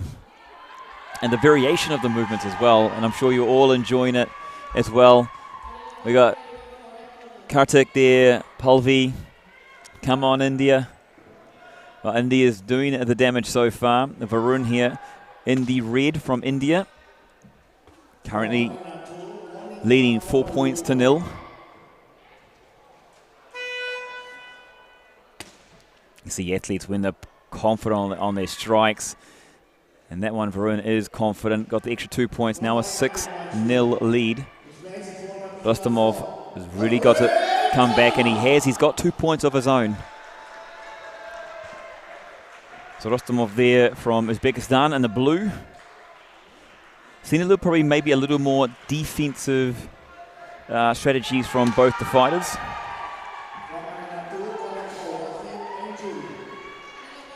Very, very confident. 11 points to 2 now. So he's starting to dominate here early in round number 1. The gong goes, and it is 11 points to 2. Varun leading Rostomov here in this male A match of the Asia Pencak Silat Championships. Remember to keep joining us in on the comment section. Let us know just your share your love and support for the athletes, for the team, for the country. The athletes jump on board. They come back in on after their matches, during their matches. The teams, in fact, I see some people in the crowd. Even though they are here live, even though we have a big screen in the venue, they are on their screens and they're still watching on the live commentary as well. So thank you. Like we've got there DJ FL Studio, Kartik, Palvi, shouting out the love there. Karul, loving Pencak Silat. Well, we're loving you.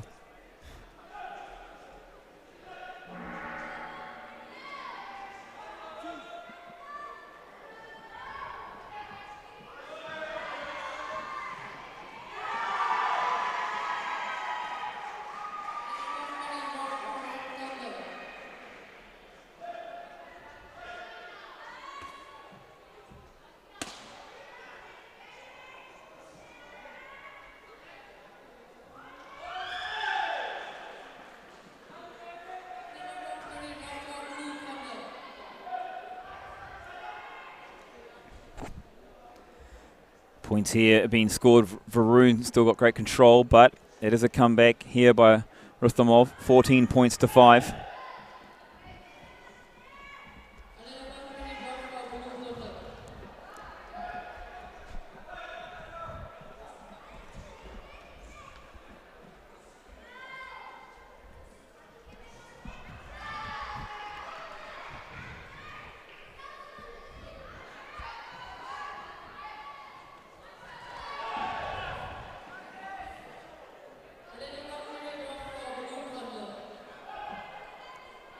Again, the first of the female B fights is taking place for the Middle East Pencak Silat Championships. That's over on link number 2.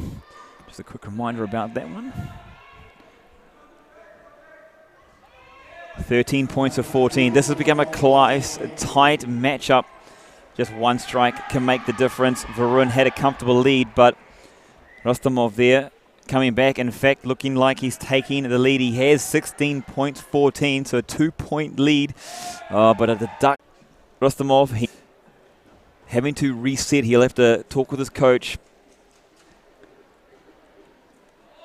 Hope he gets the feedback to see what he needs to improve on, where he's maybe lost his way a little bit there. But could this be a turnaround? Could this be a changing of the guard in this particular matchup? Varun the stronger of the two.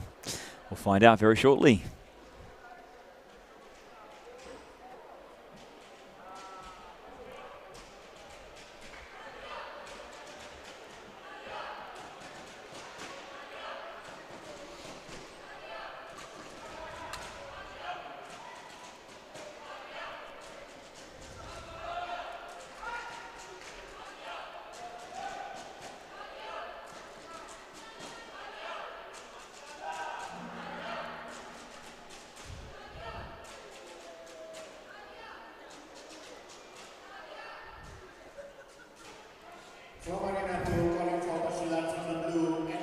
14-14 here.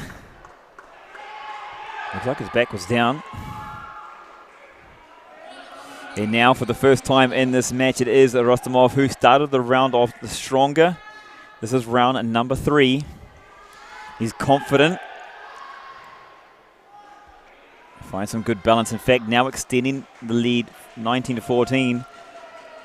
But again, another deduction. So he's making it hard work for himself, the Uzbekistan athlete. But still got the lead, 4 points here.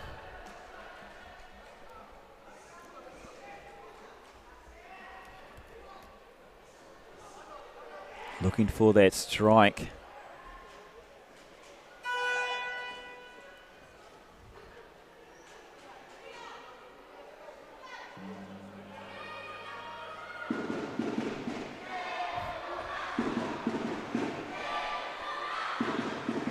So Varun there, slight injury.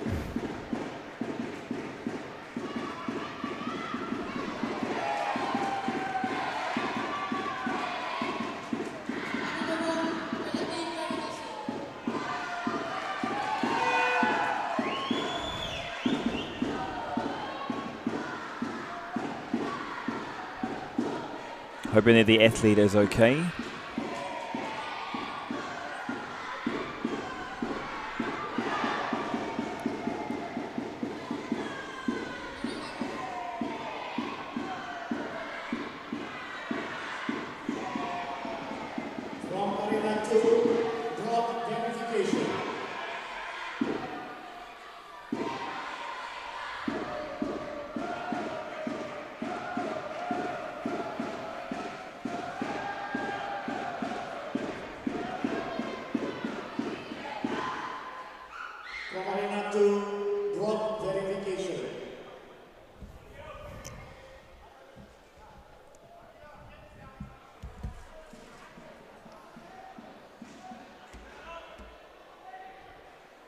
Just a short delay here in Arena 1 as part of the Asia Pencak Silat Championships.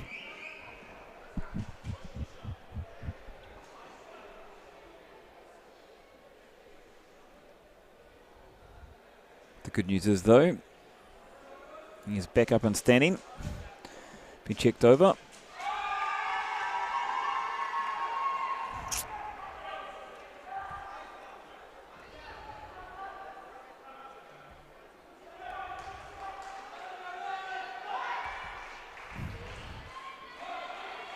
As we continue here, Rostomov with a 1-point advantage here in round number 3.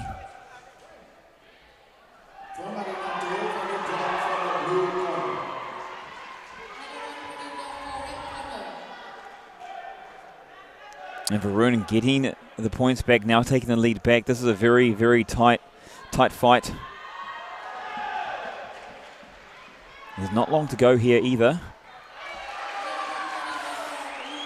Maybe a bit of frustration settling in, a 1-point advantage. Rostomov in the blue leading 18-17. Now 20-17.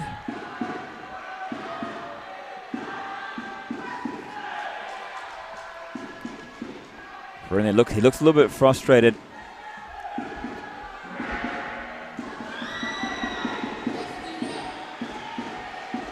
And that was an enthralling matchup between the two athletes. The winner there, though, in the blue corner, Rostomov from Uzbekistan, taking the win 20 points to 17 in this Asia Pencak Silat Championships here under the roof of Rasih Bin Hamdan Hall.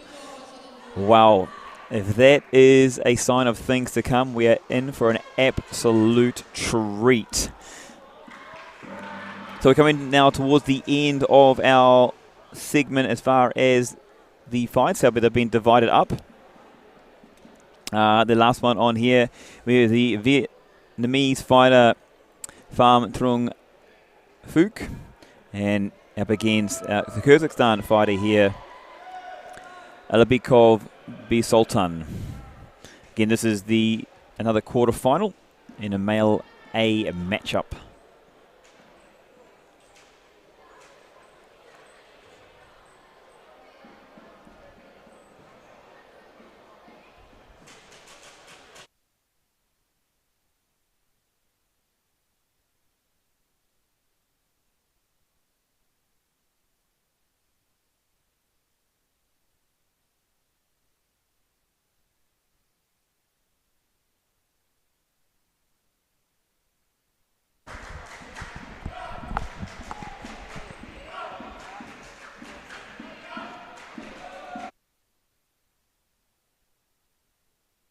Not hard.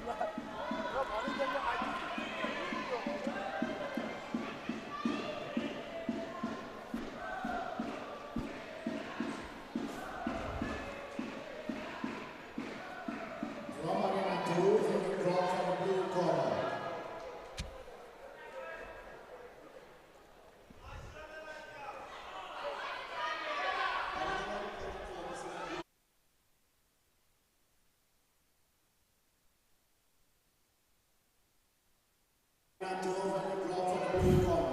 Now coming into the final match here of this segment. Of course, we've got many more matches ahead of us over the coming hours. From Phuc from Vietnam and Alibekov Bek Sultan from Kyrgyzstan in the red.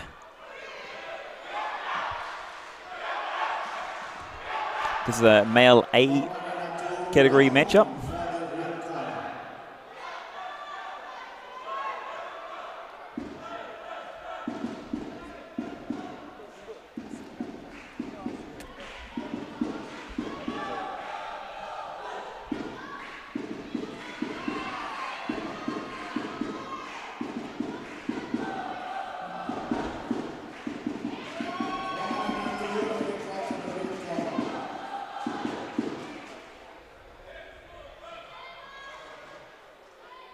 Both fighters here looking for leg strikes, coming in close. And a throw down on the blue side. Pham Phuc there. The first 3 points. Definitely from an athletic point of view, you want to be getting those first points. It definitely helps with the confidence. It helps the momentum moving forward.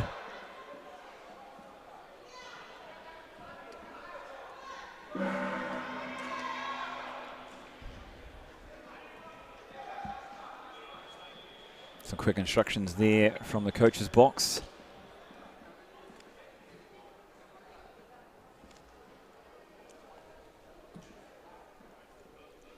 One of the things I've been very, very impressed by is the speed of movement from the athletes. I mean, you expect that with such a grand event here. A nice kick.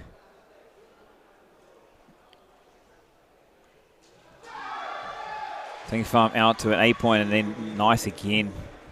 So confidence is soaring high for the man in blue from Vietnam. Pham Phuc.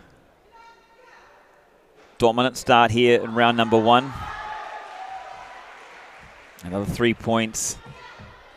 Showing his variety of skills, the balance as well.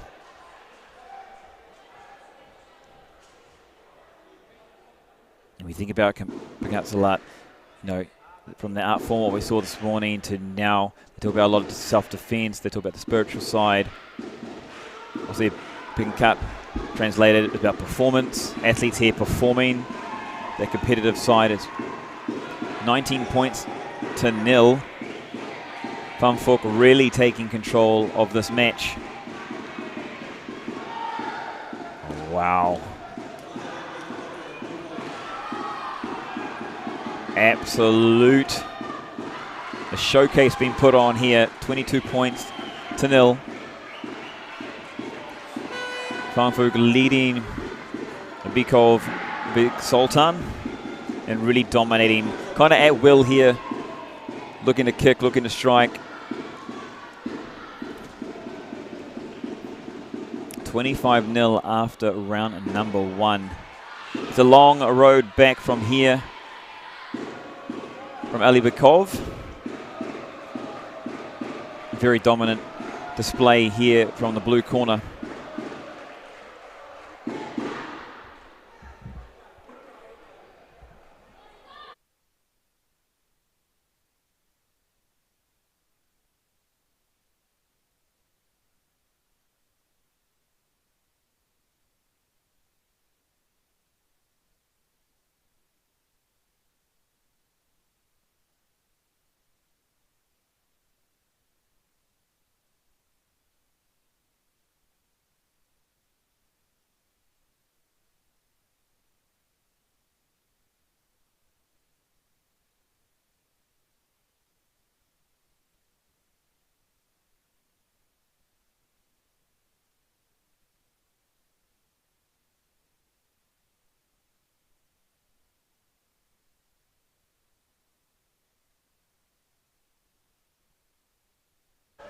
We're back underway here, round number 2. And the first point for the Kyrgyzstan athlete, Alibekov here. Nice start to round number 2, 5 points. And then the deduction.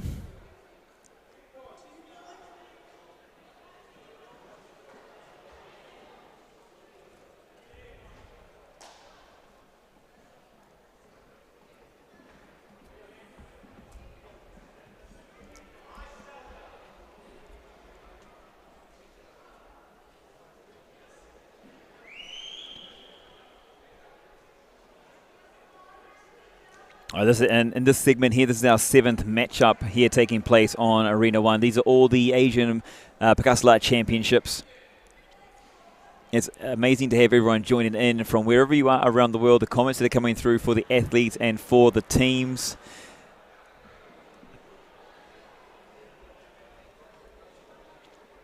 We've got a really good showing here in the stands as well. Both sides are 2 sides of the complex.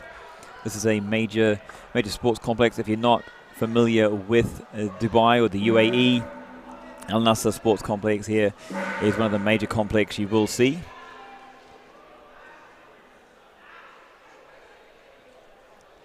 And just through the break again, a big shout out to our premium sponsors, Great Wall apologies, Great Wall Events, dealing with the big screen, some audio. We've got Red Philo. We've got Vic Sports Complex, and we also, of course, where we are is Al Nasr Sports Complex, and in Digitech as well. Supporting the event, supporting the growth. Remember, it's the first time we're holding the Middle East Open. It's the first time the Asian Championship being held here in the region, and it's only going to help to make the region stronger. It's going to help push the sport into the Olympics, create more awareness about the sport. In fact, we were talking about earlier with a seasoned professional.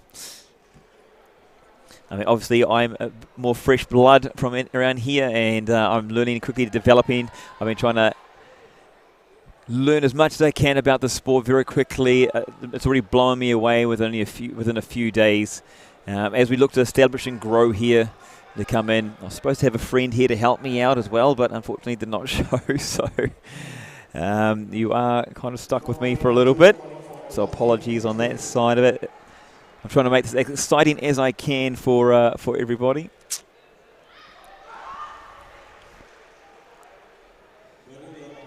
And we see early into this part of the matchup, round number 2.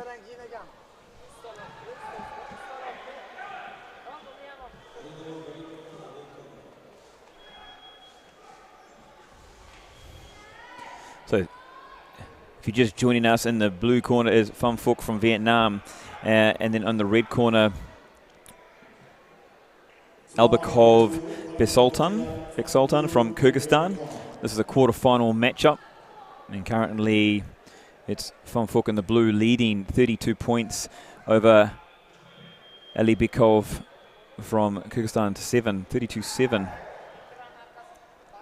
So one of the better matchups from my eyes. And what you tend to see with these athletes is the speed at which they can move. So a deduction there. Alibekov. And the end of round 2 here. Remember, it's 3 rounds. And a very dominant display here by the Vietnamese fighter here in the blue corner. 32 points to 2. And this is only match number 15. Only match number 15.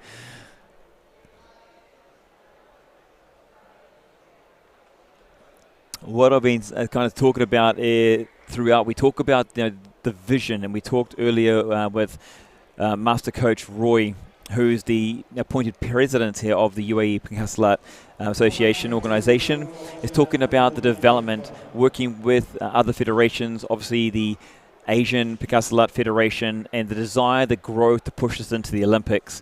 And Master Coach Roy was talking about how, you may see some big differences between the athletes' abilities, but that also means that we're moving in the right direction, and having more athletes competing in the sports. I mean, this is the inaugural as far as the Middle East Open. It means more opportunities to get the experience at major events. It means more athletes taking part.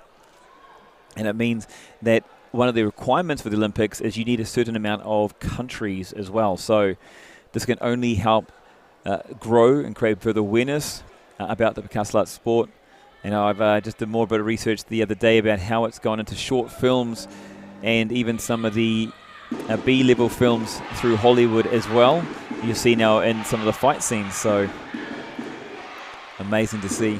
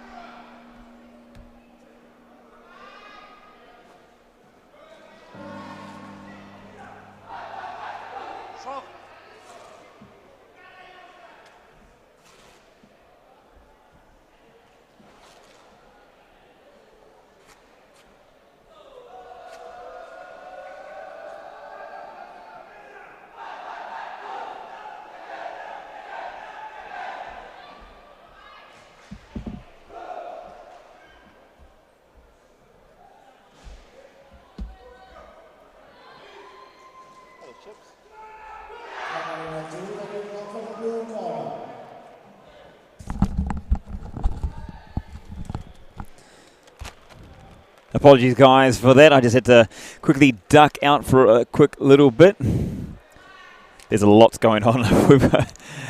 As much as we love to bring you a massive broadcast with many, many people, we've only got a small team here, and we kind of had to double up on a couple of things, so apologies for that. I did miss you guys as much as well, so yeah, that's why it was muted, just to keep you in the know. So big thank you to Applebaum, Yanti, Lesia, Narisa. Thank you so much, and I hope I haven't not butchered your names. But so 22 points to 6 here. It is red over blue.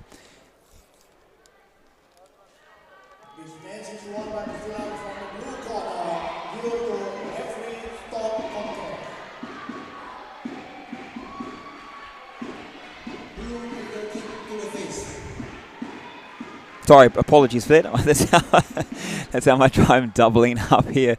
I got quickly taken away from that one. Of course, it is a different fight.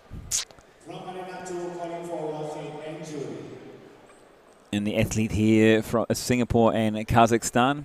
You see Mohammed there from Singapore representing a big contingent. Mohammed Simon bin Yanis, I believe, and I have to say, he has challenged me. These names have challenged me today. Turkazanov Rashid from Kazakhstan in the blue corner there. As you can see,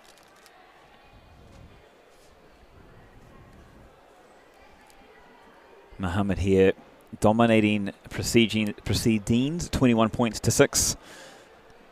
This one here, again, is a male A category. A matchup as part of, again, I said this Arena 1 has all the Asian Pencak Silat Championship matches here in this arena. And on the other stream is all our, inaugural, our first Pencak Silat Middle East Open Championships 2023. We'll look back in history about this. I do have to admit, we do avoid injuries, as from the organisers have asked us to not to focus too much on the injuries. So we need to abide by the organisers' request. But he is okay.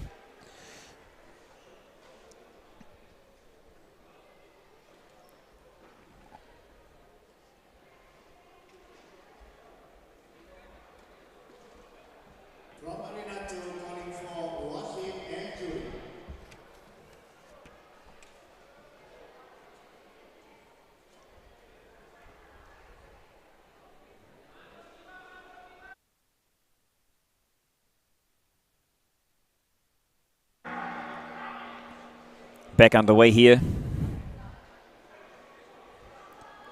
Turganzanov from Kazakhstan.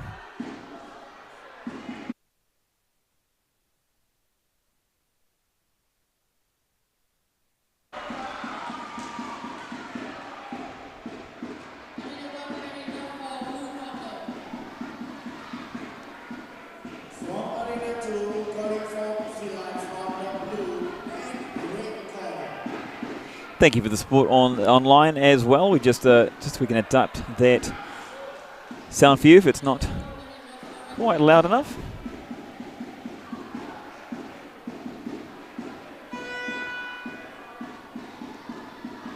And round number 2 here.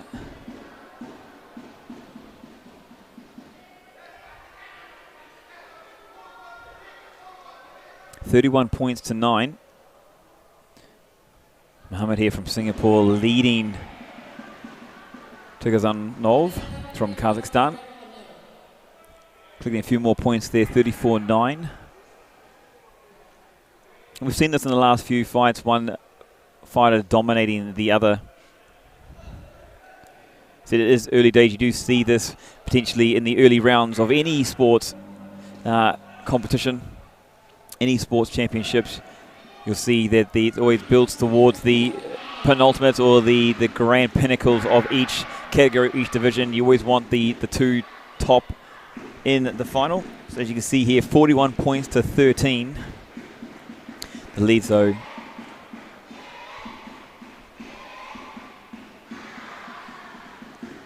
As we progress through the 4 days, remember it's a 4-day competition. Of course, there's many categories, both male, female, different spectacles for us to enjoy. And here we're the male A category for the Asian Pencak Silat Championships.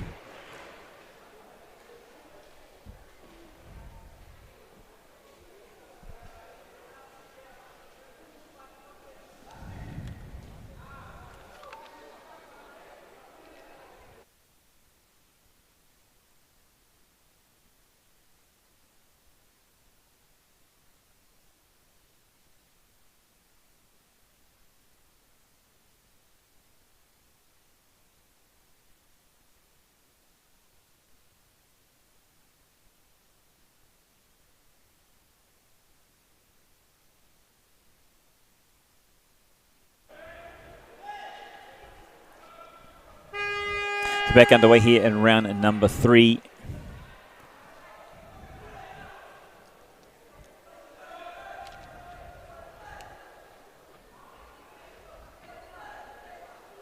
As you can see through the different rounds as well. Oh, nice. Very, very nice. You can see through the rounds as well as the athletes get a little more fatigued, a little tired, the strategy changes.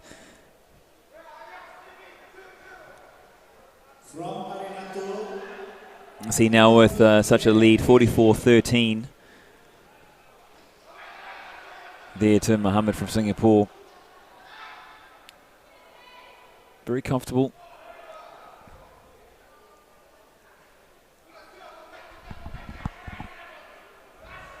Maybe a bit too comfortable.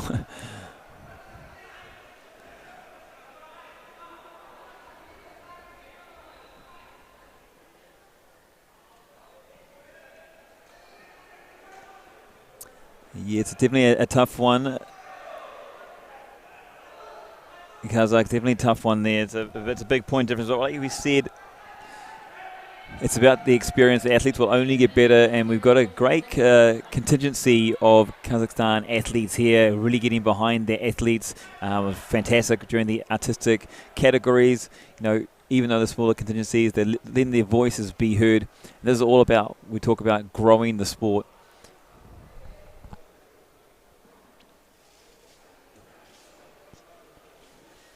Tugazanov there, looking to build his points. I mean, he's taken a couple at a time. 15 right now. And it brings us to the end of this match. So a convincing win there from Mohammed from Singapore. Definitely some learnings for Tugazanov to take back and to develop on and to learn as he developed his journey in his career here within Pencak Silat.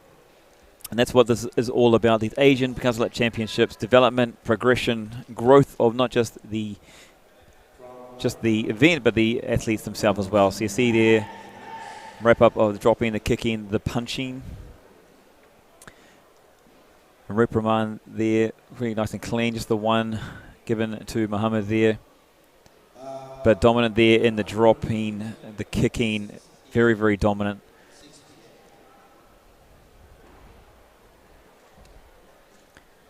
This will lead us into the next one, which is a male E category or contest.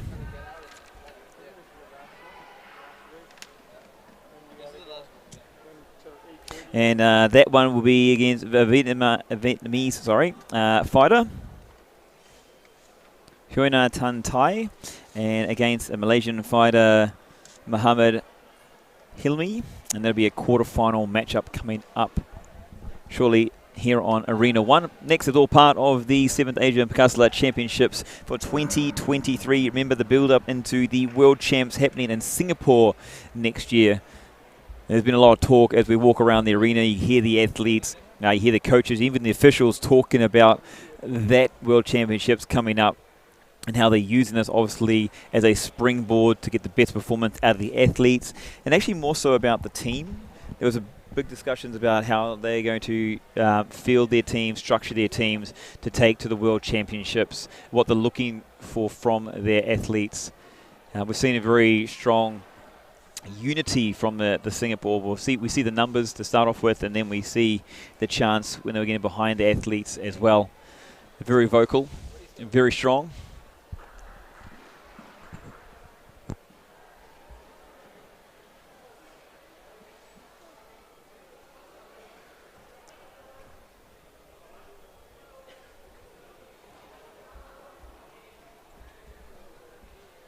It's all happening. Looks like it's going to be a short break here on Arena 1. Don't go too far. We'll be back very shortly with more action, more fights, part of the 7th Asia Pencak Silat Championship coming up soon in a matter of moments.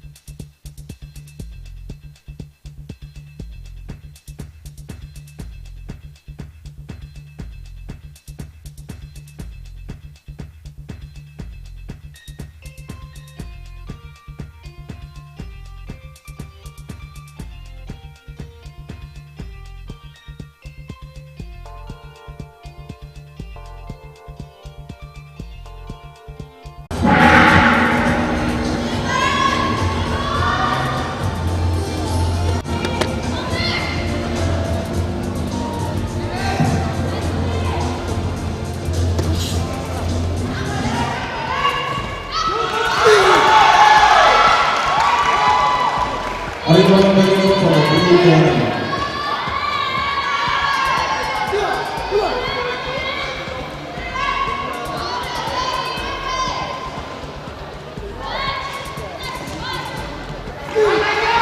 Arena 2, Korean Washington. Arena 1, Dapur nomor blue corner.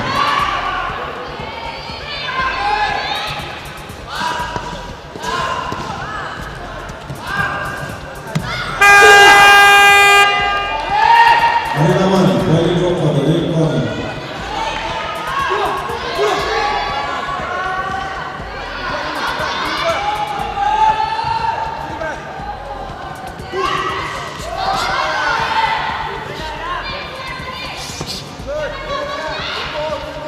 Arena 2, Korean Silat Championships.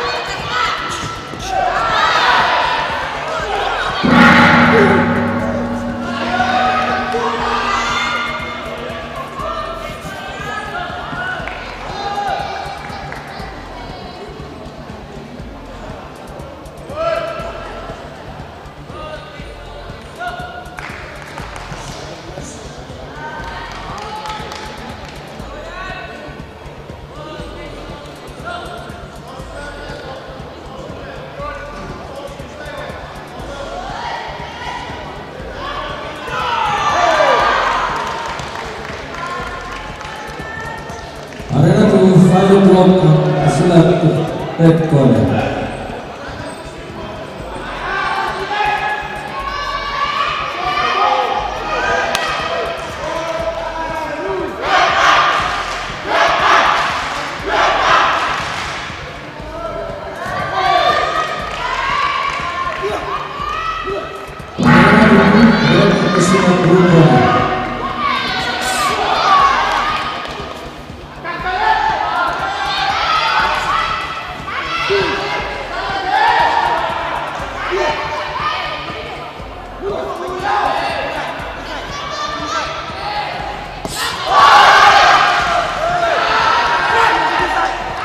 Blue corner and black. Blue corner.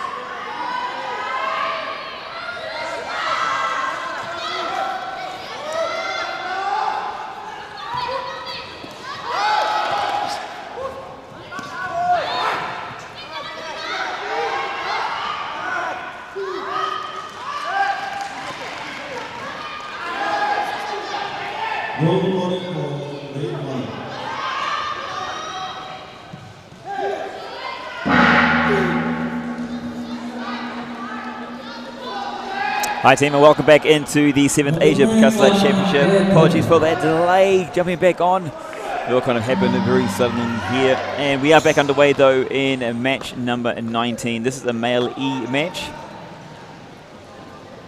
Vian Hai Tan Thai from Vietnam and Muhammad Helmi from Malaysia here. Muhammad in the red.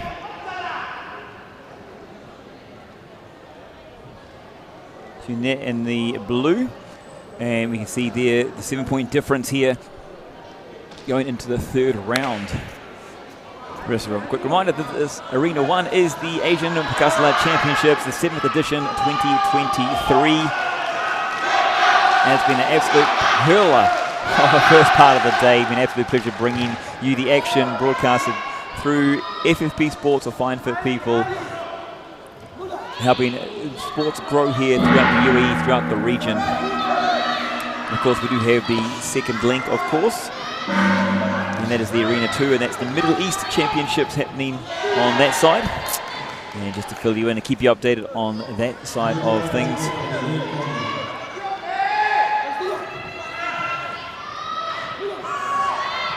It's a Uzbekistan, Philippines quarterfinal, and that one was also the Asia Pacific Championships as well, taking place on Arena number 2. As we get handed the live information here. As you hear though, the crowd is definitely getting behind him.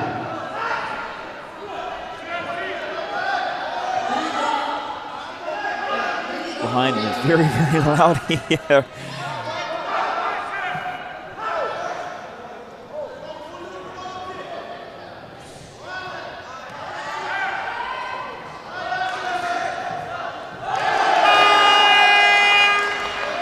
A lot of passion being shown. 24-12. That's the place of origin, very strong nations. Vietnam and Malaysia.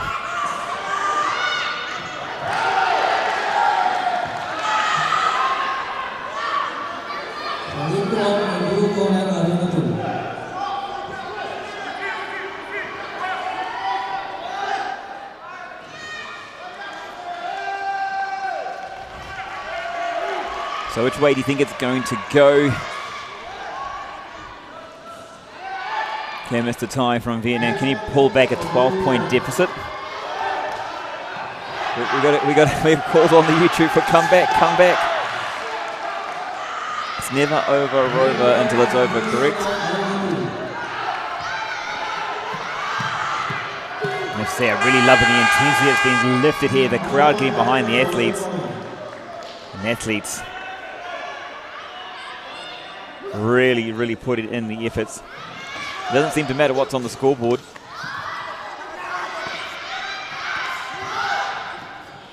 Big shout out to Farah, Nurul, AK, Tamazal, Nur. It's got Alil, Sophia, Islina. So many people join us from different places from around the world. Got a shout to Go Malaysia.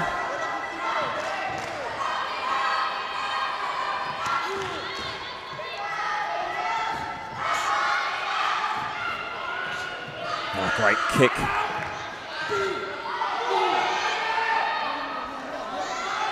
Going for the sweep there. Hyun. Hyun there in the blue. Trying to close the gap, but it is the stronger of the two here, dominating this in the red corner, 42 points to 21. The man from Malaysia, Muhammad Helmi, and you can see here a couple of verbal warnings, dropping 7-3, kicking 10-5, punching, which we haven't seen as much punching from the athletes earlier. Got a couple of strikes there rewarded for each. They're very dominant in the kicks there from Muhammad.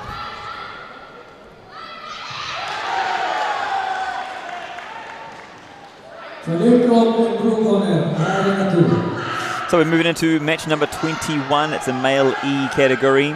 Salik bin Farouk from India. And then the Kazakhstan athlete Zumagaliv Dark Khan will be up next on Arena 1. Again, now we're all on both sides of the hall here at Al Nasr Sports Complex. It's Rasih Bin Hamdan Hall here in Dubai, the United Arab Emirates. And we've got two arenas here inside the hall. We had a mixture before. We had the Asian Pencak Silat Championships on Arena 1, and then we had on Arena 2, we had the Pencak Silat Middle East Open 2023 Championships. Now we've got both. So we've got the Asian Pencak Silat Championships, the fights from this event happening on both Arena 1 and Arena 2.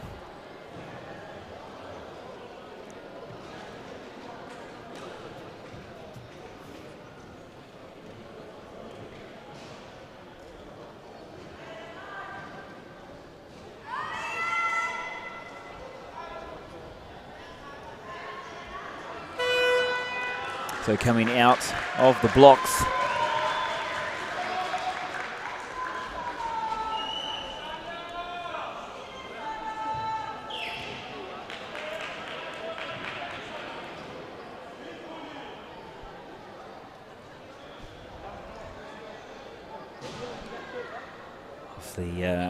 from both sides here.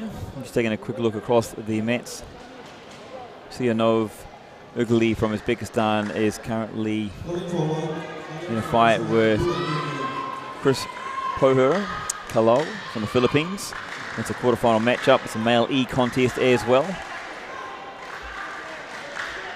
And it's currently Sionov from Uzbekistan leading that one 32 points to 24. But here on the Arena 1,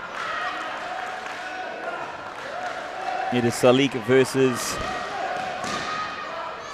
Zumagaliv from Kazakhstan. Fighter in the blue, they're looking very relaxed. Salik looks like he's here to enjoy himself.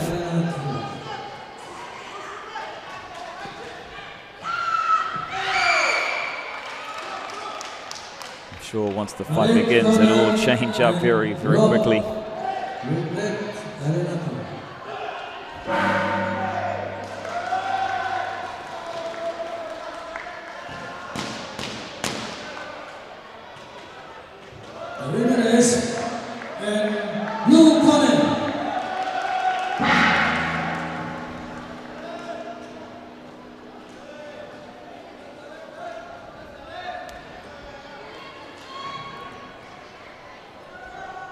Underway here, something I haven't really seen from athletes so far, but Salik there, just a little bit of a smile, a smirk.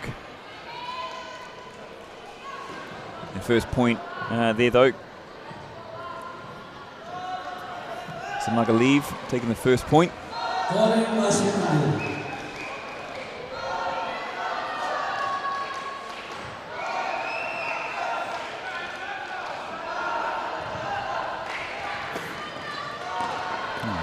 Nice evasion.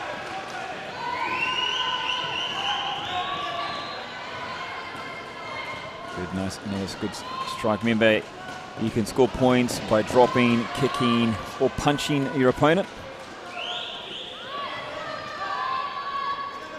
Zumagaliv there from Kazakhstan doing very well, getting off to a strong start. 5-0 here, early in the first round.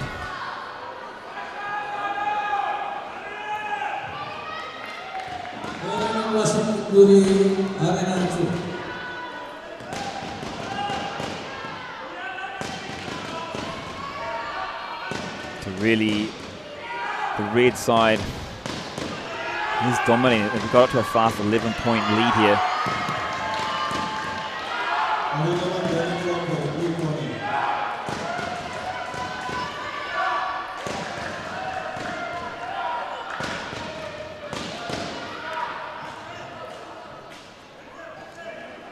Finally, Salik there getting on the board.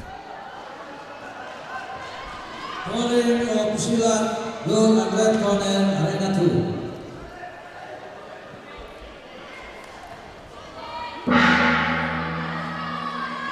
So end of round one, finishing off 11 points to 3, dominating there in the red corner from Kazakhstan. Zamagaliv Darkhan. I have to say, as I said before, some of these names definitely challenging. But it has been great to see the participation of the 16 different unions coming together to put this here. What they've travelled, obviously the Asian Championships, this side of it here. 16 different organisations have travelled across for the championships and the inaugural Middle East Championships, which took place a little earlier. And it's nice to see we're seeing the international teams and also some of the club teams, as I've been told.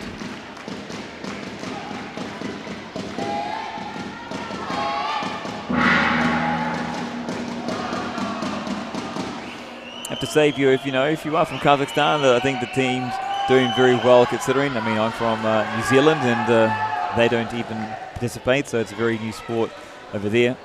So I think you've got to hold your head up high and proud. And so in here, the Kazakhstan fighter Zamagaliv here doing a great job, dominating 13 points to 3.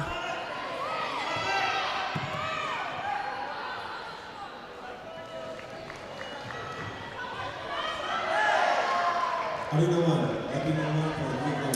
point deduction there, so a single point deduction.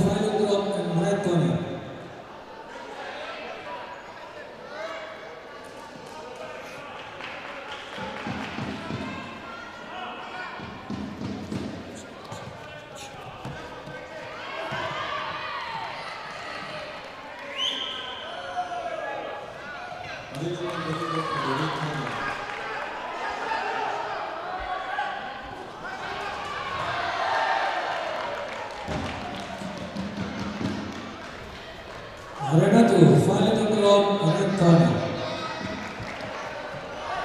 Great work now, 16-4, 18-4. Nearly scoring points at will.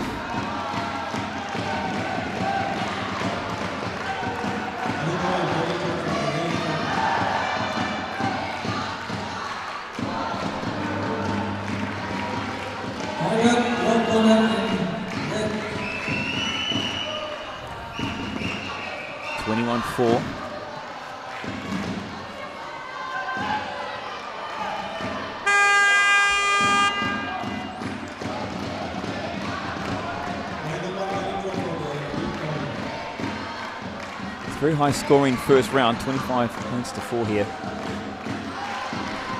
And a lot of work to do there for Rasih Bin Farooq from India. I think he's more here for the experience to grow, learn and develop. And this was obviously one of his focus points from here. The coach seems very relaxed, to be honest, to be fair.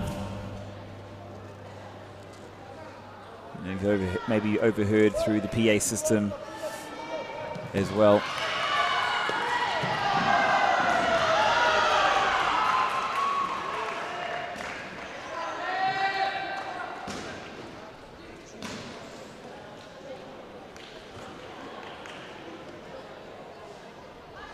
Drop verification. Just a quick reminder that the Asian Pencak Silat Championships, the 7th edition, taking place right now. This is day 1. We've got the 2 arenas, so I just want to make sure that you don't miss out. The recordings or the live will be saved immediately on the same link after tonight's proceedings.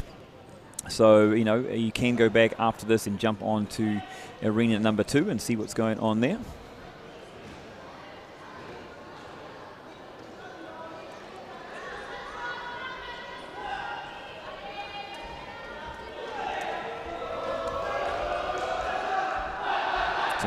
Here heading into round number 2.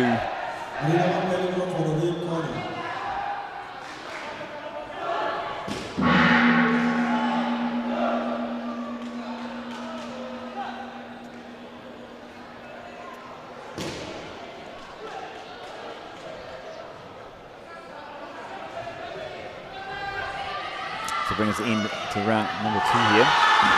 Just a quick update if you are, maybe you've got 2 screens going, maybe you've got the double up on the tab on the windows you have, maybe you do, maybe you don't. Just a quick update on the other side there, we have fighters from Iran and Singapore competing in the male E group. Davana Salah from Iran up against Adib Farhan bin Rumli from Singapore.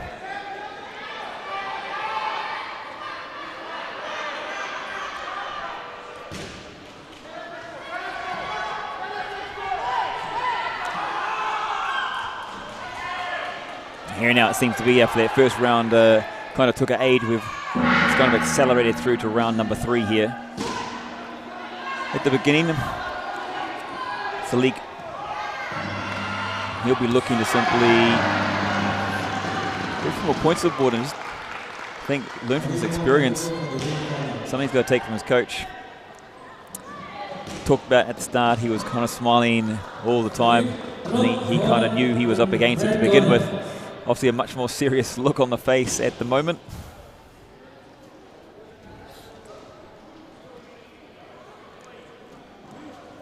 $28 points to 6. Magalev from Kazakhstan leading Salik from India.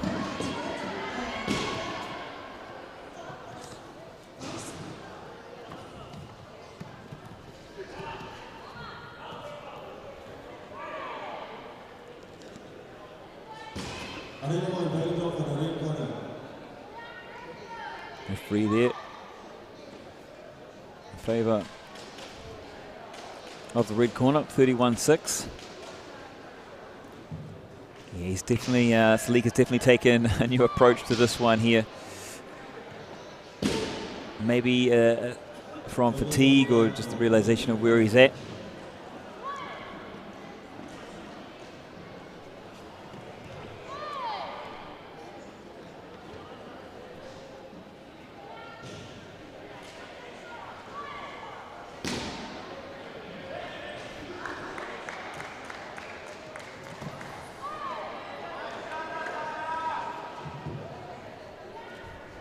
Drop, balik drop, and red corner.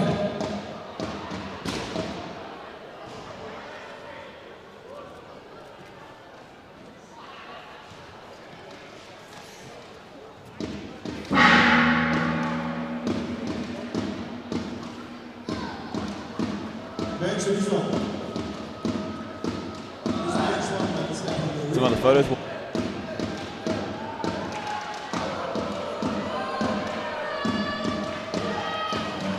So this one comes to conclusion. Kazakhstan's too strong for India in this case when it goes country on country. So Magalev there going to show a strong showing. Salik will take the learnings from this one. You can see very dominant for dropping. Magalev really dominant there, 7-1. Kicks, not so much. But nice couple of punches in there as well, throwing the 2 points on the punches.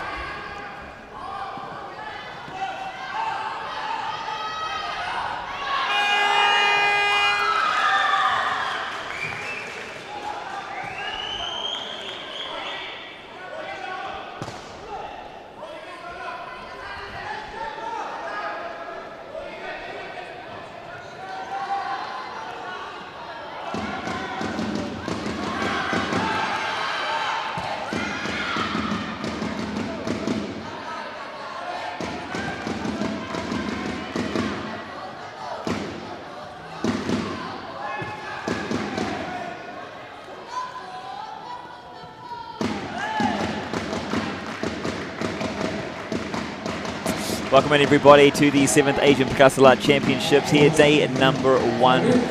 We're on Arena 1 here. And we're going through, we've got about, it looks like potentially 7 more fights coming up between now and the end of the day on Arena 1. Up next, 2 fighters, one from the Philippines, one from Malaysia. Alvin Tililon Campos from the Philippines, Muhammad Philaman from Malaysia. This is a quarter-final fight. Male Group F.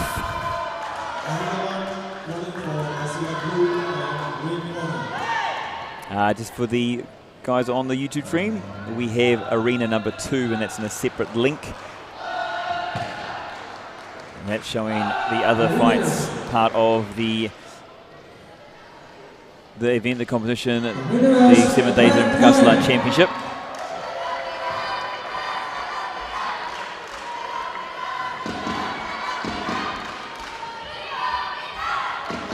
And actually, there's a new fight about to take place on that side as well. Iqbal from Indonesia will be soon taking on Kirsan Demodov from Uzbekistan. And there's about another 8 fights to go on that side as well. So Alvin there in the blue, Muhammad there in the red.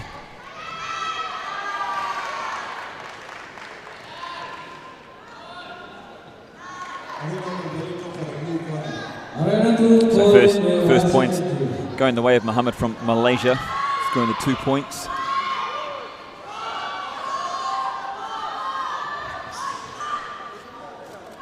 Dragged up some quick points.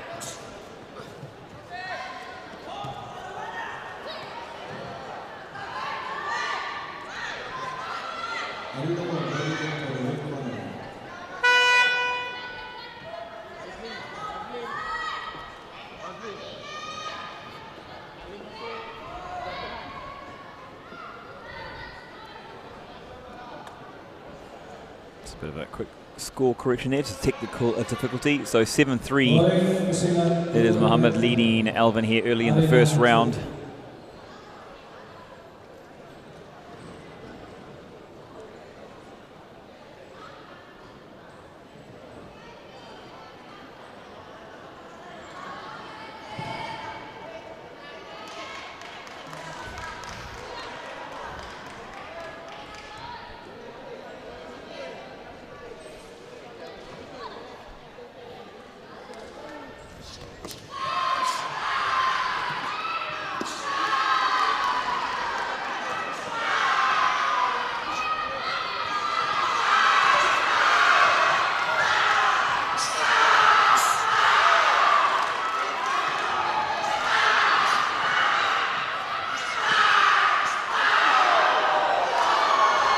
Crowd really getting behind him.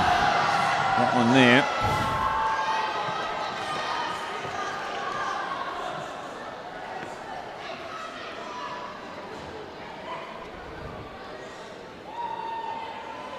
So 16-10 here, and it's in the first round. Muhammad here just needs some attending to, and a big shout out to the medics here in the venue. And they've had to deal already with a few concerns. Nothing major as of yet. All athletes getting back to their feet and being able to continue. It's always a good sign.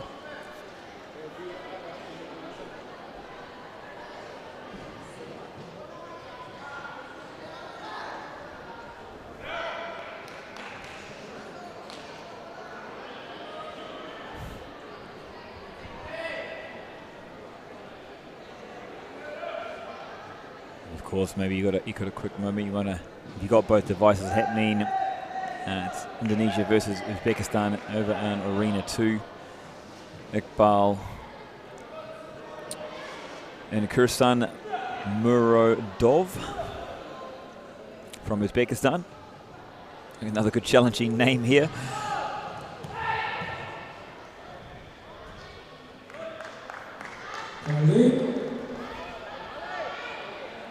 Drop corner and blue. So obviously just taking his time there.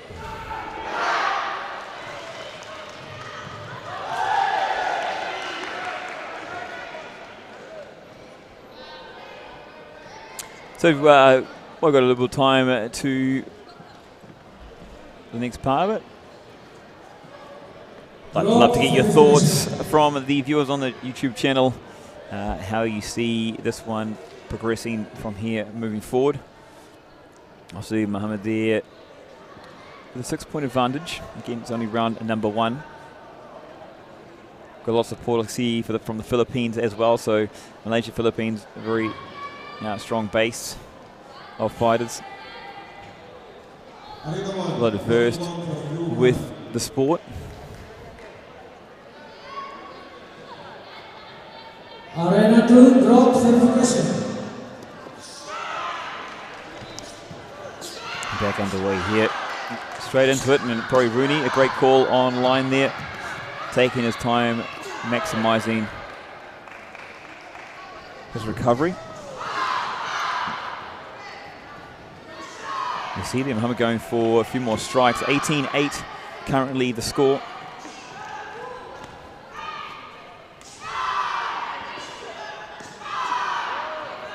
18-10, so another point there for Alvin.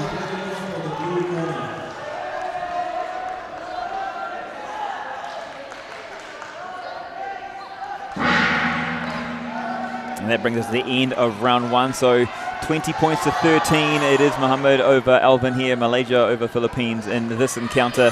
This one here, it being a Asian Pencak Silat Championship match, male F group.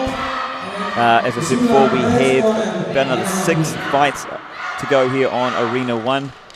So it's got a few hours of contests to go through. Day in number 1. Remember, 4 days of action. It's all happening here in Dubai, United Arab Emirates, for the first time, and being able to host such an event.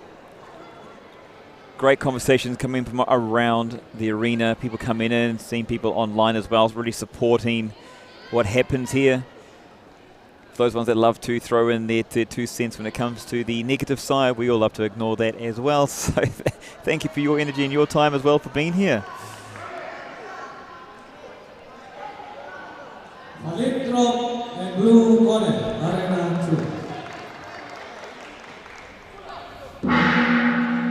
2. So round number 2.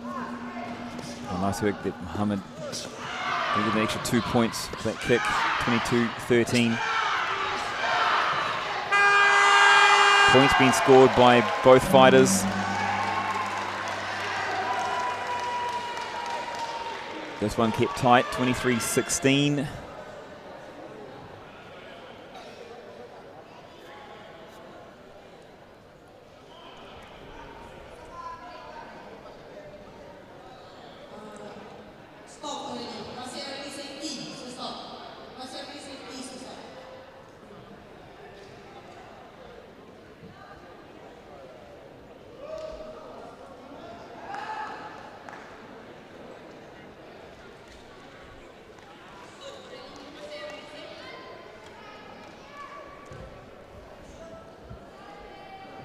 This one is a tight one.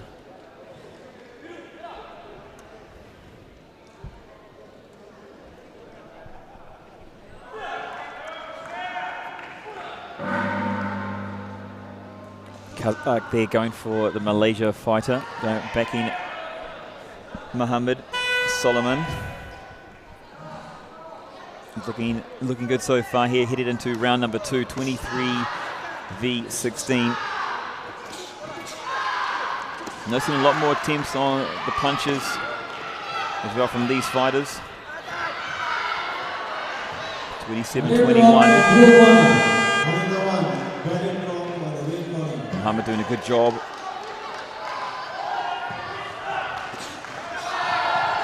And they're trying to score his points, close the gap, close the distance. And he's doing so. Alvin, 30-25. 33-25.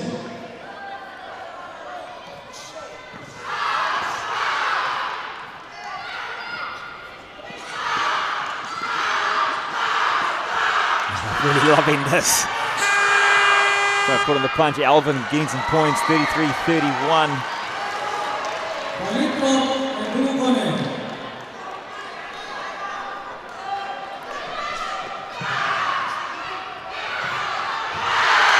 Going for the drop.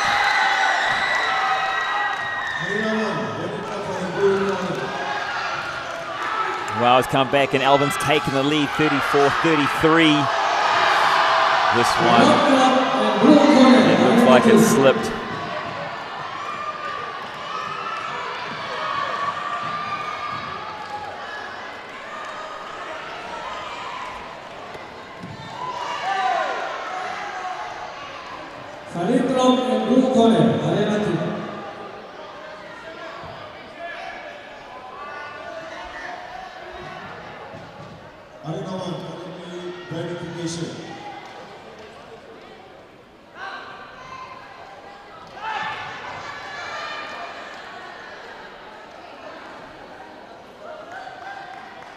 Commitment 1 and red corner.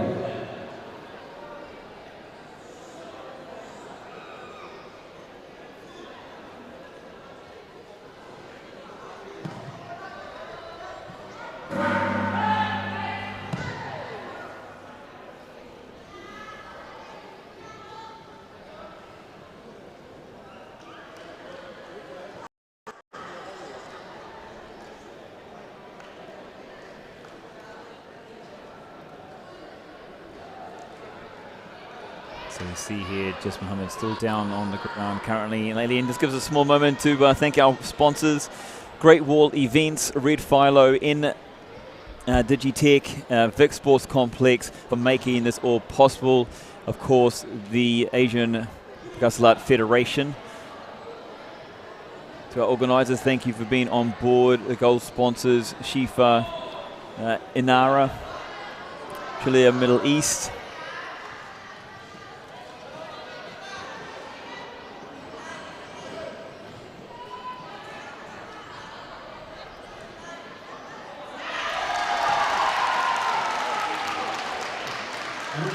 So Alvin here from the Philippines, where it looked like it was Mohammed from Malaysia dominating, and he's keeping his points. Going up. Big cheer from the crowd, the contingent there. 37-32, Alvin now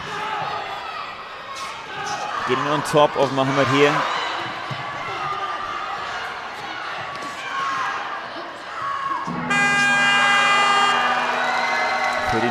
.34, end of the second round. It's been a great contest.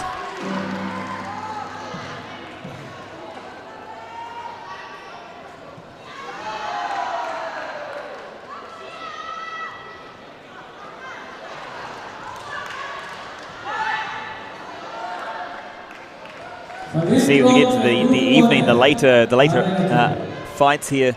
I know a lot of people were waiting for this part of the event, and it sure has not disappointed.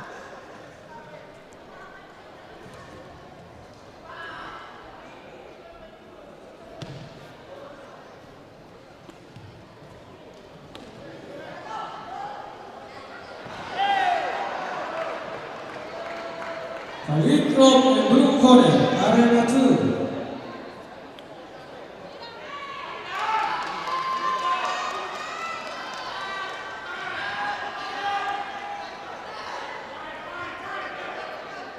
Action all back here now again.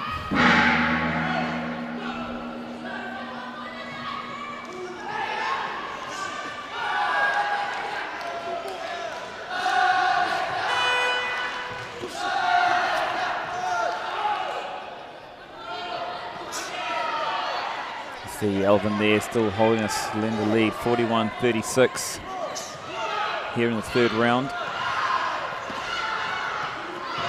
Blue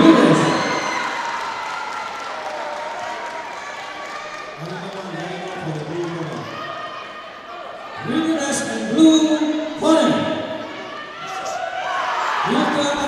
44-36 here in this contest.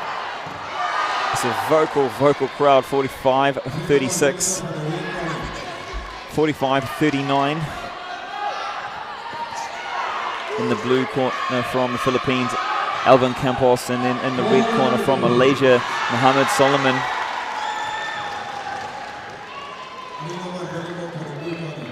Third round, 49-39. So Alvin there extending his lead by 10. Going for the punch.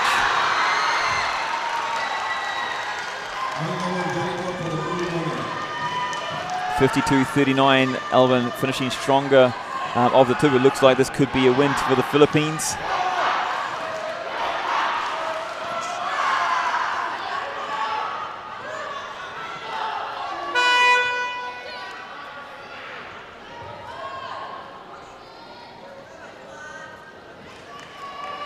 So 52-41. Alvin now with an 11-point advantage.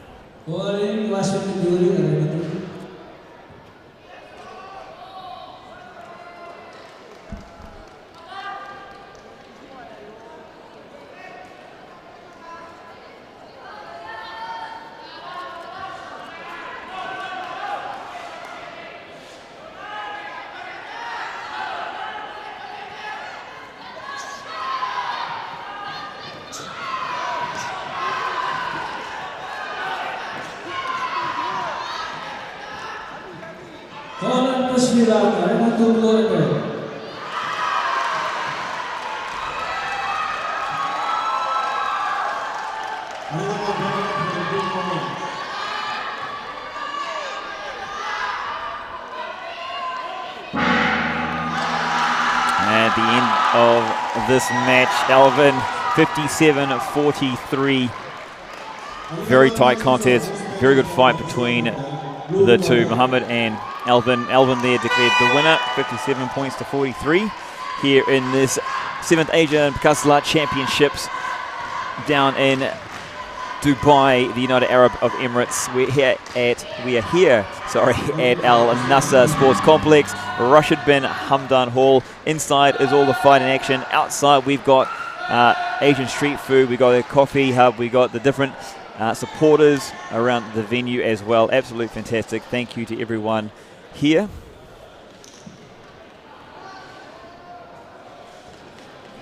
And Alvin there representing the Philippines, taking in that one. With 6 more matches to go here on this arena, we have Singapore versus Kazakhstan. It is Mohammed bin Jeffrey from Singapore, and he'll be fighting against Kanatov Ilyas from Kazakhstan, and that's a male Group F matchup for the 7th Asian Pencak Silat Championships here 2023.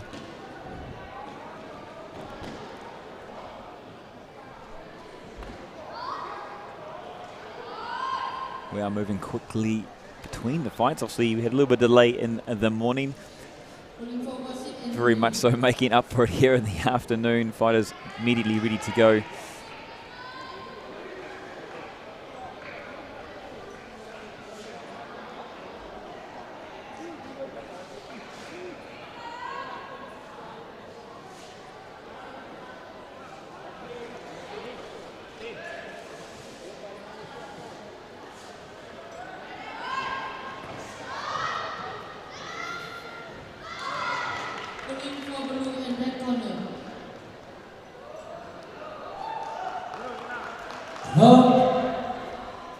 And red corner.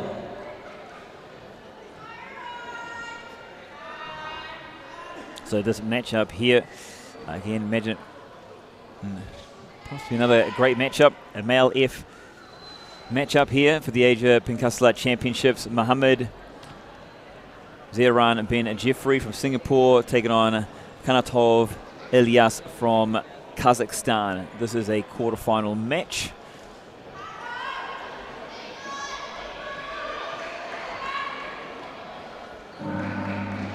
Both fighters showing some early confidence.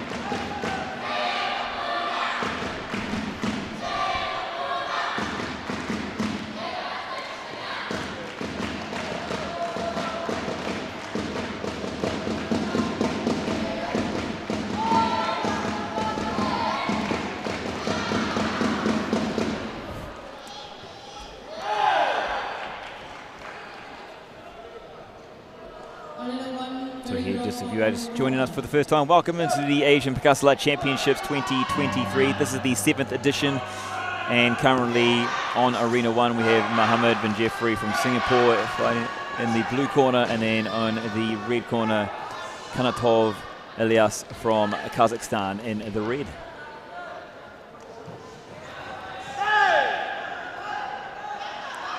Currently leading this one, the blue corner. Mohammed there with a 5-1 advantage. Sorry, 5-0 advantage.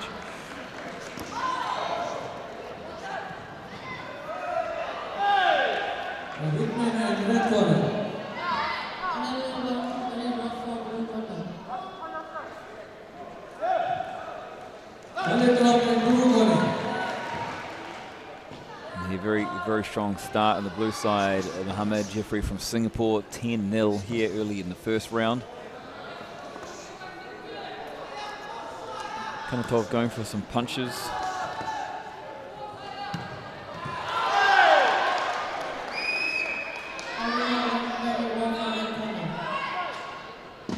(11-3) now.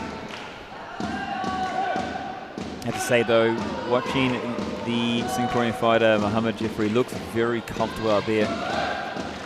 I know it's only early days, and I don't want to put my eggs in one basket too soon, but Mohammed Jeffrey from Singapore looking very comfortable against Kanatov, and I think Kanatov is going to have a big uphill battle if he is to come out the victor in this one.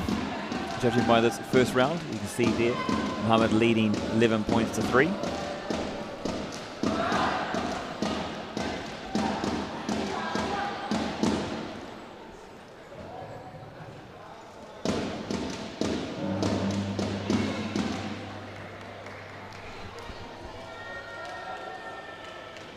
We've talked about this all day though with the athletes. I mean, there's a lot to be said about what's happening here, and I think it's also, you know, a lot of people can just jump in and they see what's going on, they're like, okay, but what about the levels or the abilities? It's really important to understand that this is a growing sport through the regions, and this is a big step to be able to host here first of all in the Middle East, and then to host the very first Middle East Pencak Silat Championship 2023 is absolutely unbelievable. If this is to become an Olympic sport in the near future, it needs the support of more countries. That's how it becomes an Olympic sport. And so the inclusion now and the creation from the Middle East Championship really is a great sign. So it's amazing to have everyone supporting online, everyone that's sharing their love from around the world. That's what we need to push and grow. We're already looking at the next competition as well. So there's already big plans in the pipeline, and so far it's gone off to an absolute hurler to begin with.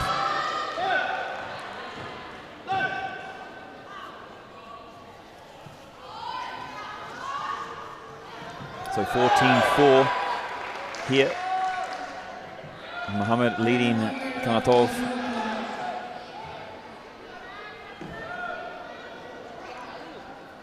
(17-4) now. Mr. Jeffrey just very composed, and as we talked about earlier, you know, there will be some potential mismatches early on in any event. In any sport, you always see a few potential mismatches, and that's absolutely okay. I mean, we take it from an experience point of view to grow and to develop, and athletes are not going to get better unless they get this experience. You know, it doesn't mean they have to straight away, but they can definitely learn from this, develop themselves, their team, their country, and the sport globally. So what we're seeing here again is a massive milestone in this journey.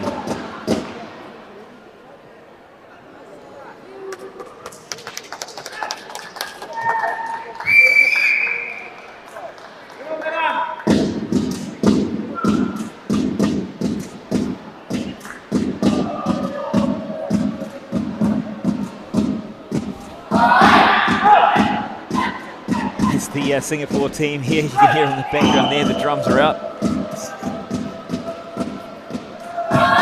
Right on behind. there. Back Singapore, the largest team here at the championships.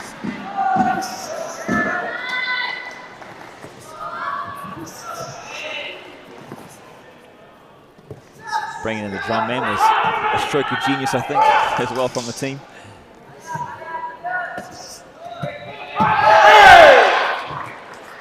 Volleyball in blue corner, Arena 2. Nice work here. That's the next. Behind. Next investment, blue corner. But you see him scoring his points. Again, that's we talked about the development and learning of the athletes. So 27-10 here at the end. I believe it was the end.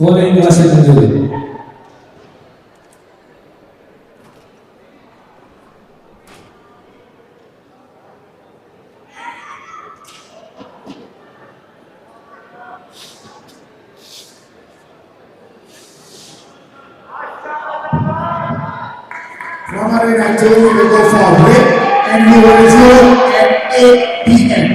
At 8 p.m. Thank you.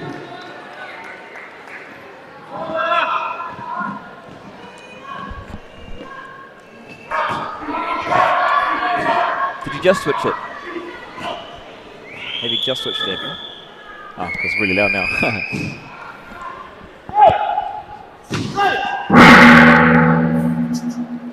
Apologies for that, it's quite loud, I can hear that. Bring that down.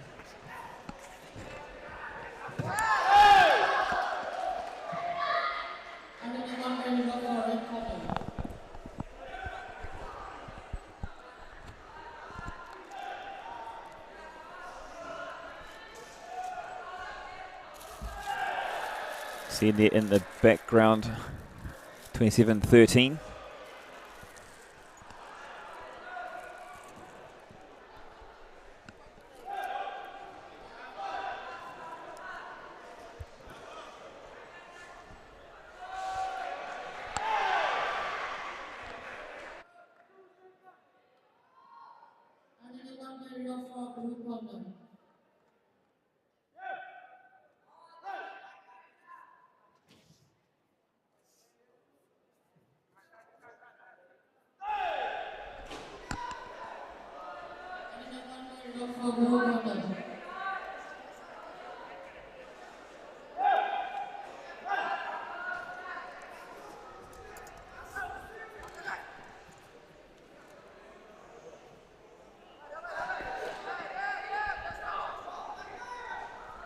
This one now into round number 3, and it really has been a case of two sides, both with their own focus.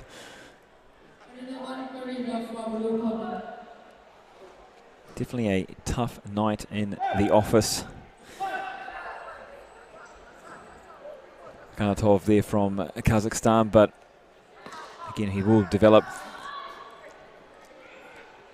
Mohammed there, I think just going through the motions, probably in second gear to be fair. 40 points, 21. And we have seen from other athletes throughout the evening, you know, this is actually quite a very respectable score. Some fighters struggling to get above 10, but here a great effort from Kanatov for 21 points there. But the win going to way of the Singapore athlete Mohammed Jeffrey, coming away with the win. So congratulations to him. He'll be moving through into the semi-final.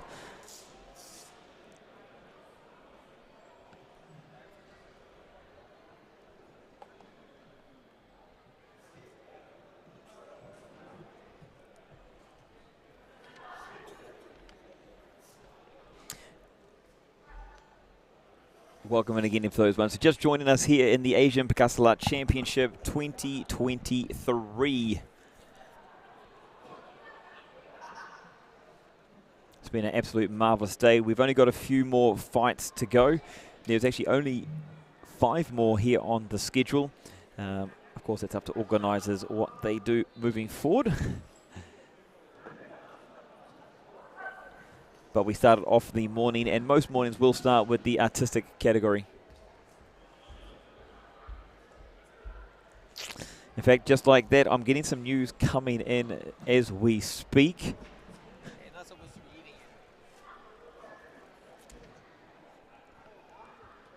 I have just been told, yes, we're going to take a 1 hour break. So we're going to hold Horsey for now for 1 hour. We'll be back at 8 o'clock. We thank you very much so far for tuning in. Come back, make sure you're back in an hour, 8 p.m. as we continue coverage here inside Al Nasr Sports Complex as part of the Asian Pencak Silat Championship for 2023. We'll return with the final 5 fights here in Arena 1 at 8 p.m. So grab some refreshments, grab some meal nutrition stuff, and we'll see you back shortly.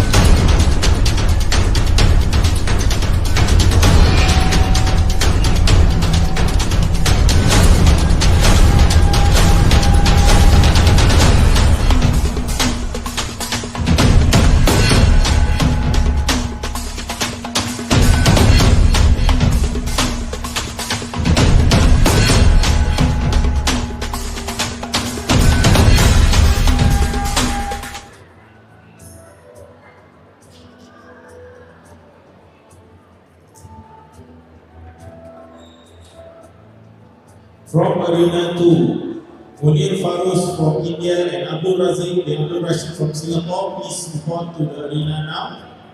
And please be ready for a match. Afiq Anik bin Fazli from Malaysia and Dola Khan from Iran and Muhammad Abdul Latif from Malaysia and Rafi Chaudhry from India.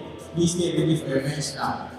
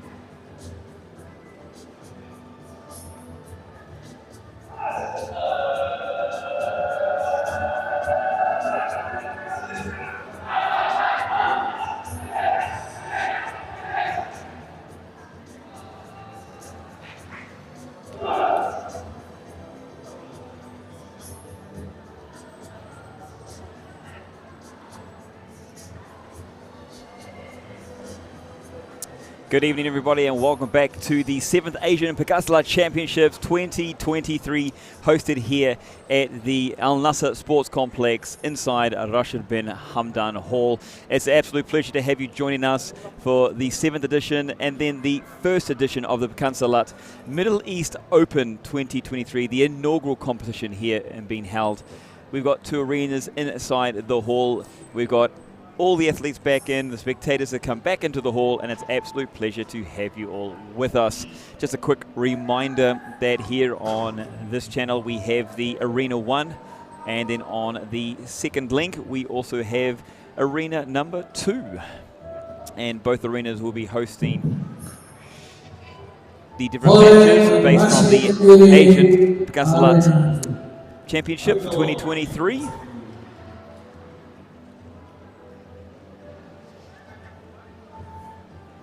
And I can tell you here, coming up in match number 27, a male G group,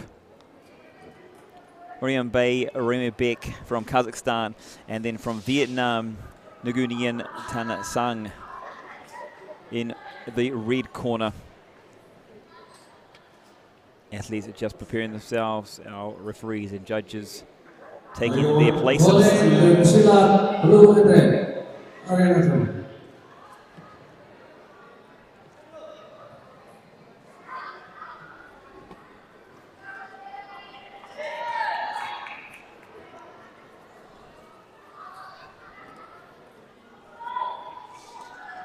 And of course, over in the other arena,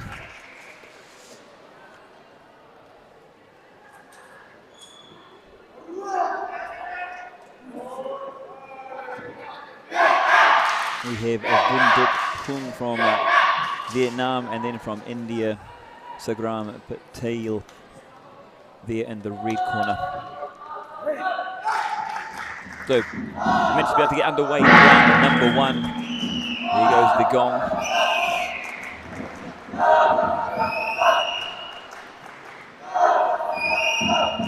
And we've kicked off from where we left. Vocal crowd, vocal spectators here down inside the arena. It's an absolutely amazing sports complex. They've got every sport under the sun here, or under the roof. Inside alone, we have different martial arts. We have table tennis just above. Obviously, you can see on the grounds here, this court is used for many different sports.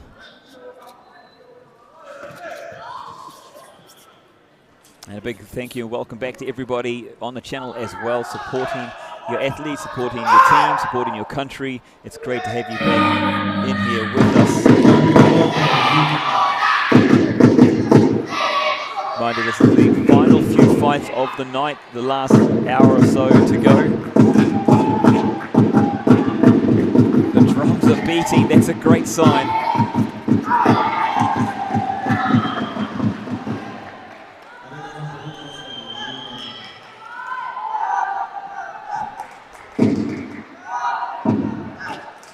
Wrong serving question in red corner.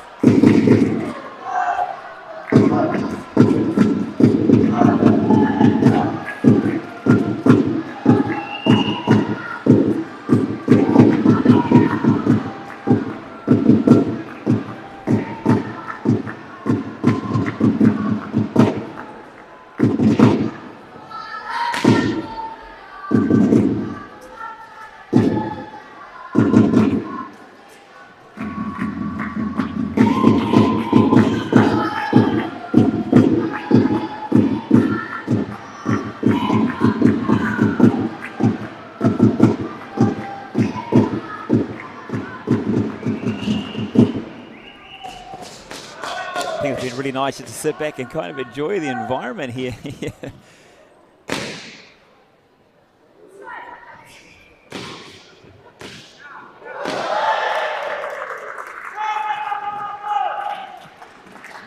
Point wrong in red corner.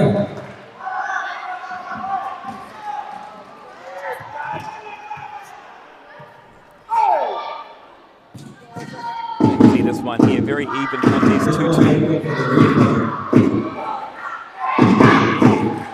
This one probably one of the lower scoring fights we've had, or the way it started. And there in the red corner, Nguyen, Vietnam, starting to find his rhythm.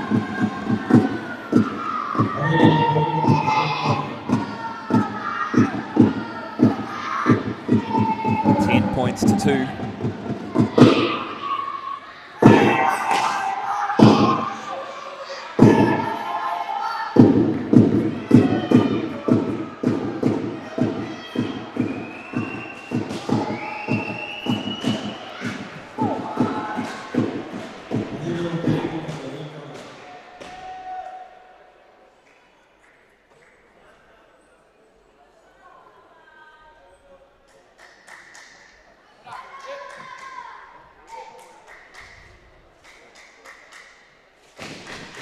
Okay, just a small break in proceedings, 13 points to 2.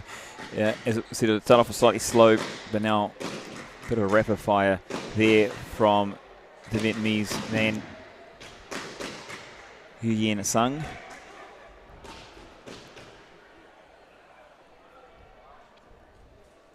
A big thank you during this little break here today. Thank our premium sponsors for making this all possible. Again, it was a historic event here to be able to host the first edition of the Pencak Silat Middle East Open Championships. We'd like to thank Vic Sports Complex, Great Wall Events, Red Philo, in Digitech, and of course the host, Nasr Sports Complex, for making this possible.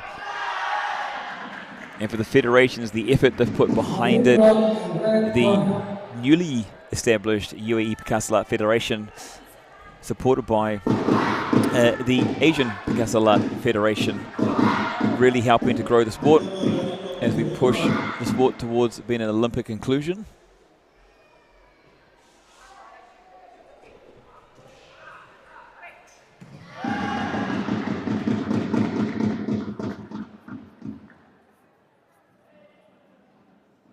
Final drop in red corner. We'll say that we felt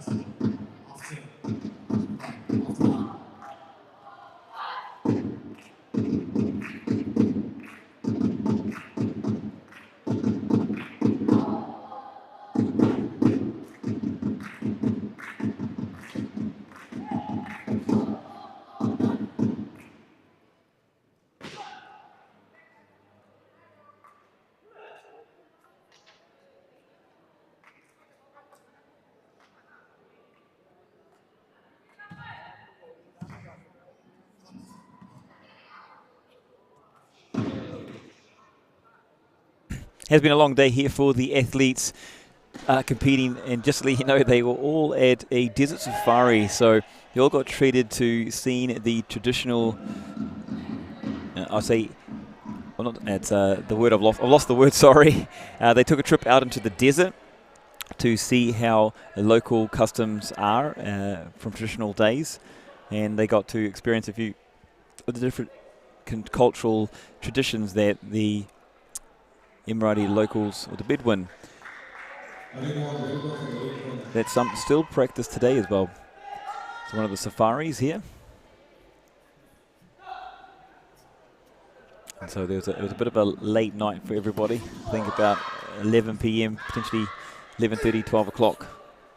Some of the athletes not going to sleep and then having to be here nice and early. So you're seeing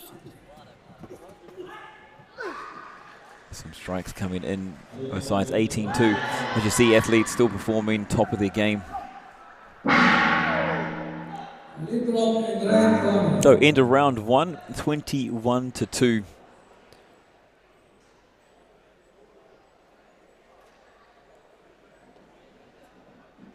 This one did start a little bit slower, but as you can see, absolutely dominant here from Mr. Sang. 21 points to 2.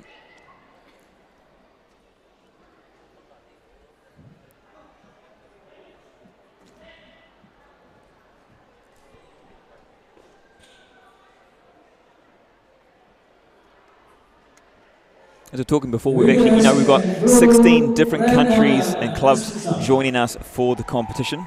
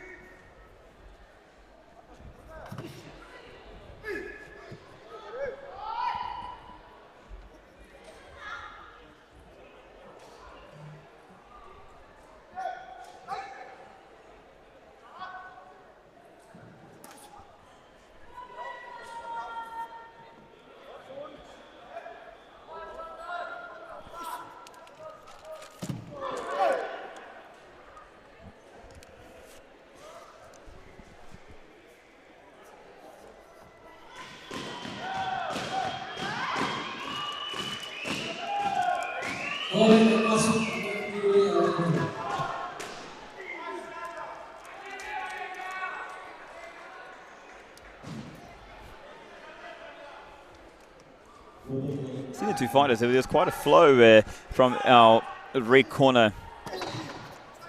Nguyen Tan Sang from Vietnam there had a flurry of points scoring. It's 26-4 right now. But a little bit of a fight back for Yan Bay to Kazakhstan. Here it is, round number 2.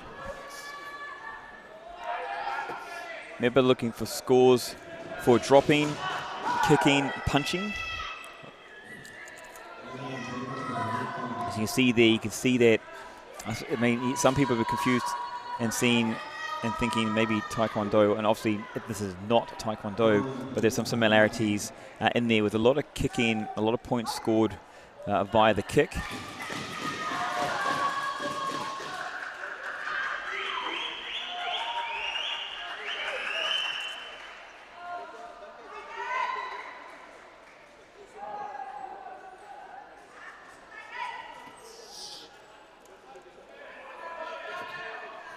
As he set up there, 34-4. Kazakhstan fighter going for some punches. This one, of course, here Pencak Silat, you're not allowed to strike in the head. So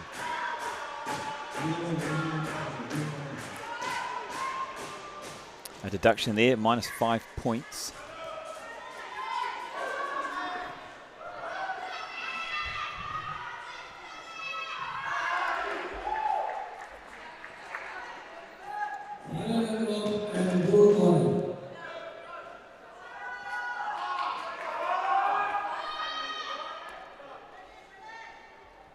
Very comprehensive, you have to say here. 34 points to -4.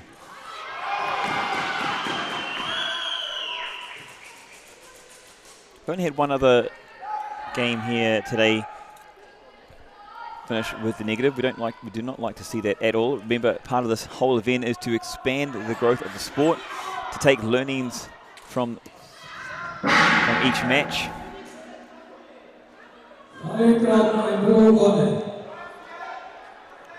Score's now 36. Here, and from a coach's perspective, that's where you've got to be thinking, you know, to keep the fighter in the match, in the game, 3 rounds, keep developing, keep going all the way you can. As an athlete, you never give up. I mean, athletes will always have that competitive nature. It's ingrained in the DNA. It's just part of your genetic code.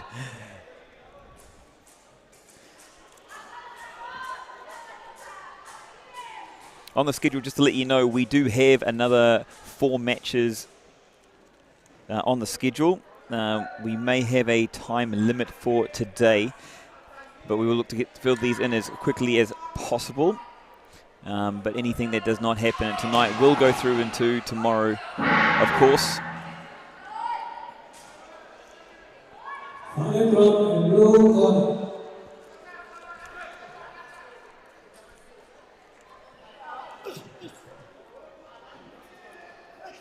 Rian Bay here from Kazakhstan.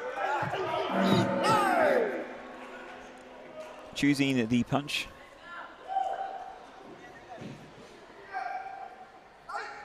Looking to make effect there. We saw this earlier with one of the Philippine fighters, Alvin, who also found it very effective using the punch. As I was saying before, most fighters today have found more effect more results via the kick.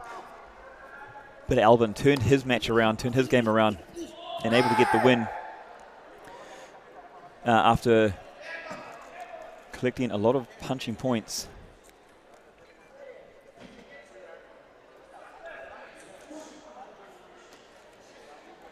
And again, unfortunately, William Bay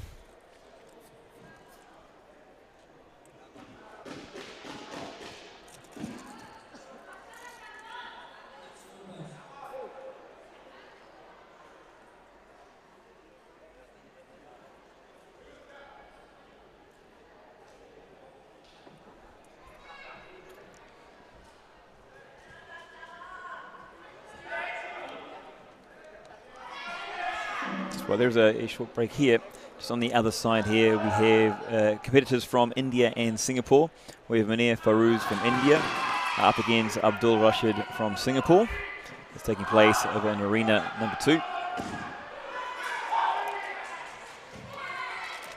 I apologize for that. Sorry.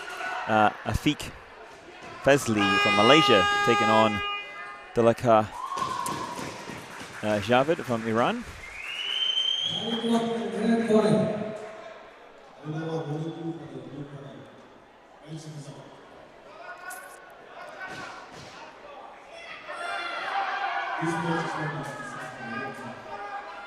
So this match now coming to an end,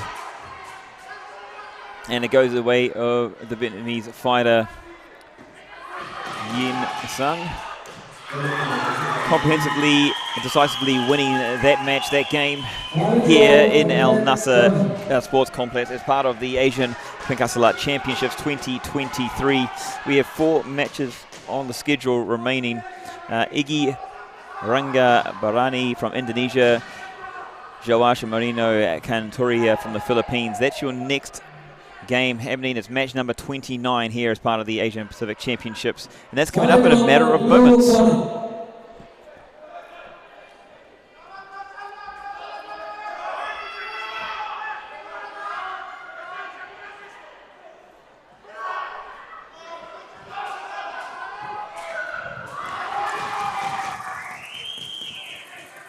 Final drop in red corner.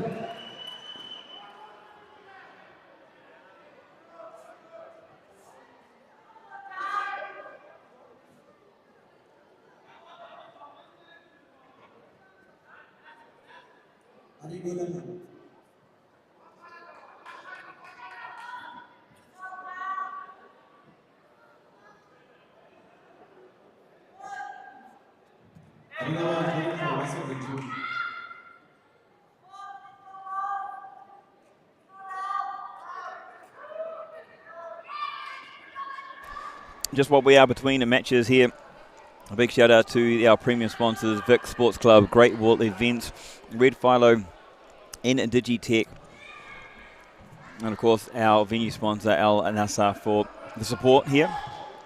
We were talking with, we were talking earlier with the creator, the mindset, the push, I suppose you could say here, Master Coach Rasih Kamanzi.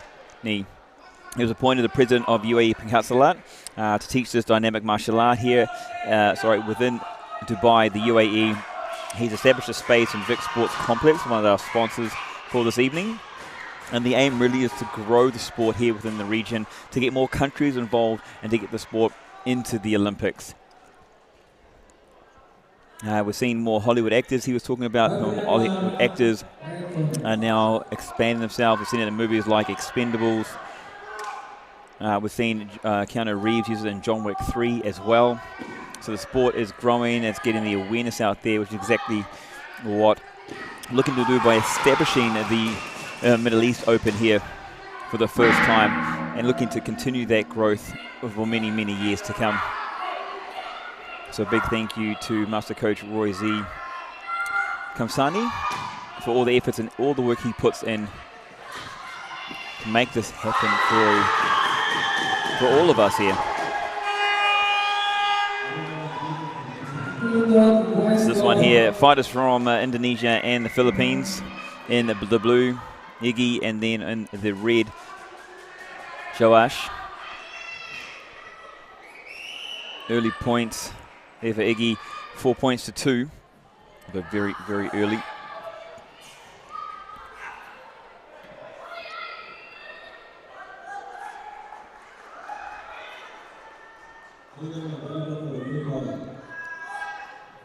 For 3, 7-3.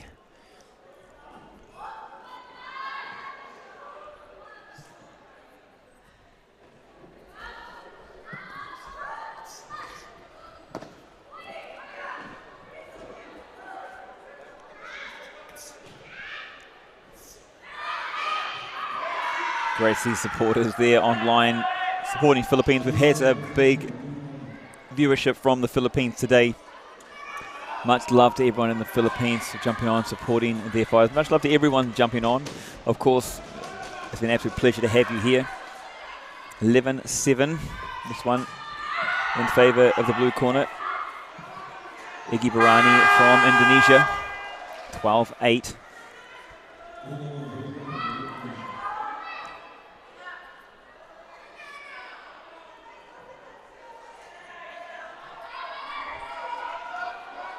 Now 12-11, a 1 point margin, just the 1 point in it. Josh there, Cantoria finding his way back into the game.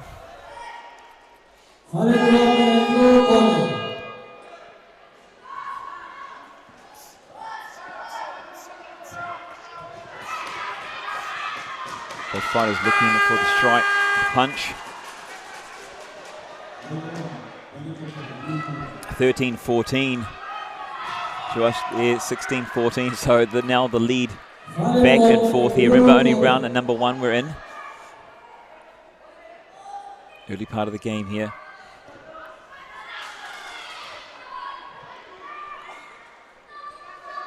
This is definitely one of the tighter contests we've been having lately. Very exciting to see. Always love sports when it's super tight, super close. So there you go. After round 1, it's Iggy leading Josh there, 16 points to 14. Only 2 points in it. And what we've noticed lately, if you've been around the sport of Pencak Silat for a while, you'll see this happen through the early rounds, especially during the close fights, and it really comes down to that middle round there, that second round, because once a fighter gets that tendency, that momentum over the other, they tend to carry it on. We've seen that throughout today.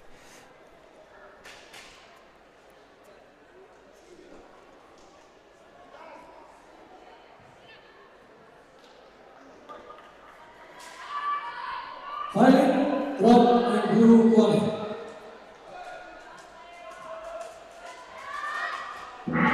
So round number 2, very intriguing round. This game, this match.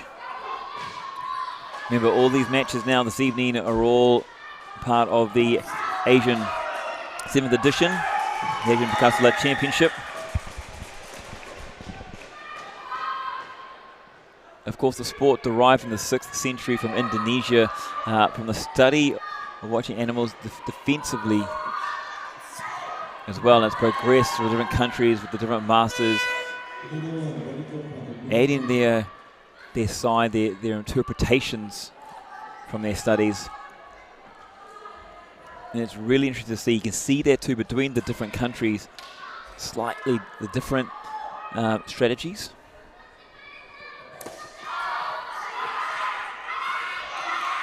$19-18 here, so neither fighter able to get that advantage.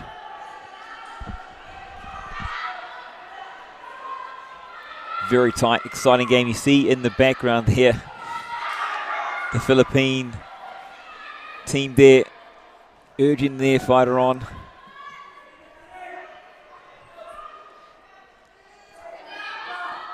$22-19, Iggy from Indonesia.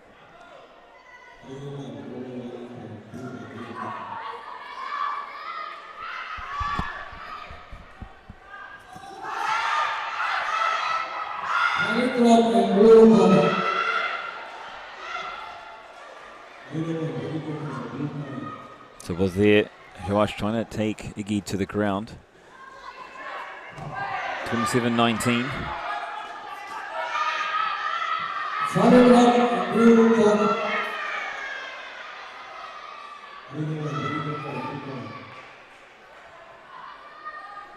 This is probably the biggest margin we've seen so far. 32-22, 10 points now in favor of the blue corner, Iggy Barani. Joash here from the Philippines. He's going to need to do something to get back into this one. We talked about the second round being super important. Joash here still has time.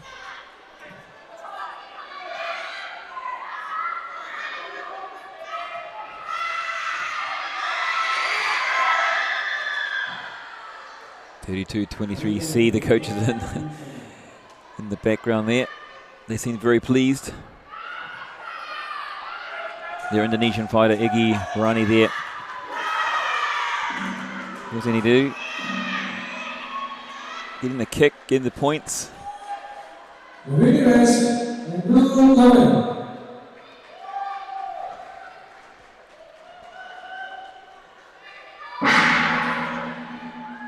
And the gong brings us to the end of round number 2, 37-23.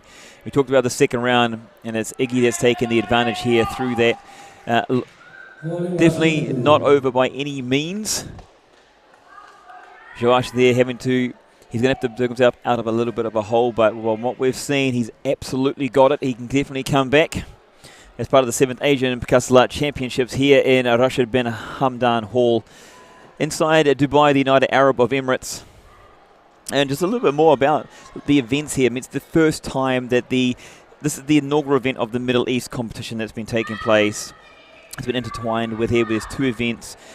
We talked earlier, Master Coach Royzi Kamanzni initiating that, establishing the UAE Pencak Silat organization here. He's been appointed as the president. And we talked about how the development needs to come with support, and support has come in exactly that from the Asian Pencak Silat Federation. They expressed their confidence for this championship to be held in the UAE for the first time, and more directly from Dr. Sheikh Oladdin, who's the president. He was here for the press conference when that was launched. And very excited to see the growth and development into an Olympic sport. I mean, it really is an absolute step forward when you can get more eyes on the sport. Like right now, we've got eyes throughout the day here joining us. We've had people come in and out. I've had some people texting me on the phone as well through my I suppose small community, my small networks here.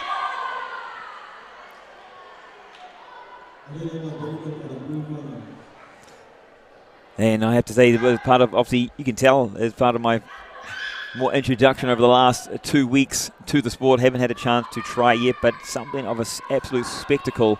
I mean, understanding about the Pencak side of things, with meaning performance, and it's part of the Silat tradition.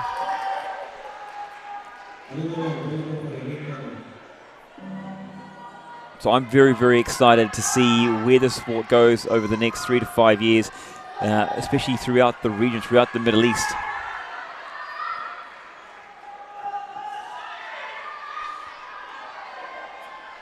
So here, 47-35. Still Iggy with the advantage over Joash.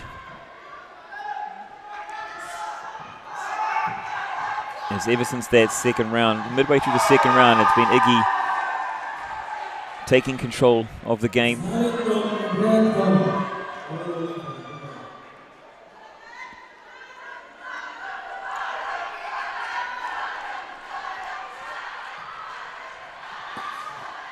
You can hear in the background there the Indian team cheering on their athletes. Malaysia versus India on the other side. That's Muhammad from Malaysia and Ravi from India, I believe. No, sorry. I stand corrected.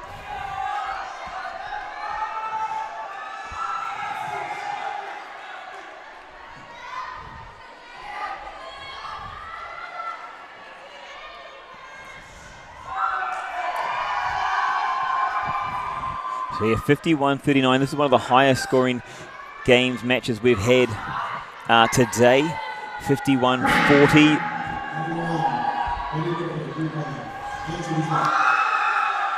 54-40. So this one definitely one of the highest of the evening. And the winner there from in the blue corner. Let's have a look at the scoreboard, where most of the points, I said, like, this is the highest point scoring match we've had all day. 54-40, very tight contest through round one, pushing into round two. Midway through was Iggy from Indonesia that took the incentive. Joash trying to hang in there, and the gap just proving too much at the end of it all.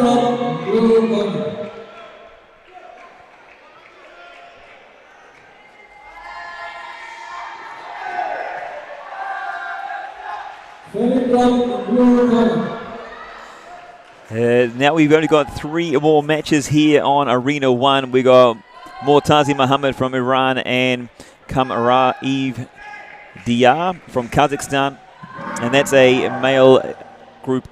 Male H group coming up, followed by a male J group, and then a male Open 1.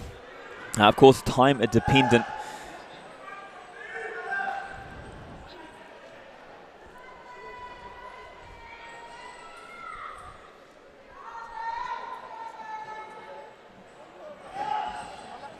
A big shout out and a big thank you again to everyone joining, and I want to give a big shout out to all the supporters, the unseen heroes, supported by Chulia Middle East, who have been helping with the cleaning here during the event throughout the day. They are the lads in blue. You might have seen them move across in front of the camera every now and again. A big thank you to them and the team for what they are doing to keep the space spick and span. Big shout out to them.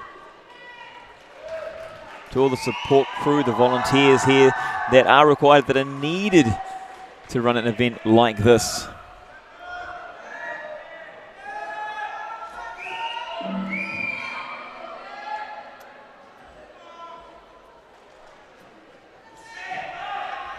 In fact, I can give you a sneak preview while we're here, a bit of behind the scenes. You know, we've had literally tens of thousands. We're just under 20,000 views today here in the live, and it's from different parts of the world as well. So unbelievable support already for the sport, and that's only going to help grow and spread further awareness here throughout the Middle East region. So we see the two fighters here fighting out of the blue corner. Sorry, but apologies for that. I don't want to sound like a boxing announcer. Murtazi Muhammad from Iran in the blue corner, and then from Kazakhstan, Kamraev Diyar in the red corner.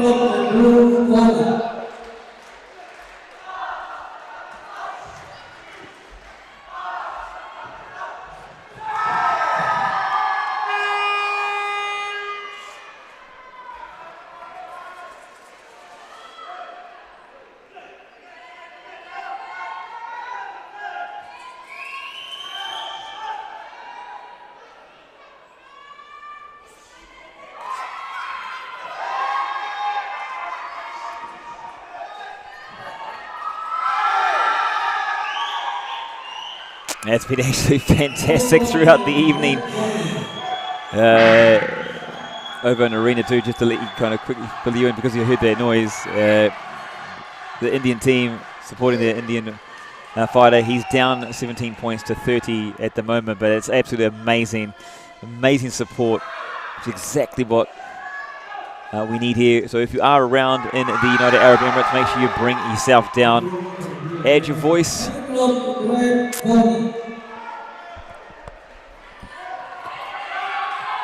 A bit of a spinning and back kick, one of the first times we've seen that one here.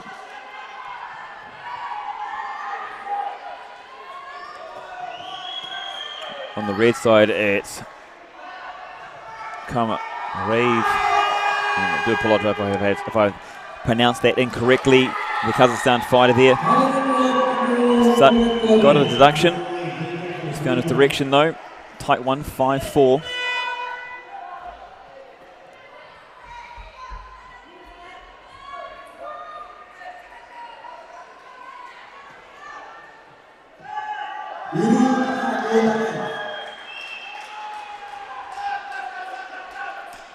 A lot of confidence coming out of the red corner. And I've got to say big shout out to one of the biggest fans of today we've seen joining in here, Kazakh. It has been a very supportive day, and we very much thank you for supporting the Kazakhstan team, for getting behind all the athletes throughout the day.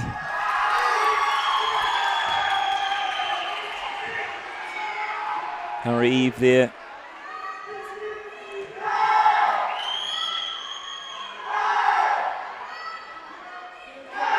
This match, first round, as we said before, very common to see very tight contest.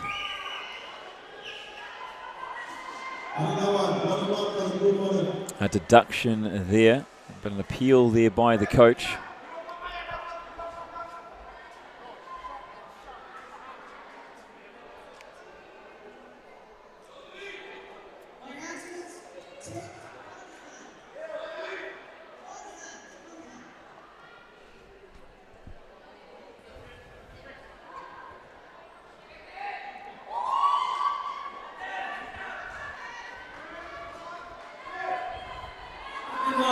So of course, being the championships here, of course these are being reviewed VAR.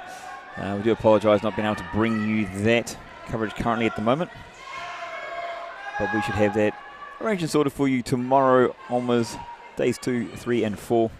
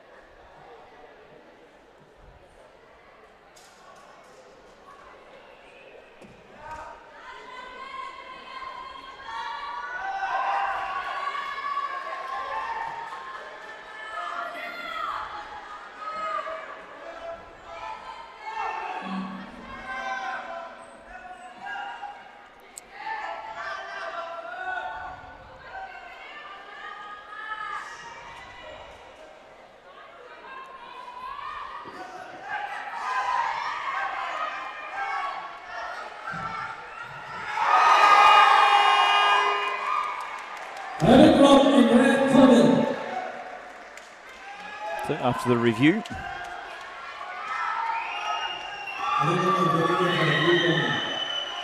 Now 9 points to 7 there.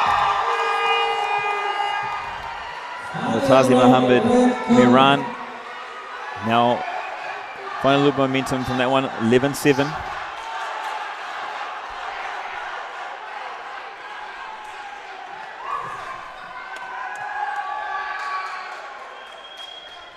Put a man down there.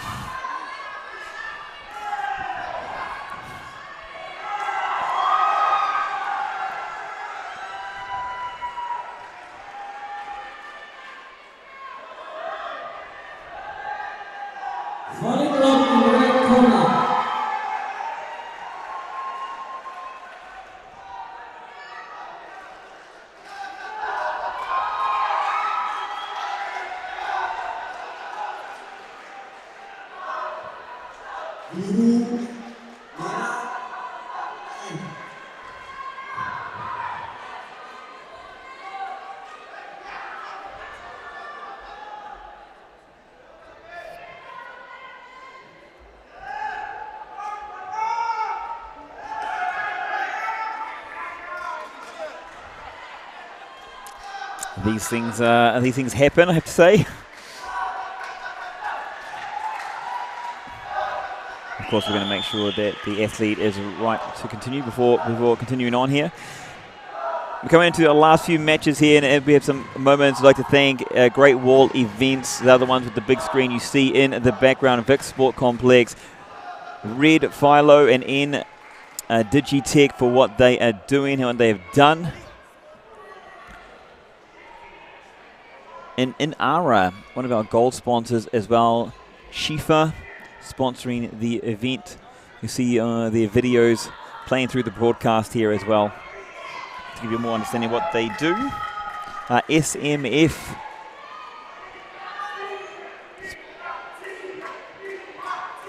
Sports Media Frontier, helping get some fantastic coverage for this event. Big shout out to Salome there for what she's done to help with the exposure here of the event. A lot of PR. If you jump on Google, you put in UAE Silat, that you'll see that a lot of the major agencies here have got behind creating awareness for the event.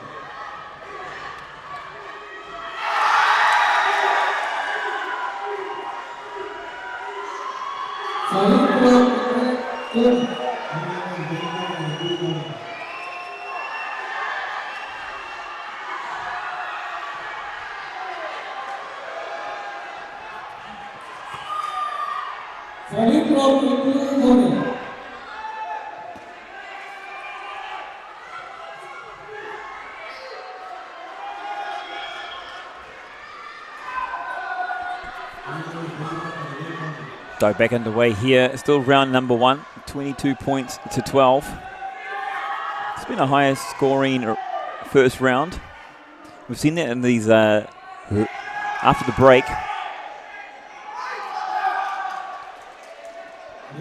Both athletes in the last few matches able to score points quickly. We had our highest scoring match in game before, 54-40.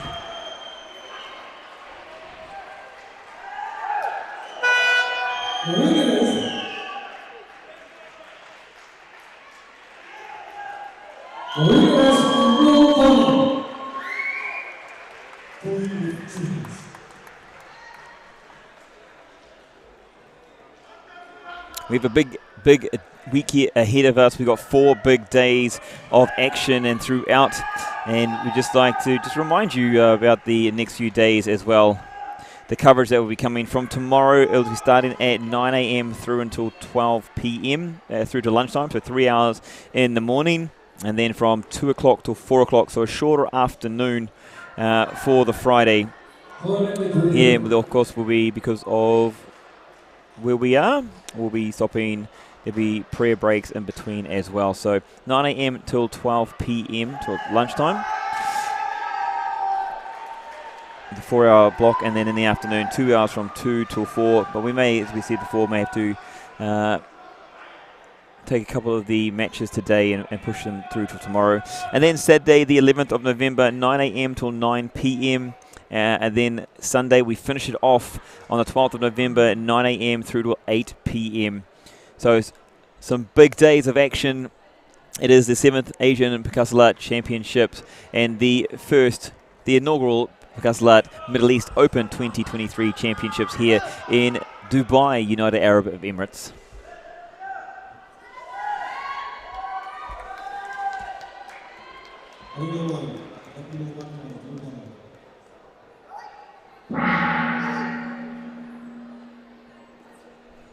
That one there bringing us to the end of round 1. The scores being updated 17 all. It's very rare you see, when I say rare, I mean 1 in every 4 or 5 matches at a round there's a draw. So this one, again, I think heavily hinders on that round number 2.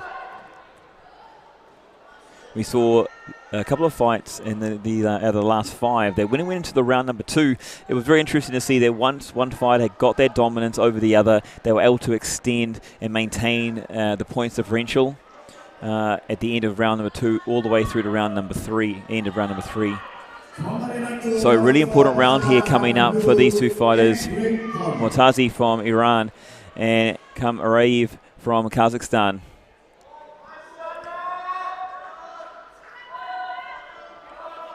They'll want to dominate the first half of this round.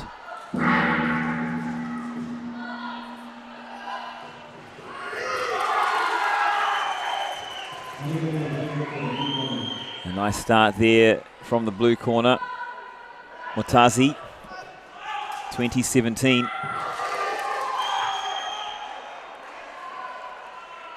This is where we've seen it.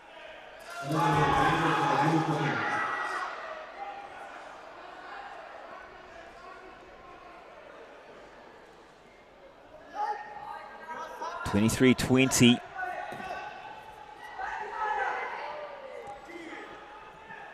Very tight contest here. 23-22, 23-24, point for point.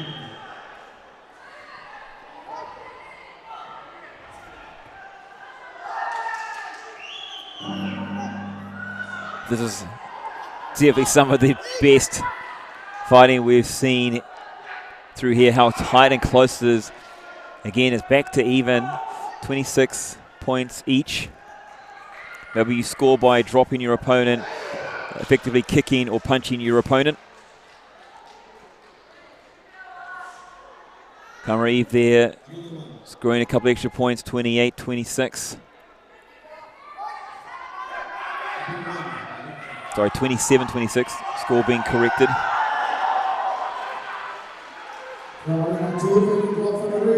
Kamarayev there looking, he's slightly looking, like he's going to get that edge, that advantage. If you're talking about this round number 2, who will get the advantage here going to round number 3? Like we've said so far, the fighter in front going into round 3 has continued through. They kept the advantage. Really important now. 29-27.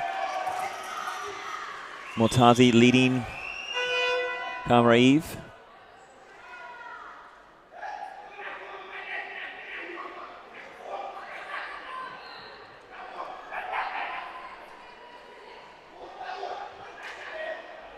Score update, 29-25.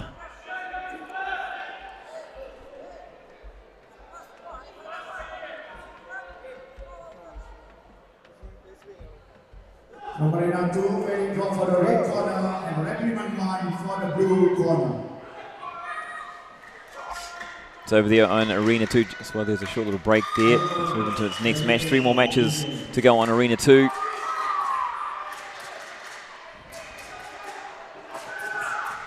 (32-27) the advantage in the blue corner. Murtazi Muhammad from Iran.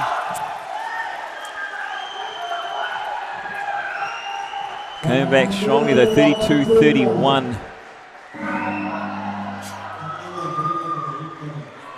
And now with the lead change from the red corner, Kamaraev Diyar from Kazakhstan, 34-32. There's a protest, so we'll go to VAR.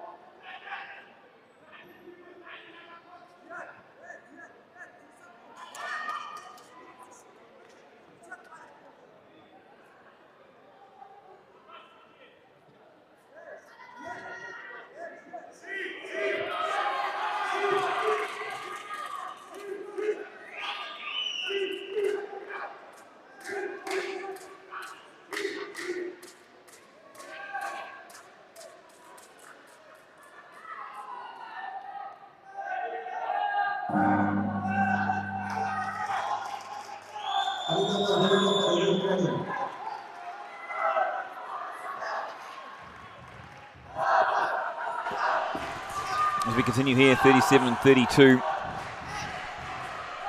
Kamaraev there, 41-36. Like I was saying before, it's the fighter who's gone in with the lead into round number 3, who's been able to hold or extend in all the matches so far. So very vital, very important. 43-39.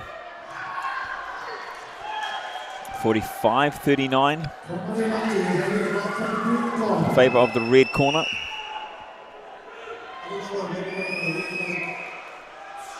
And in a matter of moments, it's gone from a tight 1-pointer to nearly 10-point advantage, 50-39 here. So in this last 30 seconds, Kamaraev from Kazakhstan doing the business, taking advantage here in round number 2. Kazakhs, he must be a happy person.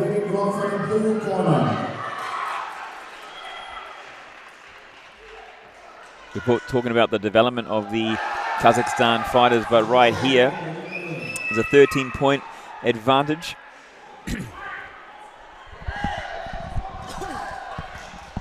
From Arena 2, very drop from the red corner.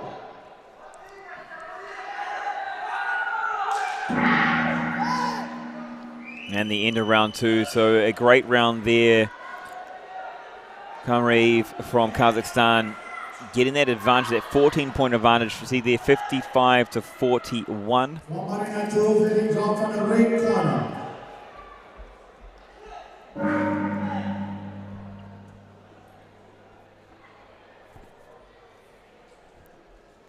Big shout out. While we have a small break, Red Philo in the Digitech, Great Wall Events, Vic Sports Complex as our premium sponsors here to help you bring the 7th Asian Pencak Silat Championships to Dubai in 2023. Shalia, Middle East, Inara and Shafia, our gold sponsors, helping this event run. Without your support, this would not be possible. The organisers, EPSIF and RD2X, helping organise this, to Sports Media Frontier for getting the exposure here that so desperately need if the achievement of the goal to reach the Olympics, to get more countries involved here throughout the region is to be achieved. So big thank you to Lomi and her team for that. support of the Singapore Business Council as well, Dubai Sports Council.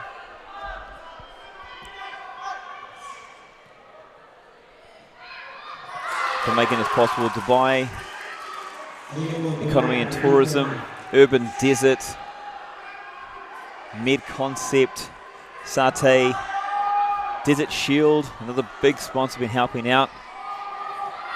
And of course, UAE Pencak Silat Association and the Asia Pencak Silat Federation for bringing these fights to the UAE.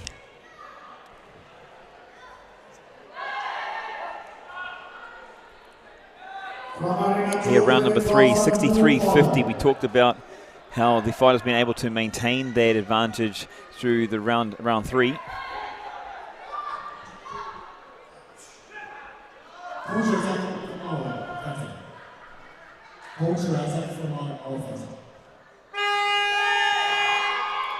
In fact, quite an exciting thing for the UAE here is over on Arena 2.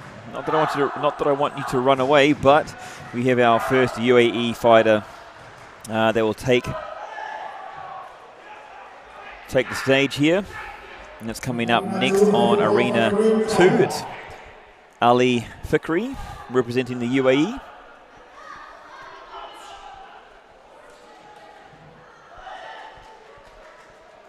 Arena 2, getting blocked from the red corner. It's very exciting times for the sport.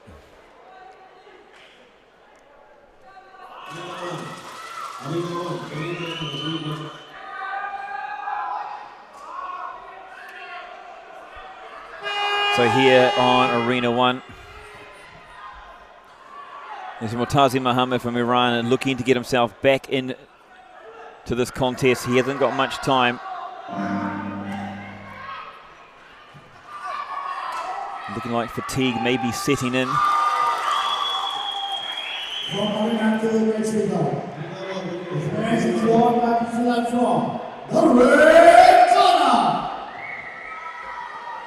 What are the points there? 56-65.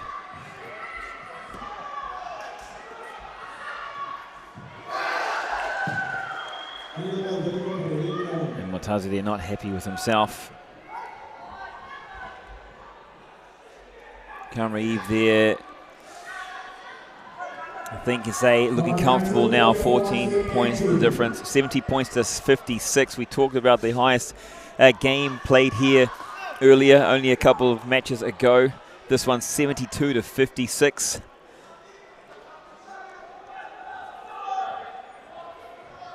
This will be the highest point scoring matchup.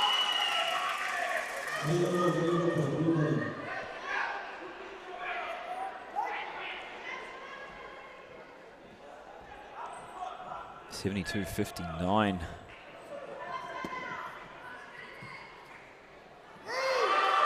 Definitely a high scoring affair that still continues. So we've been entertained with some great action here between Iran and Kazakhstan. Murtazi Kamraev they're looking like he's going to potentially take this one out. It could all change in a matter of seconds. But it's 74-65 in favor of the red corner.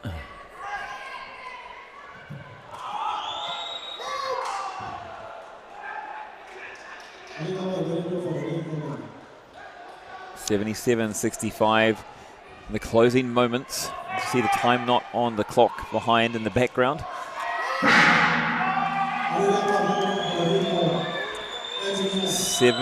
81 now, 81-65 here, as you see in the background. What a great contest, what a great game, performance fight between these two athletes. It is the Kazakhstan fighter Kamraev Diyar from Kazakhstan fighting out the red corner, doing the country proud and winning his quarterfinal matchup there. So he'll be going to, excuse me, had the hiccups. Going through to the semi-finals there, 81-65, the highest point scoring match of the day here on day number 1 inside our Nasr Sports Complex, Rasih Bin Hamdan Hall. And there we go. We look at the points being scored. Oh, we thought we were about to, but switched pretty quickly, unfortunately there. And it's a high-scoring affair. Thank you everyone again for joining us, being part of the action throughout the day here in the 7th Asian Pencak Silat Championship. Remember, through from the 9th of November all the way through to the 12th of November, 4 days of action, 2 arenas. We have the artistic categories. The fights are happening in the afternoon. We'll be kicking off tomorrow morning with more artistic competition to get us underway. And it'll work the same way again. Make sure you are subscribed to the YouTube channel. Make sure you hit the notification bell, especially over these next few days where we'll be loading the links up overnight so you can jump on. You can make sure you don't miss out from when we kick it off, when we start off tomorrow's action. It's 9 a.m. Dubai time is when we'll start off.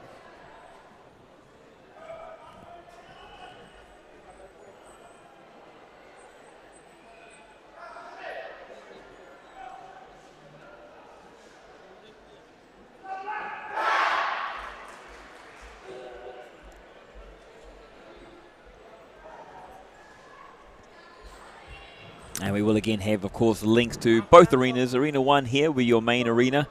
And then arena number 2, we have a camera on that arena. We want to make sure it's supported. As I said, as we grow, as the sport develops, we'll be able to bring you larger, greater coverage of all these events. So please share support, share the links throughout the day. Here we're moving in on our next match. This is match number 33. It's a male J group. Shaina Ram Sepat from India. Sheikh Farhan bin Sheikh Aladdin from Singapore. That name sounds familiar. This is a quarterfinal matchup here. This is our second to last.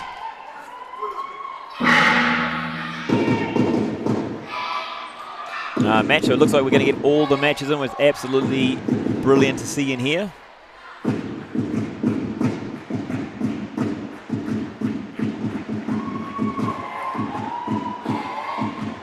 And on the other side, it is the match 36 of the Male Open. And we've got Livan Tawan from Vietnam, P. Pravin Kumar from India. Of course, all the action will be still available directly after we commence here, conclude here, not commence. It's been a long day.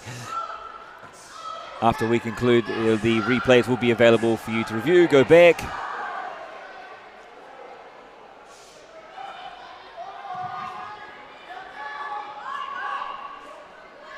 So underway here. In the blue corner, it is China Ram Sepat from India.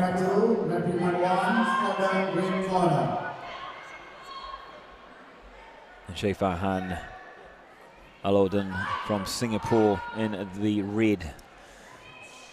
Still about before. Big Singaporean contingency here. In fact, the president of the Asian Pencak Silat Federation. Both fighters there deducted the points.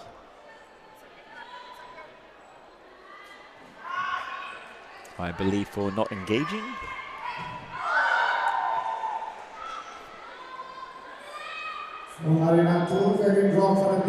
First time we've seen that today. Both fighters on -1.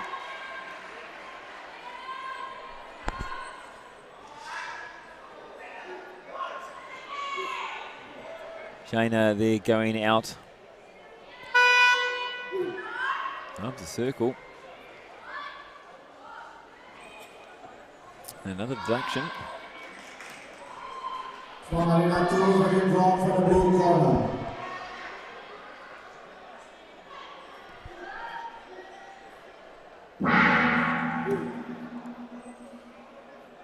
So this one ending, well, sorry, not ending, sorry. This one going -3, -1. I have not seen experienced that one here today. First time we've been in the minuses. Or both athletes.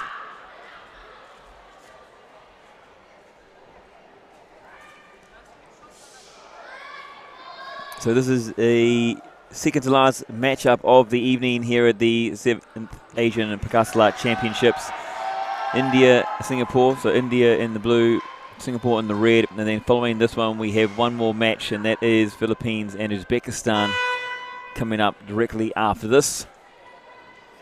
Which means there's probably only about another 30 minutes of action, so make sure you stay tuned, support the athletes all the way through.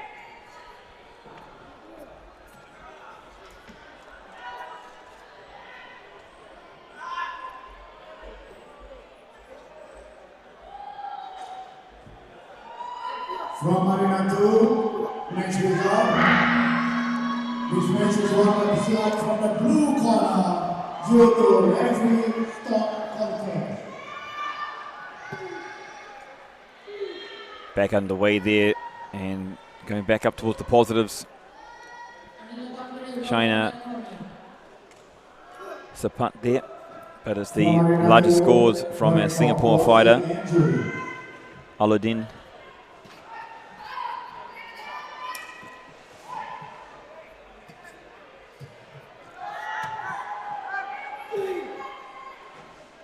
Back into the positives, that's what we like to see.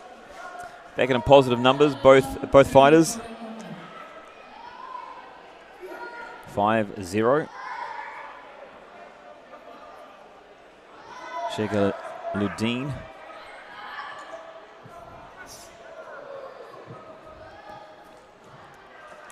Scoring the kicks there, 2 extra points for Alauddin there.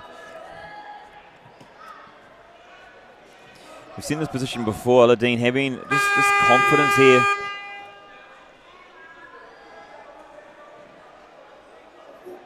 (7-1). China there, Sapat from India.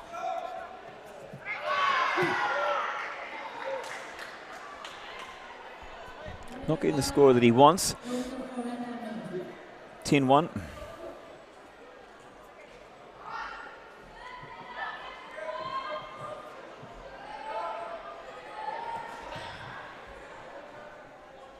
This is like one of the great supporters throughout the day has been the Indian team. They've been absolutely fantastic.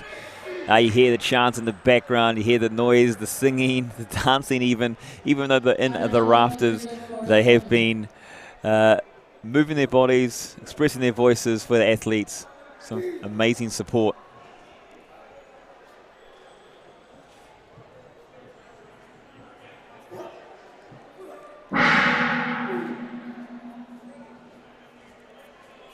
Here we are at the end of round number 1. 13 points to 2.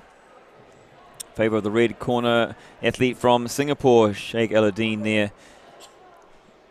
With a commanding lead here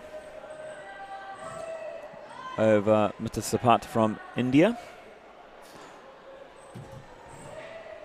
Of course, a short shout out to Vic Sports Complex, Great Wall Events, actually right beside us, controlling the big screen there. The massive LED screen that's been able to help draw the spectators closer into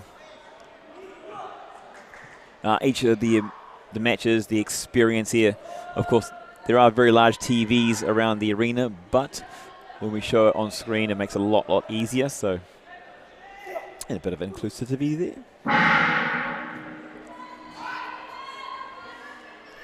I think it's been a bit of a long day also when you look at the clock in the background there.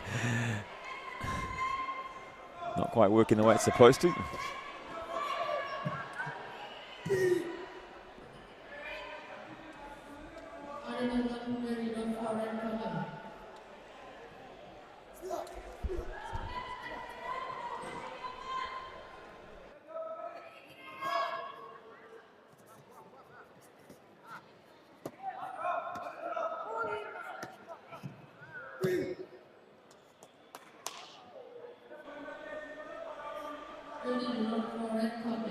(19-4), so the red corner. And Alauddin here really taking control, moving this one forward.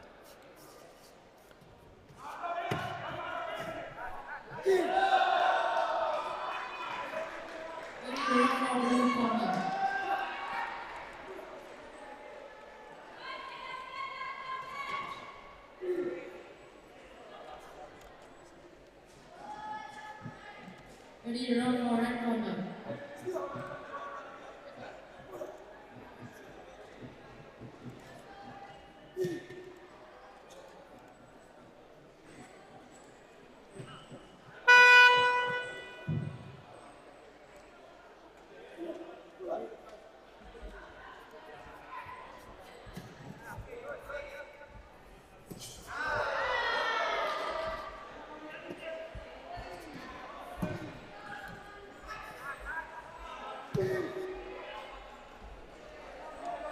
Ready, round for red corner.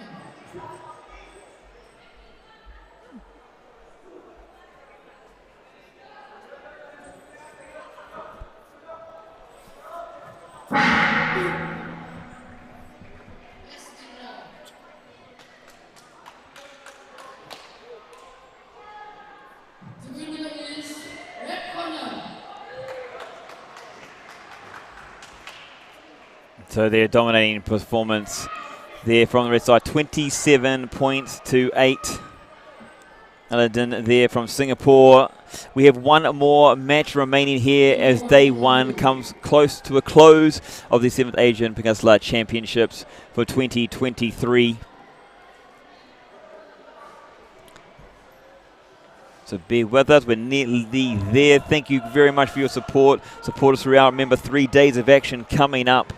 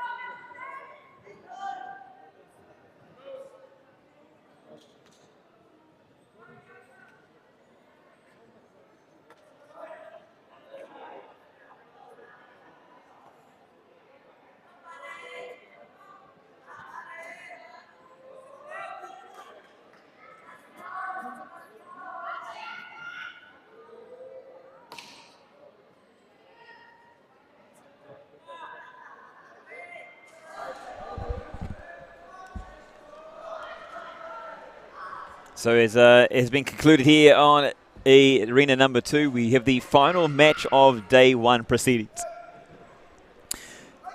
This is where we're looking to close out day one of competition.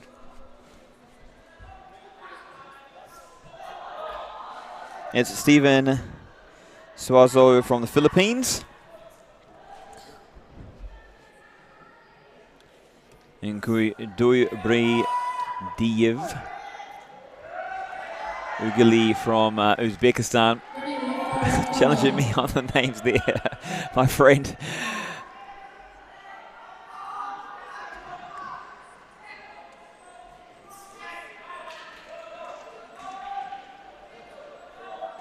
So an early lead here from the red corner. Koidobri Diev from Uzbekistan. Got off the early lead, but 3-3 now here. So Stephen from the Philippines.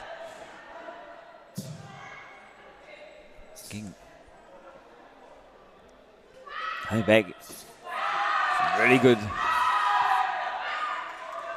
Really good matchups we've had. These last 3 or 4 have been absolutely so close between them.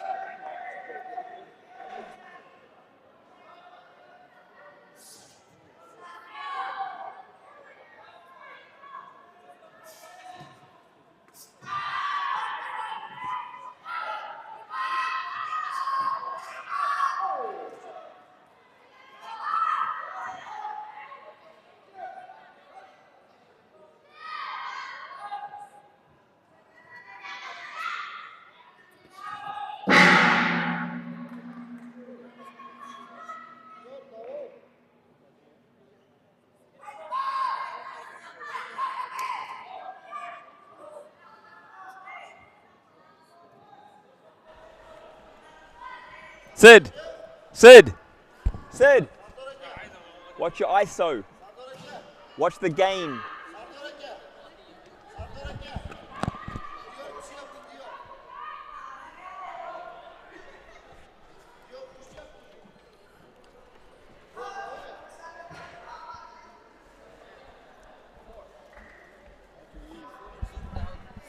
There's too much zoom down. If it looks too bright, you still got to drop it down. Don't worry about the number. Like if it looks too bright, just drop it down.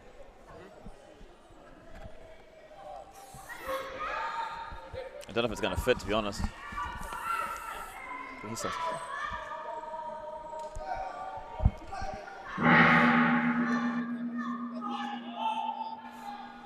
Sorry, if I screamed into the mic. We're just spraying ourselves with a bit of deodorant. It's been a long 12 hours, so. Better be very, actually, I say long, but also I think it's been quite fast. The day has gone extremely fast with the different fights. And here, this one, Steven from the Philippines. Slight advantage, 11 points to 8. Remember, this is the final match of the day. It's the Male Open. Male Open 1. It's part of the Asian Pencak Silat Championship.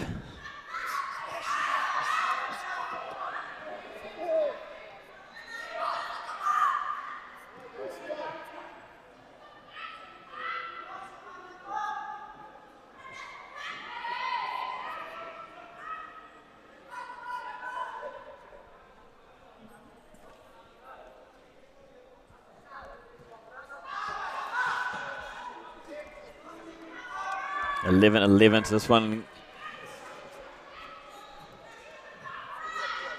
That one going nowhere.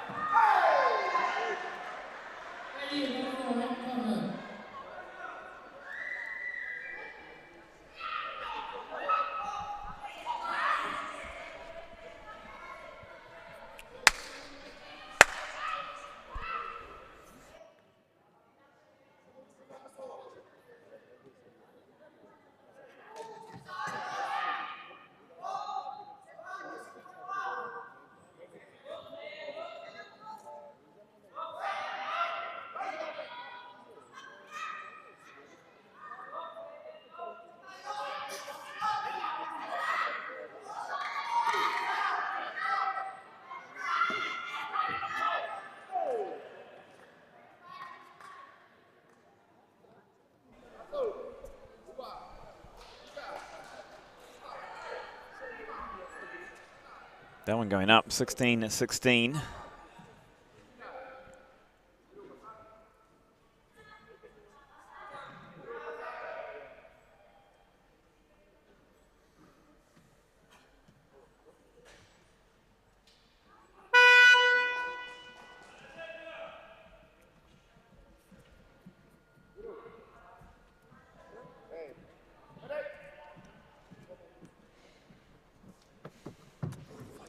So this one obviously in a bit of strife here, Stephen. This contest can go either way.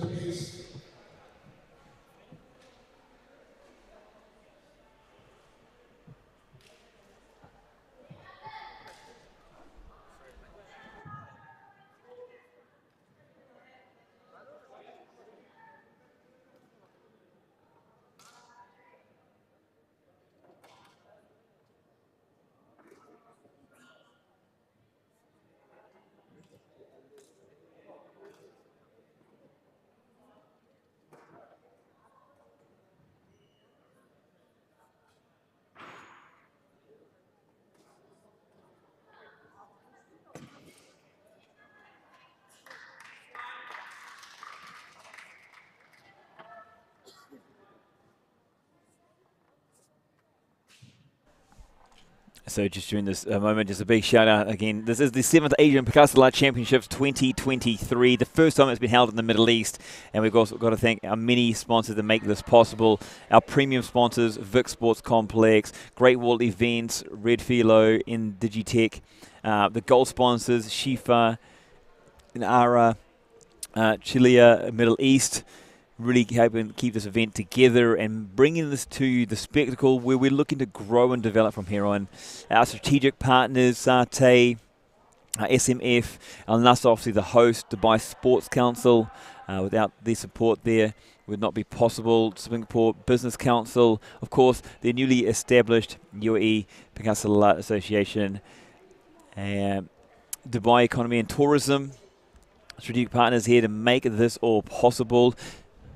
Desert Shield, Urban Desert, and Med Concept. And of course, the organisers, EPSIF, RD2X, that's brought to you this event here, day number 1. And of course, we cannot go without thanking the Asian Pencak Silat Federation for having the confidence to have this event hosted here over in the Middle East, here in the UAE, here in Dubai, one of the best places in the world to absolutely be. And it's so great to invite the different countries in from around Asia and to be able to experience the culture here and the more diversity that we have here within the region as well. So not only is it great to have more countries coming in to grow, but then also to add to that diversity of visitors that pass through here all of the time.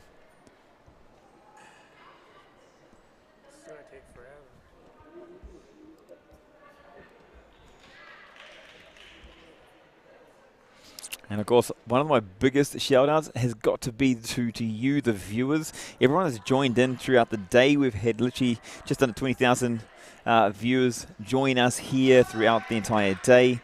It's amazing. We've had anywhere between 60 to 200 people joining us throughout the day, supporting the athletes, supporting the teams, supporting the growth of the sport here. As you can see, the medical team checking on Stephen there from the Philippines. He's definitely struggling here. I don't know if he's going to be able to continue. He does look in some distress. And after review, it looks like the winner has been made official. Stephen from the Philippines has been declared the winner here. And so they'll continue to look after him. It was by disqualification. So unfortunately, the Uzbekistan athlete was disqualified. Hence being the reason. And there's the official notification for that. But that does wrap up that day. That's a bit of an unfortunate way to finish it here as part of the first day 1 of the Middle East Open, the Pencak Silat Championship here, edition, the inaugural competition here, as part of what is now the 7th edition of the Asian Pencak Silat Championships of 2023. For the first time in the Middle East, for the first time in Dubai, we are here. And it's a big thank you to all the supporters, the spectators, the people that came down, the food suppliers outside as well, and to you, the viewers, that without this is absolutely not possible. As I said, we've just had under 20,000 viewers coming on and off throughout the live stream, which is unbelievable. It's absolutely amazing. So thank you so much. We've got 3 more days ahead of us. We've still got Friday, Saturday, and Sunday.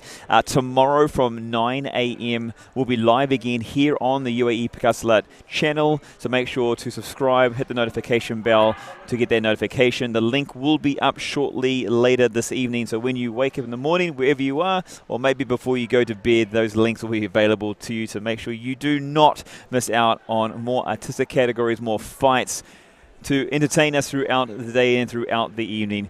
My name's been Grant Goes. It's been an absolute pleasure to have you guys a part of this broadcast. Thank you for helping me as well throughout the day, because as I learn and develop myself, I'm only very fresh over the last couple of weeks. We're looking to bring in a few more experts here to help us further on the stream and the broadcast as well. That's all part of developing the foundation and the journey moving forward. But big thank you to everyone. Thank you so much. We will see you in the morning here at Nasr Sports Complex for the 7th Asian Pencak Silat Championships continuing tomorrow. Take care.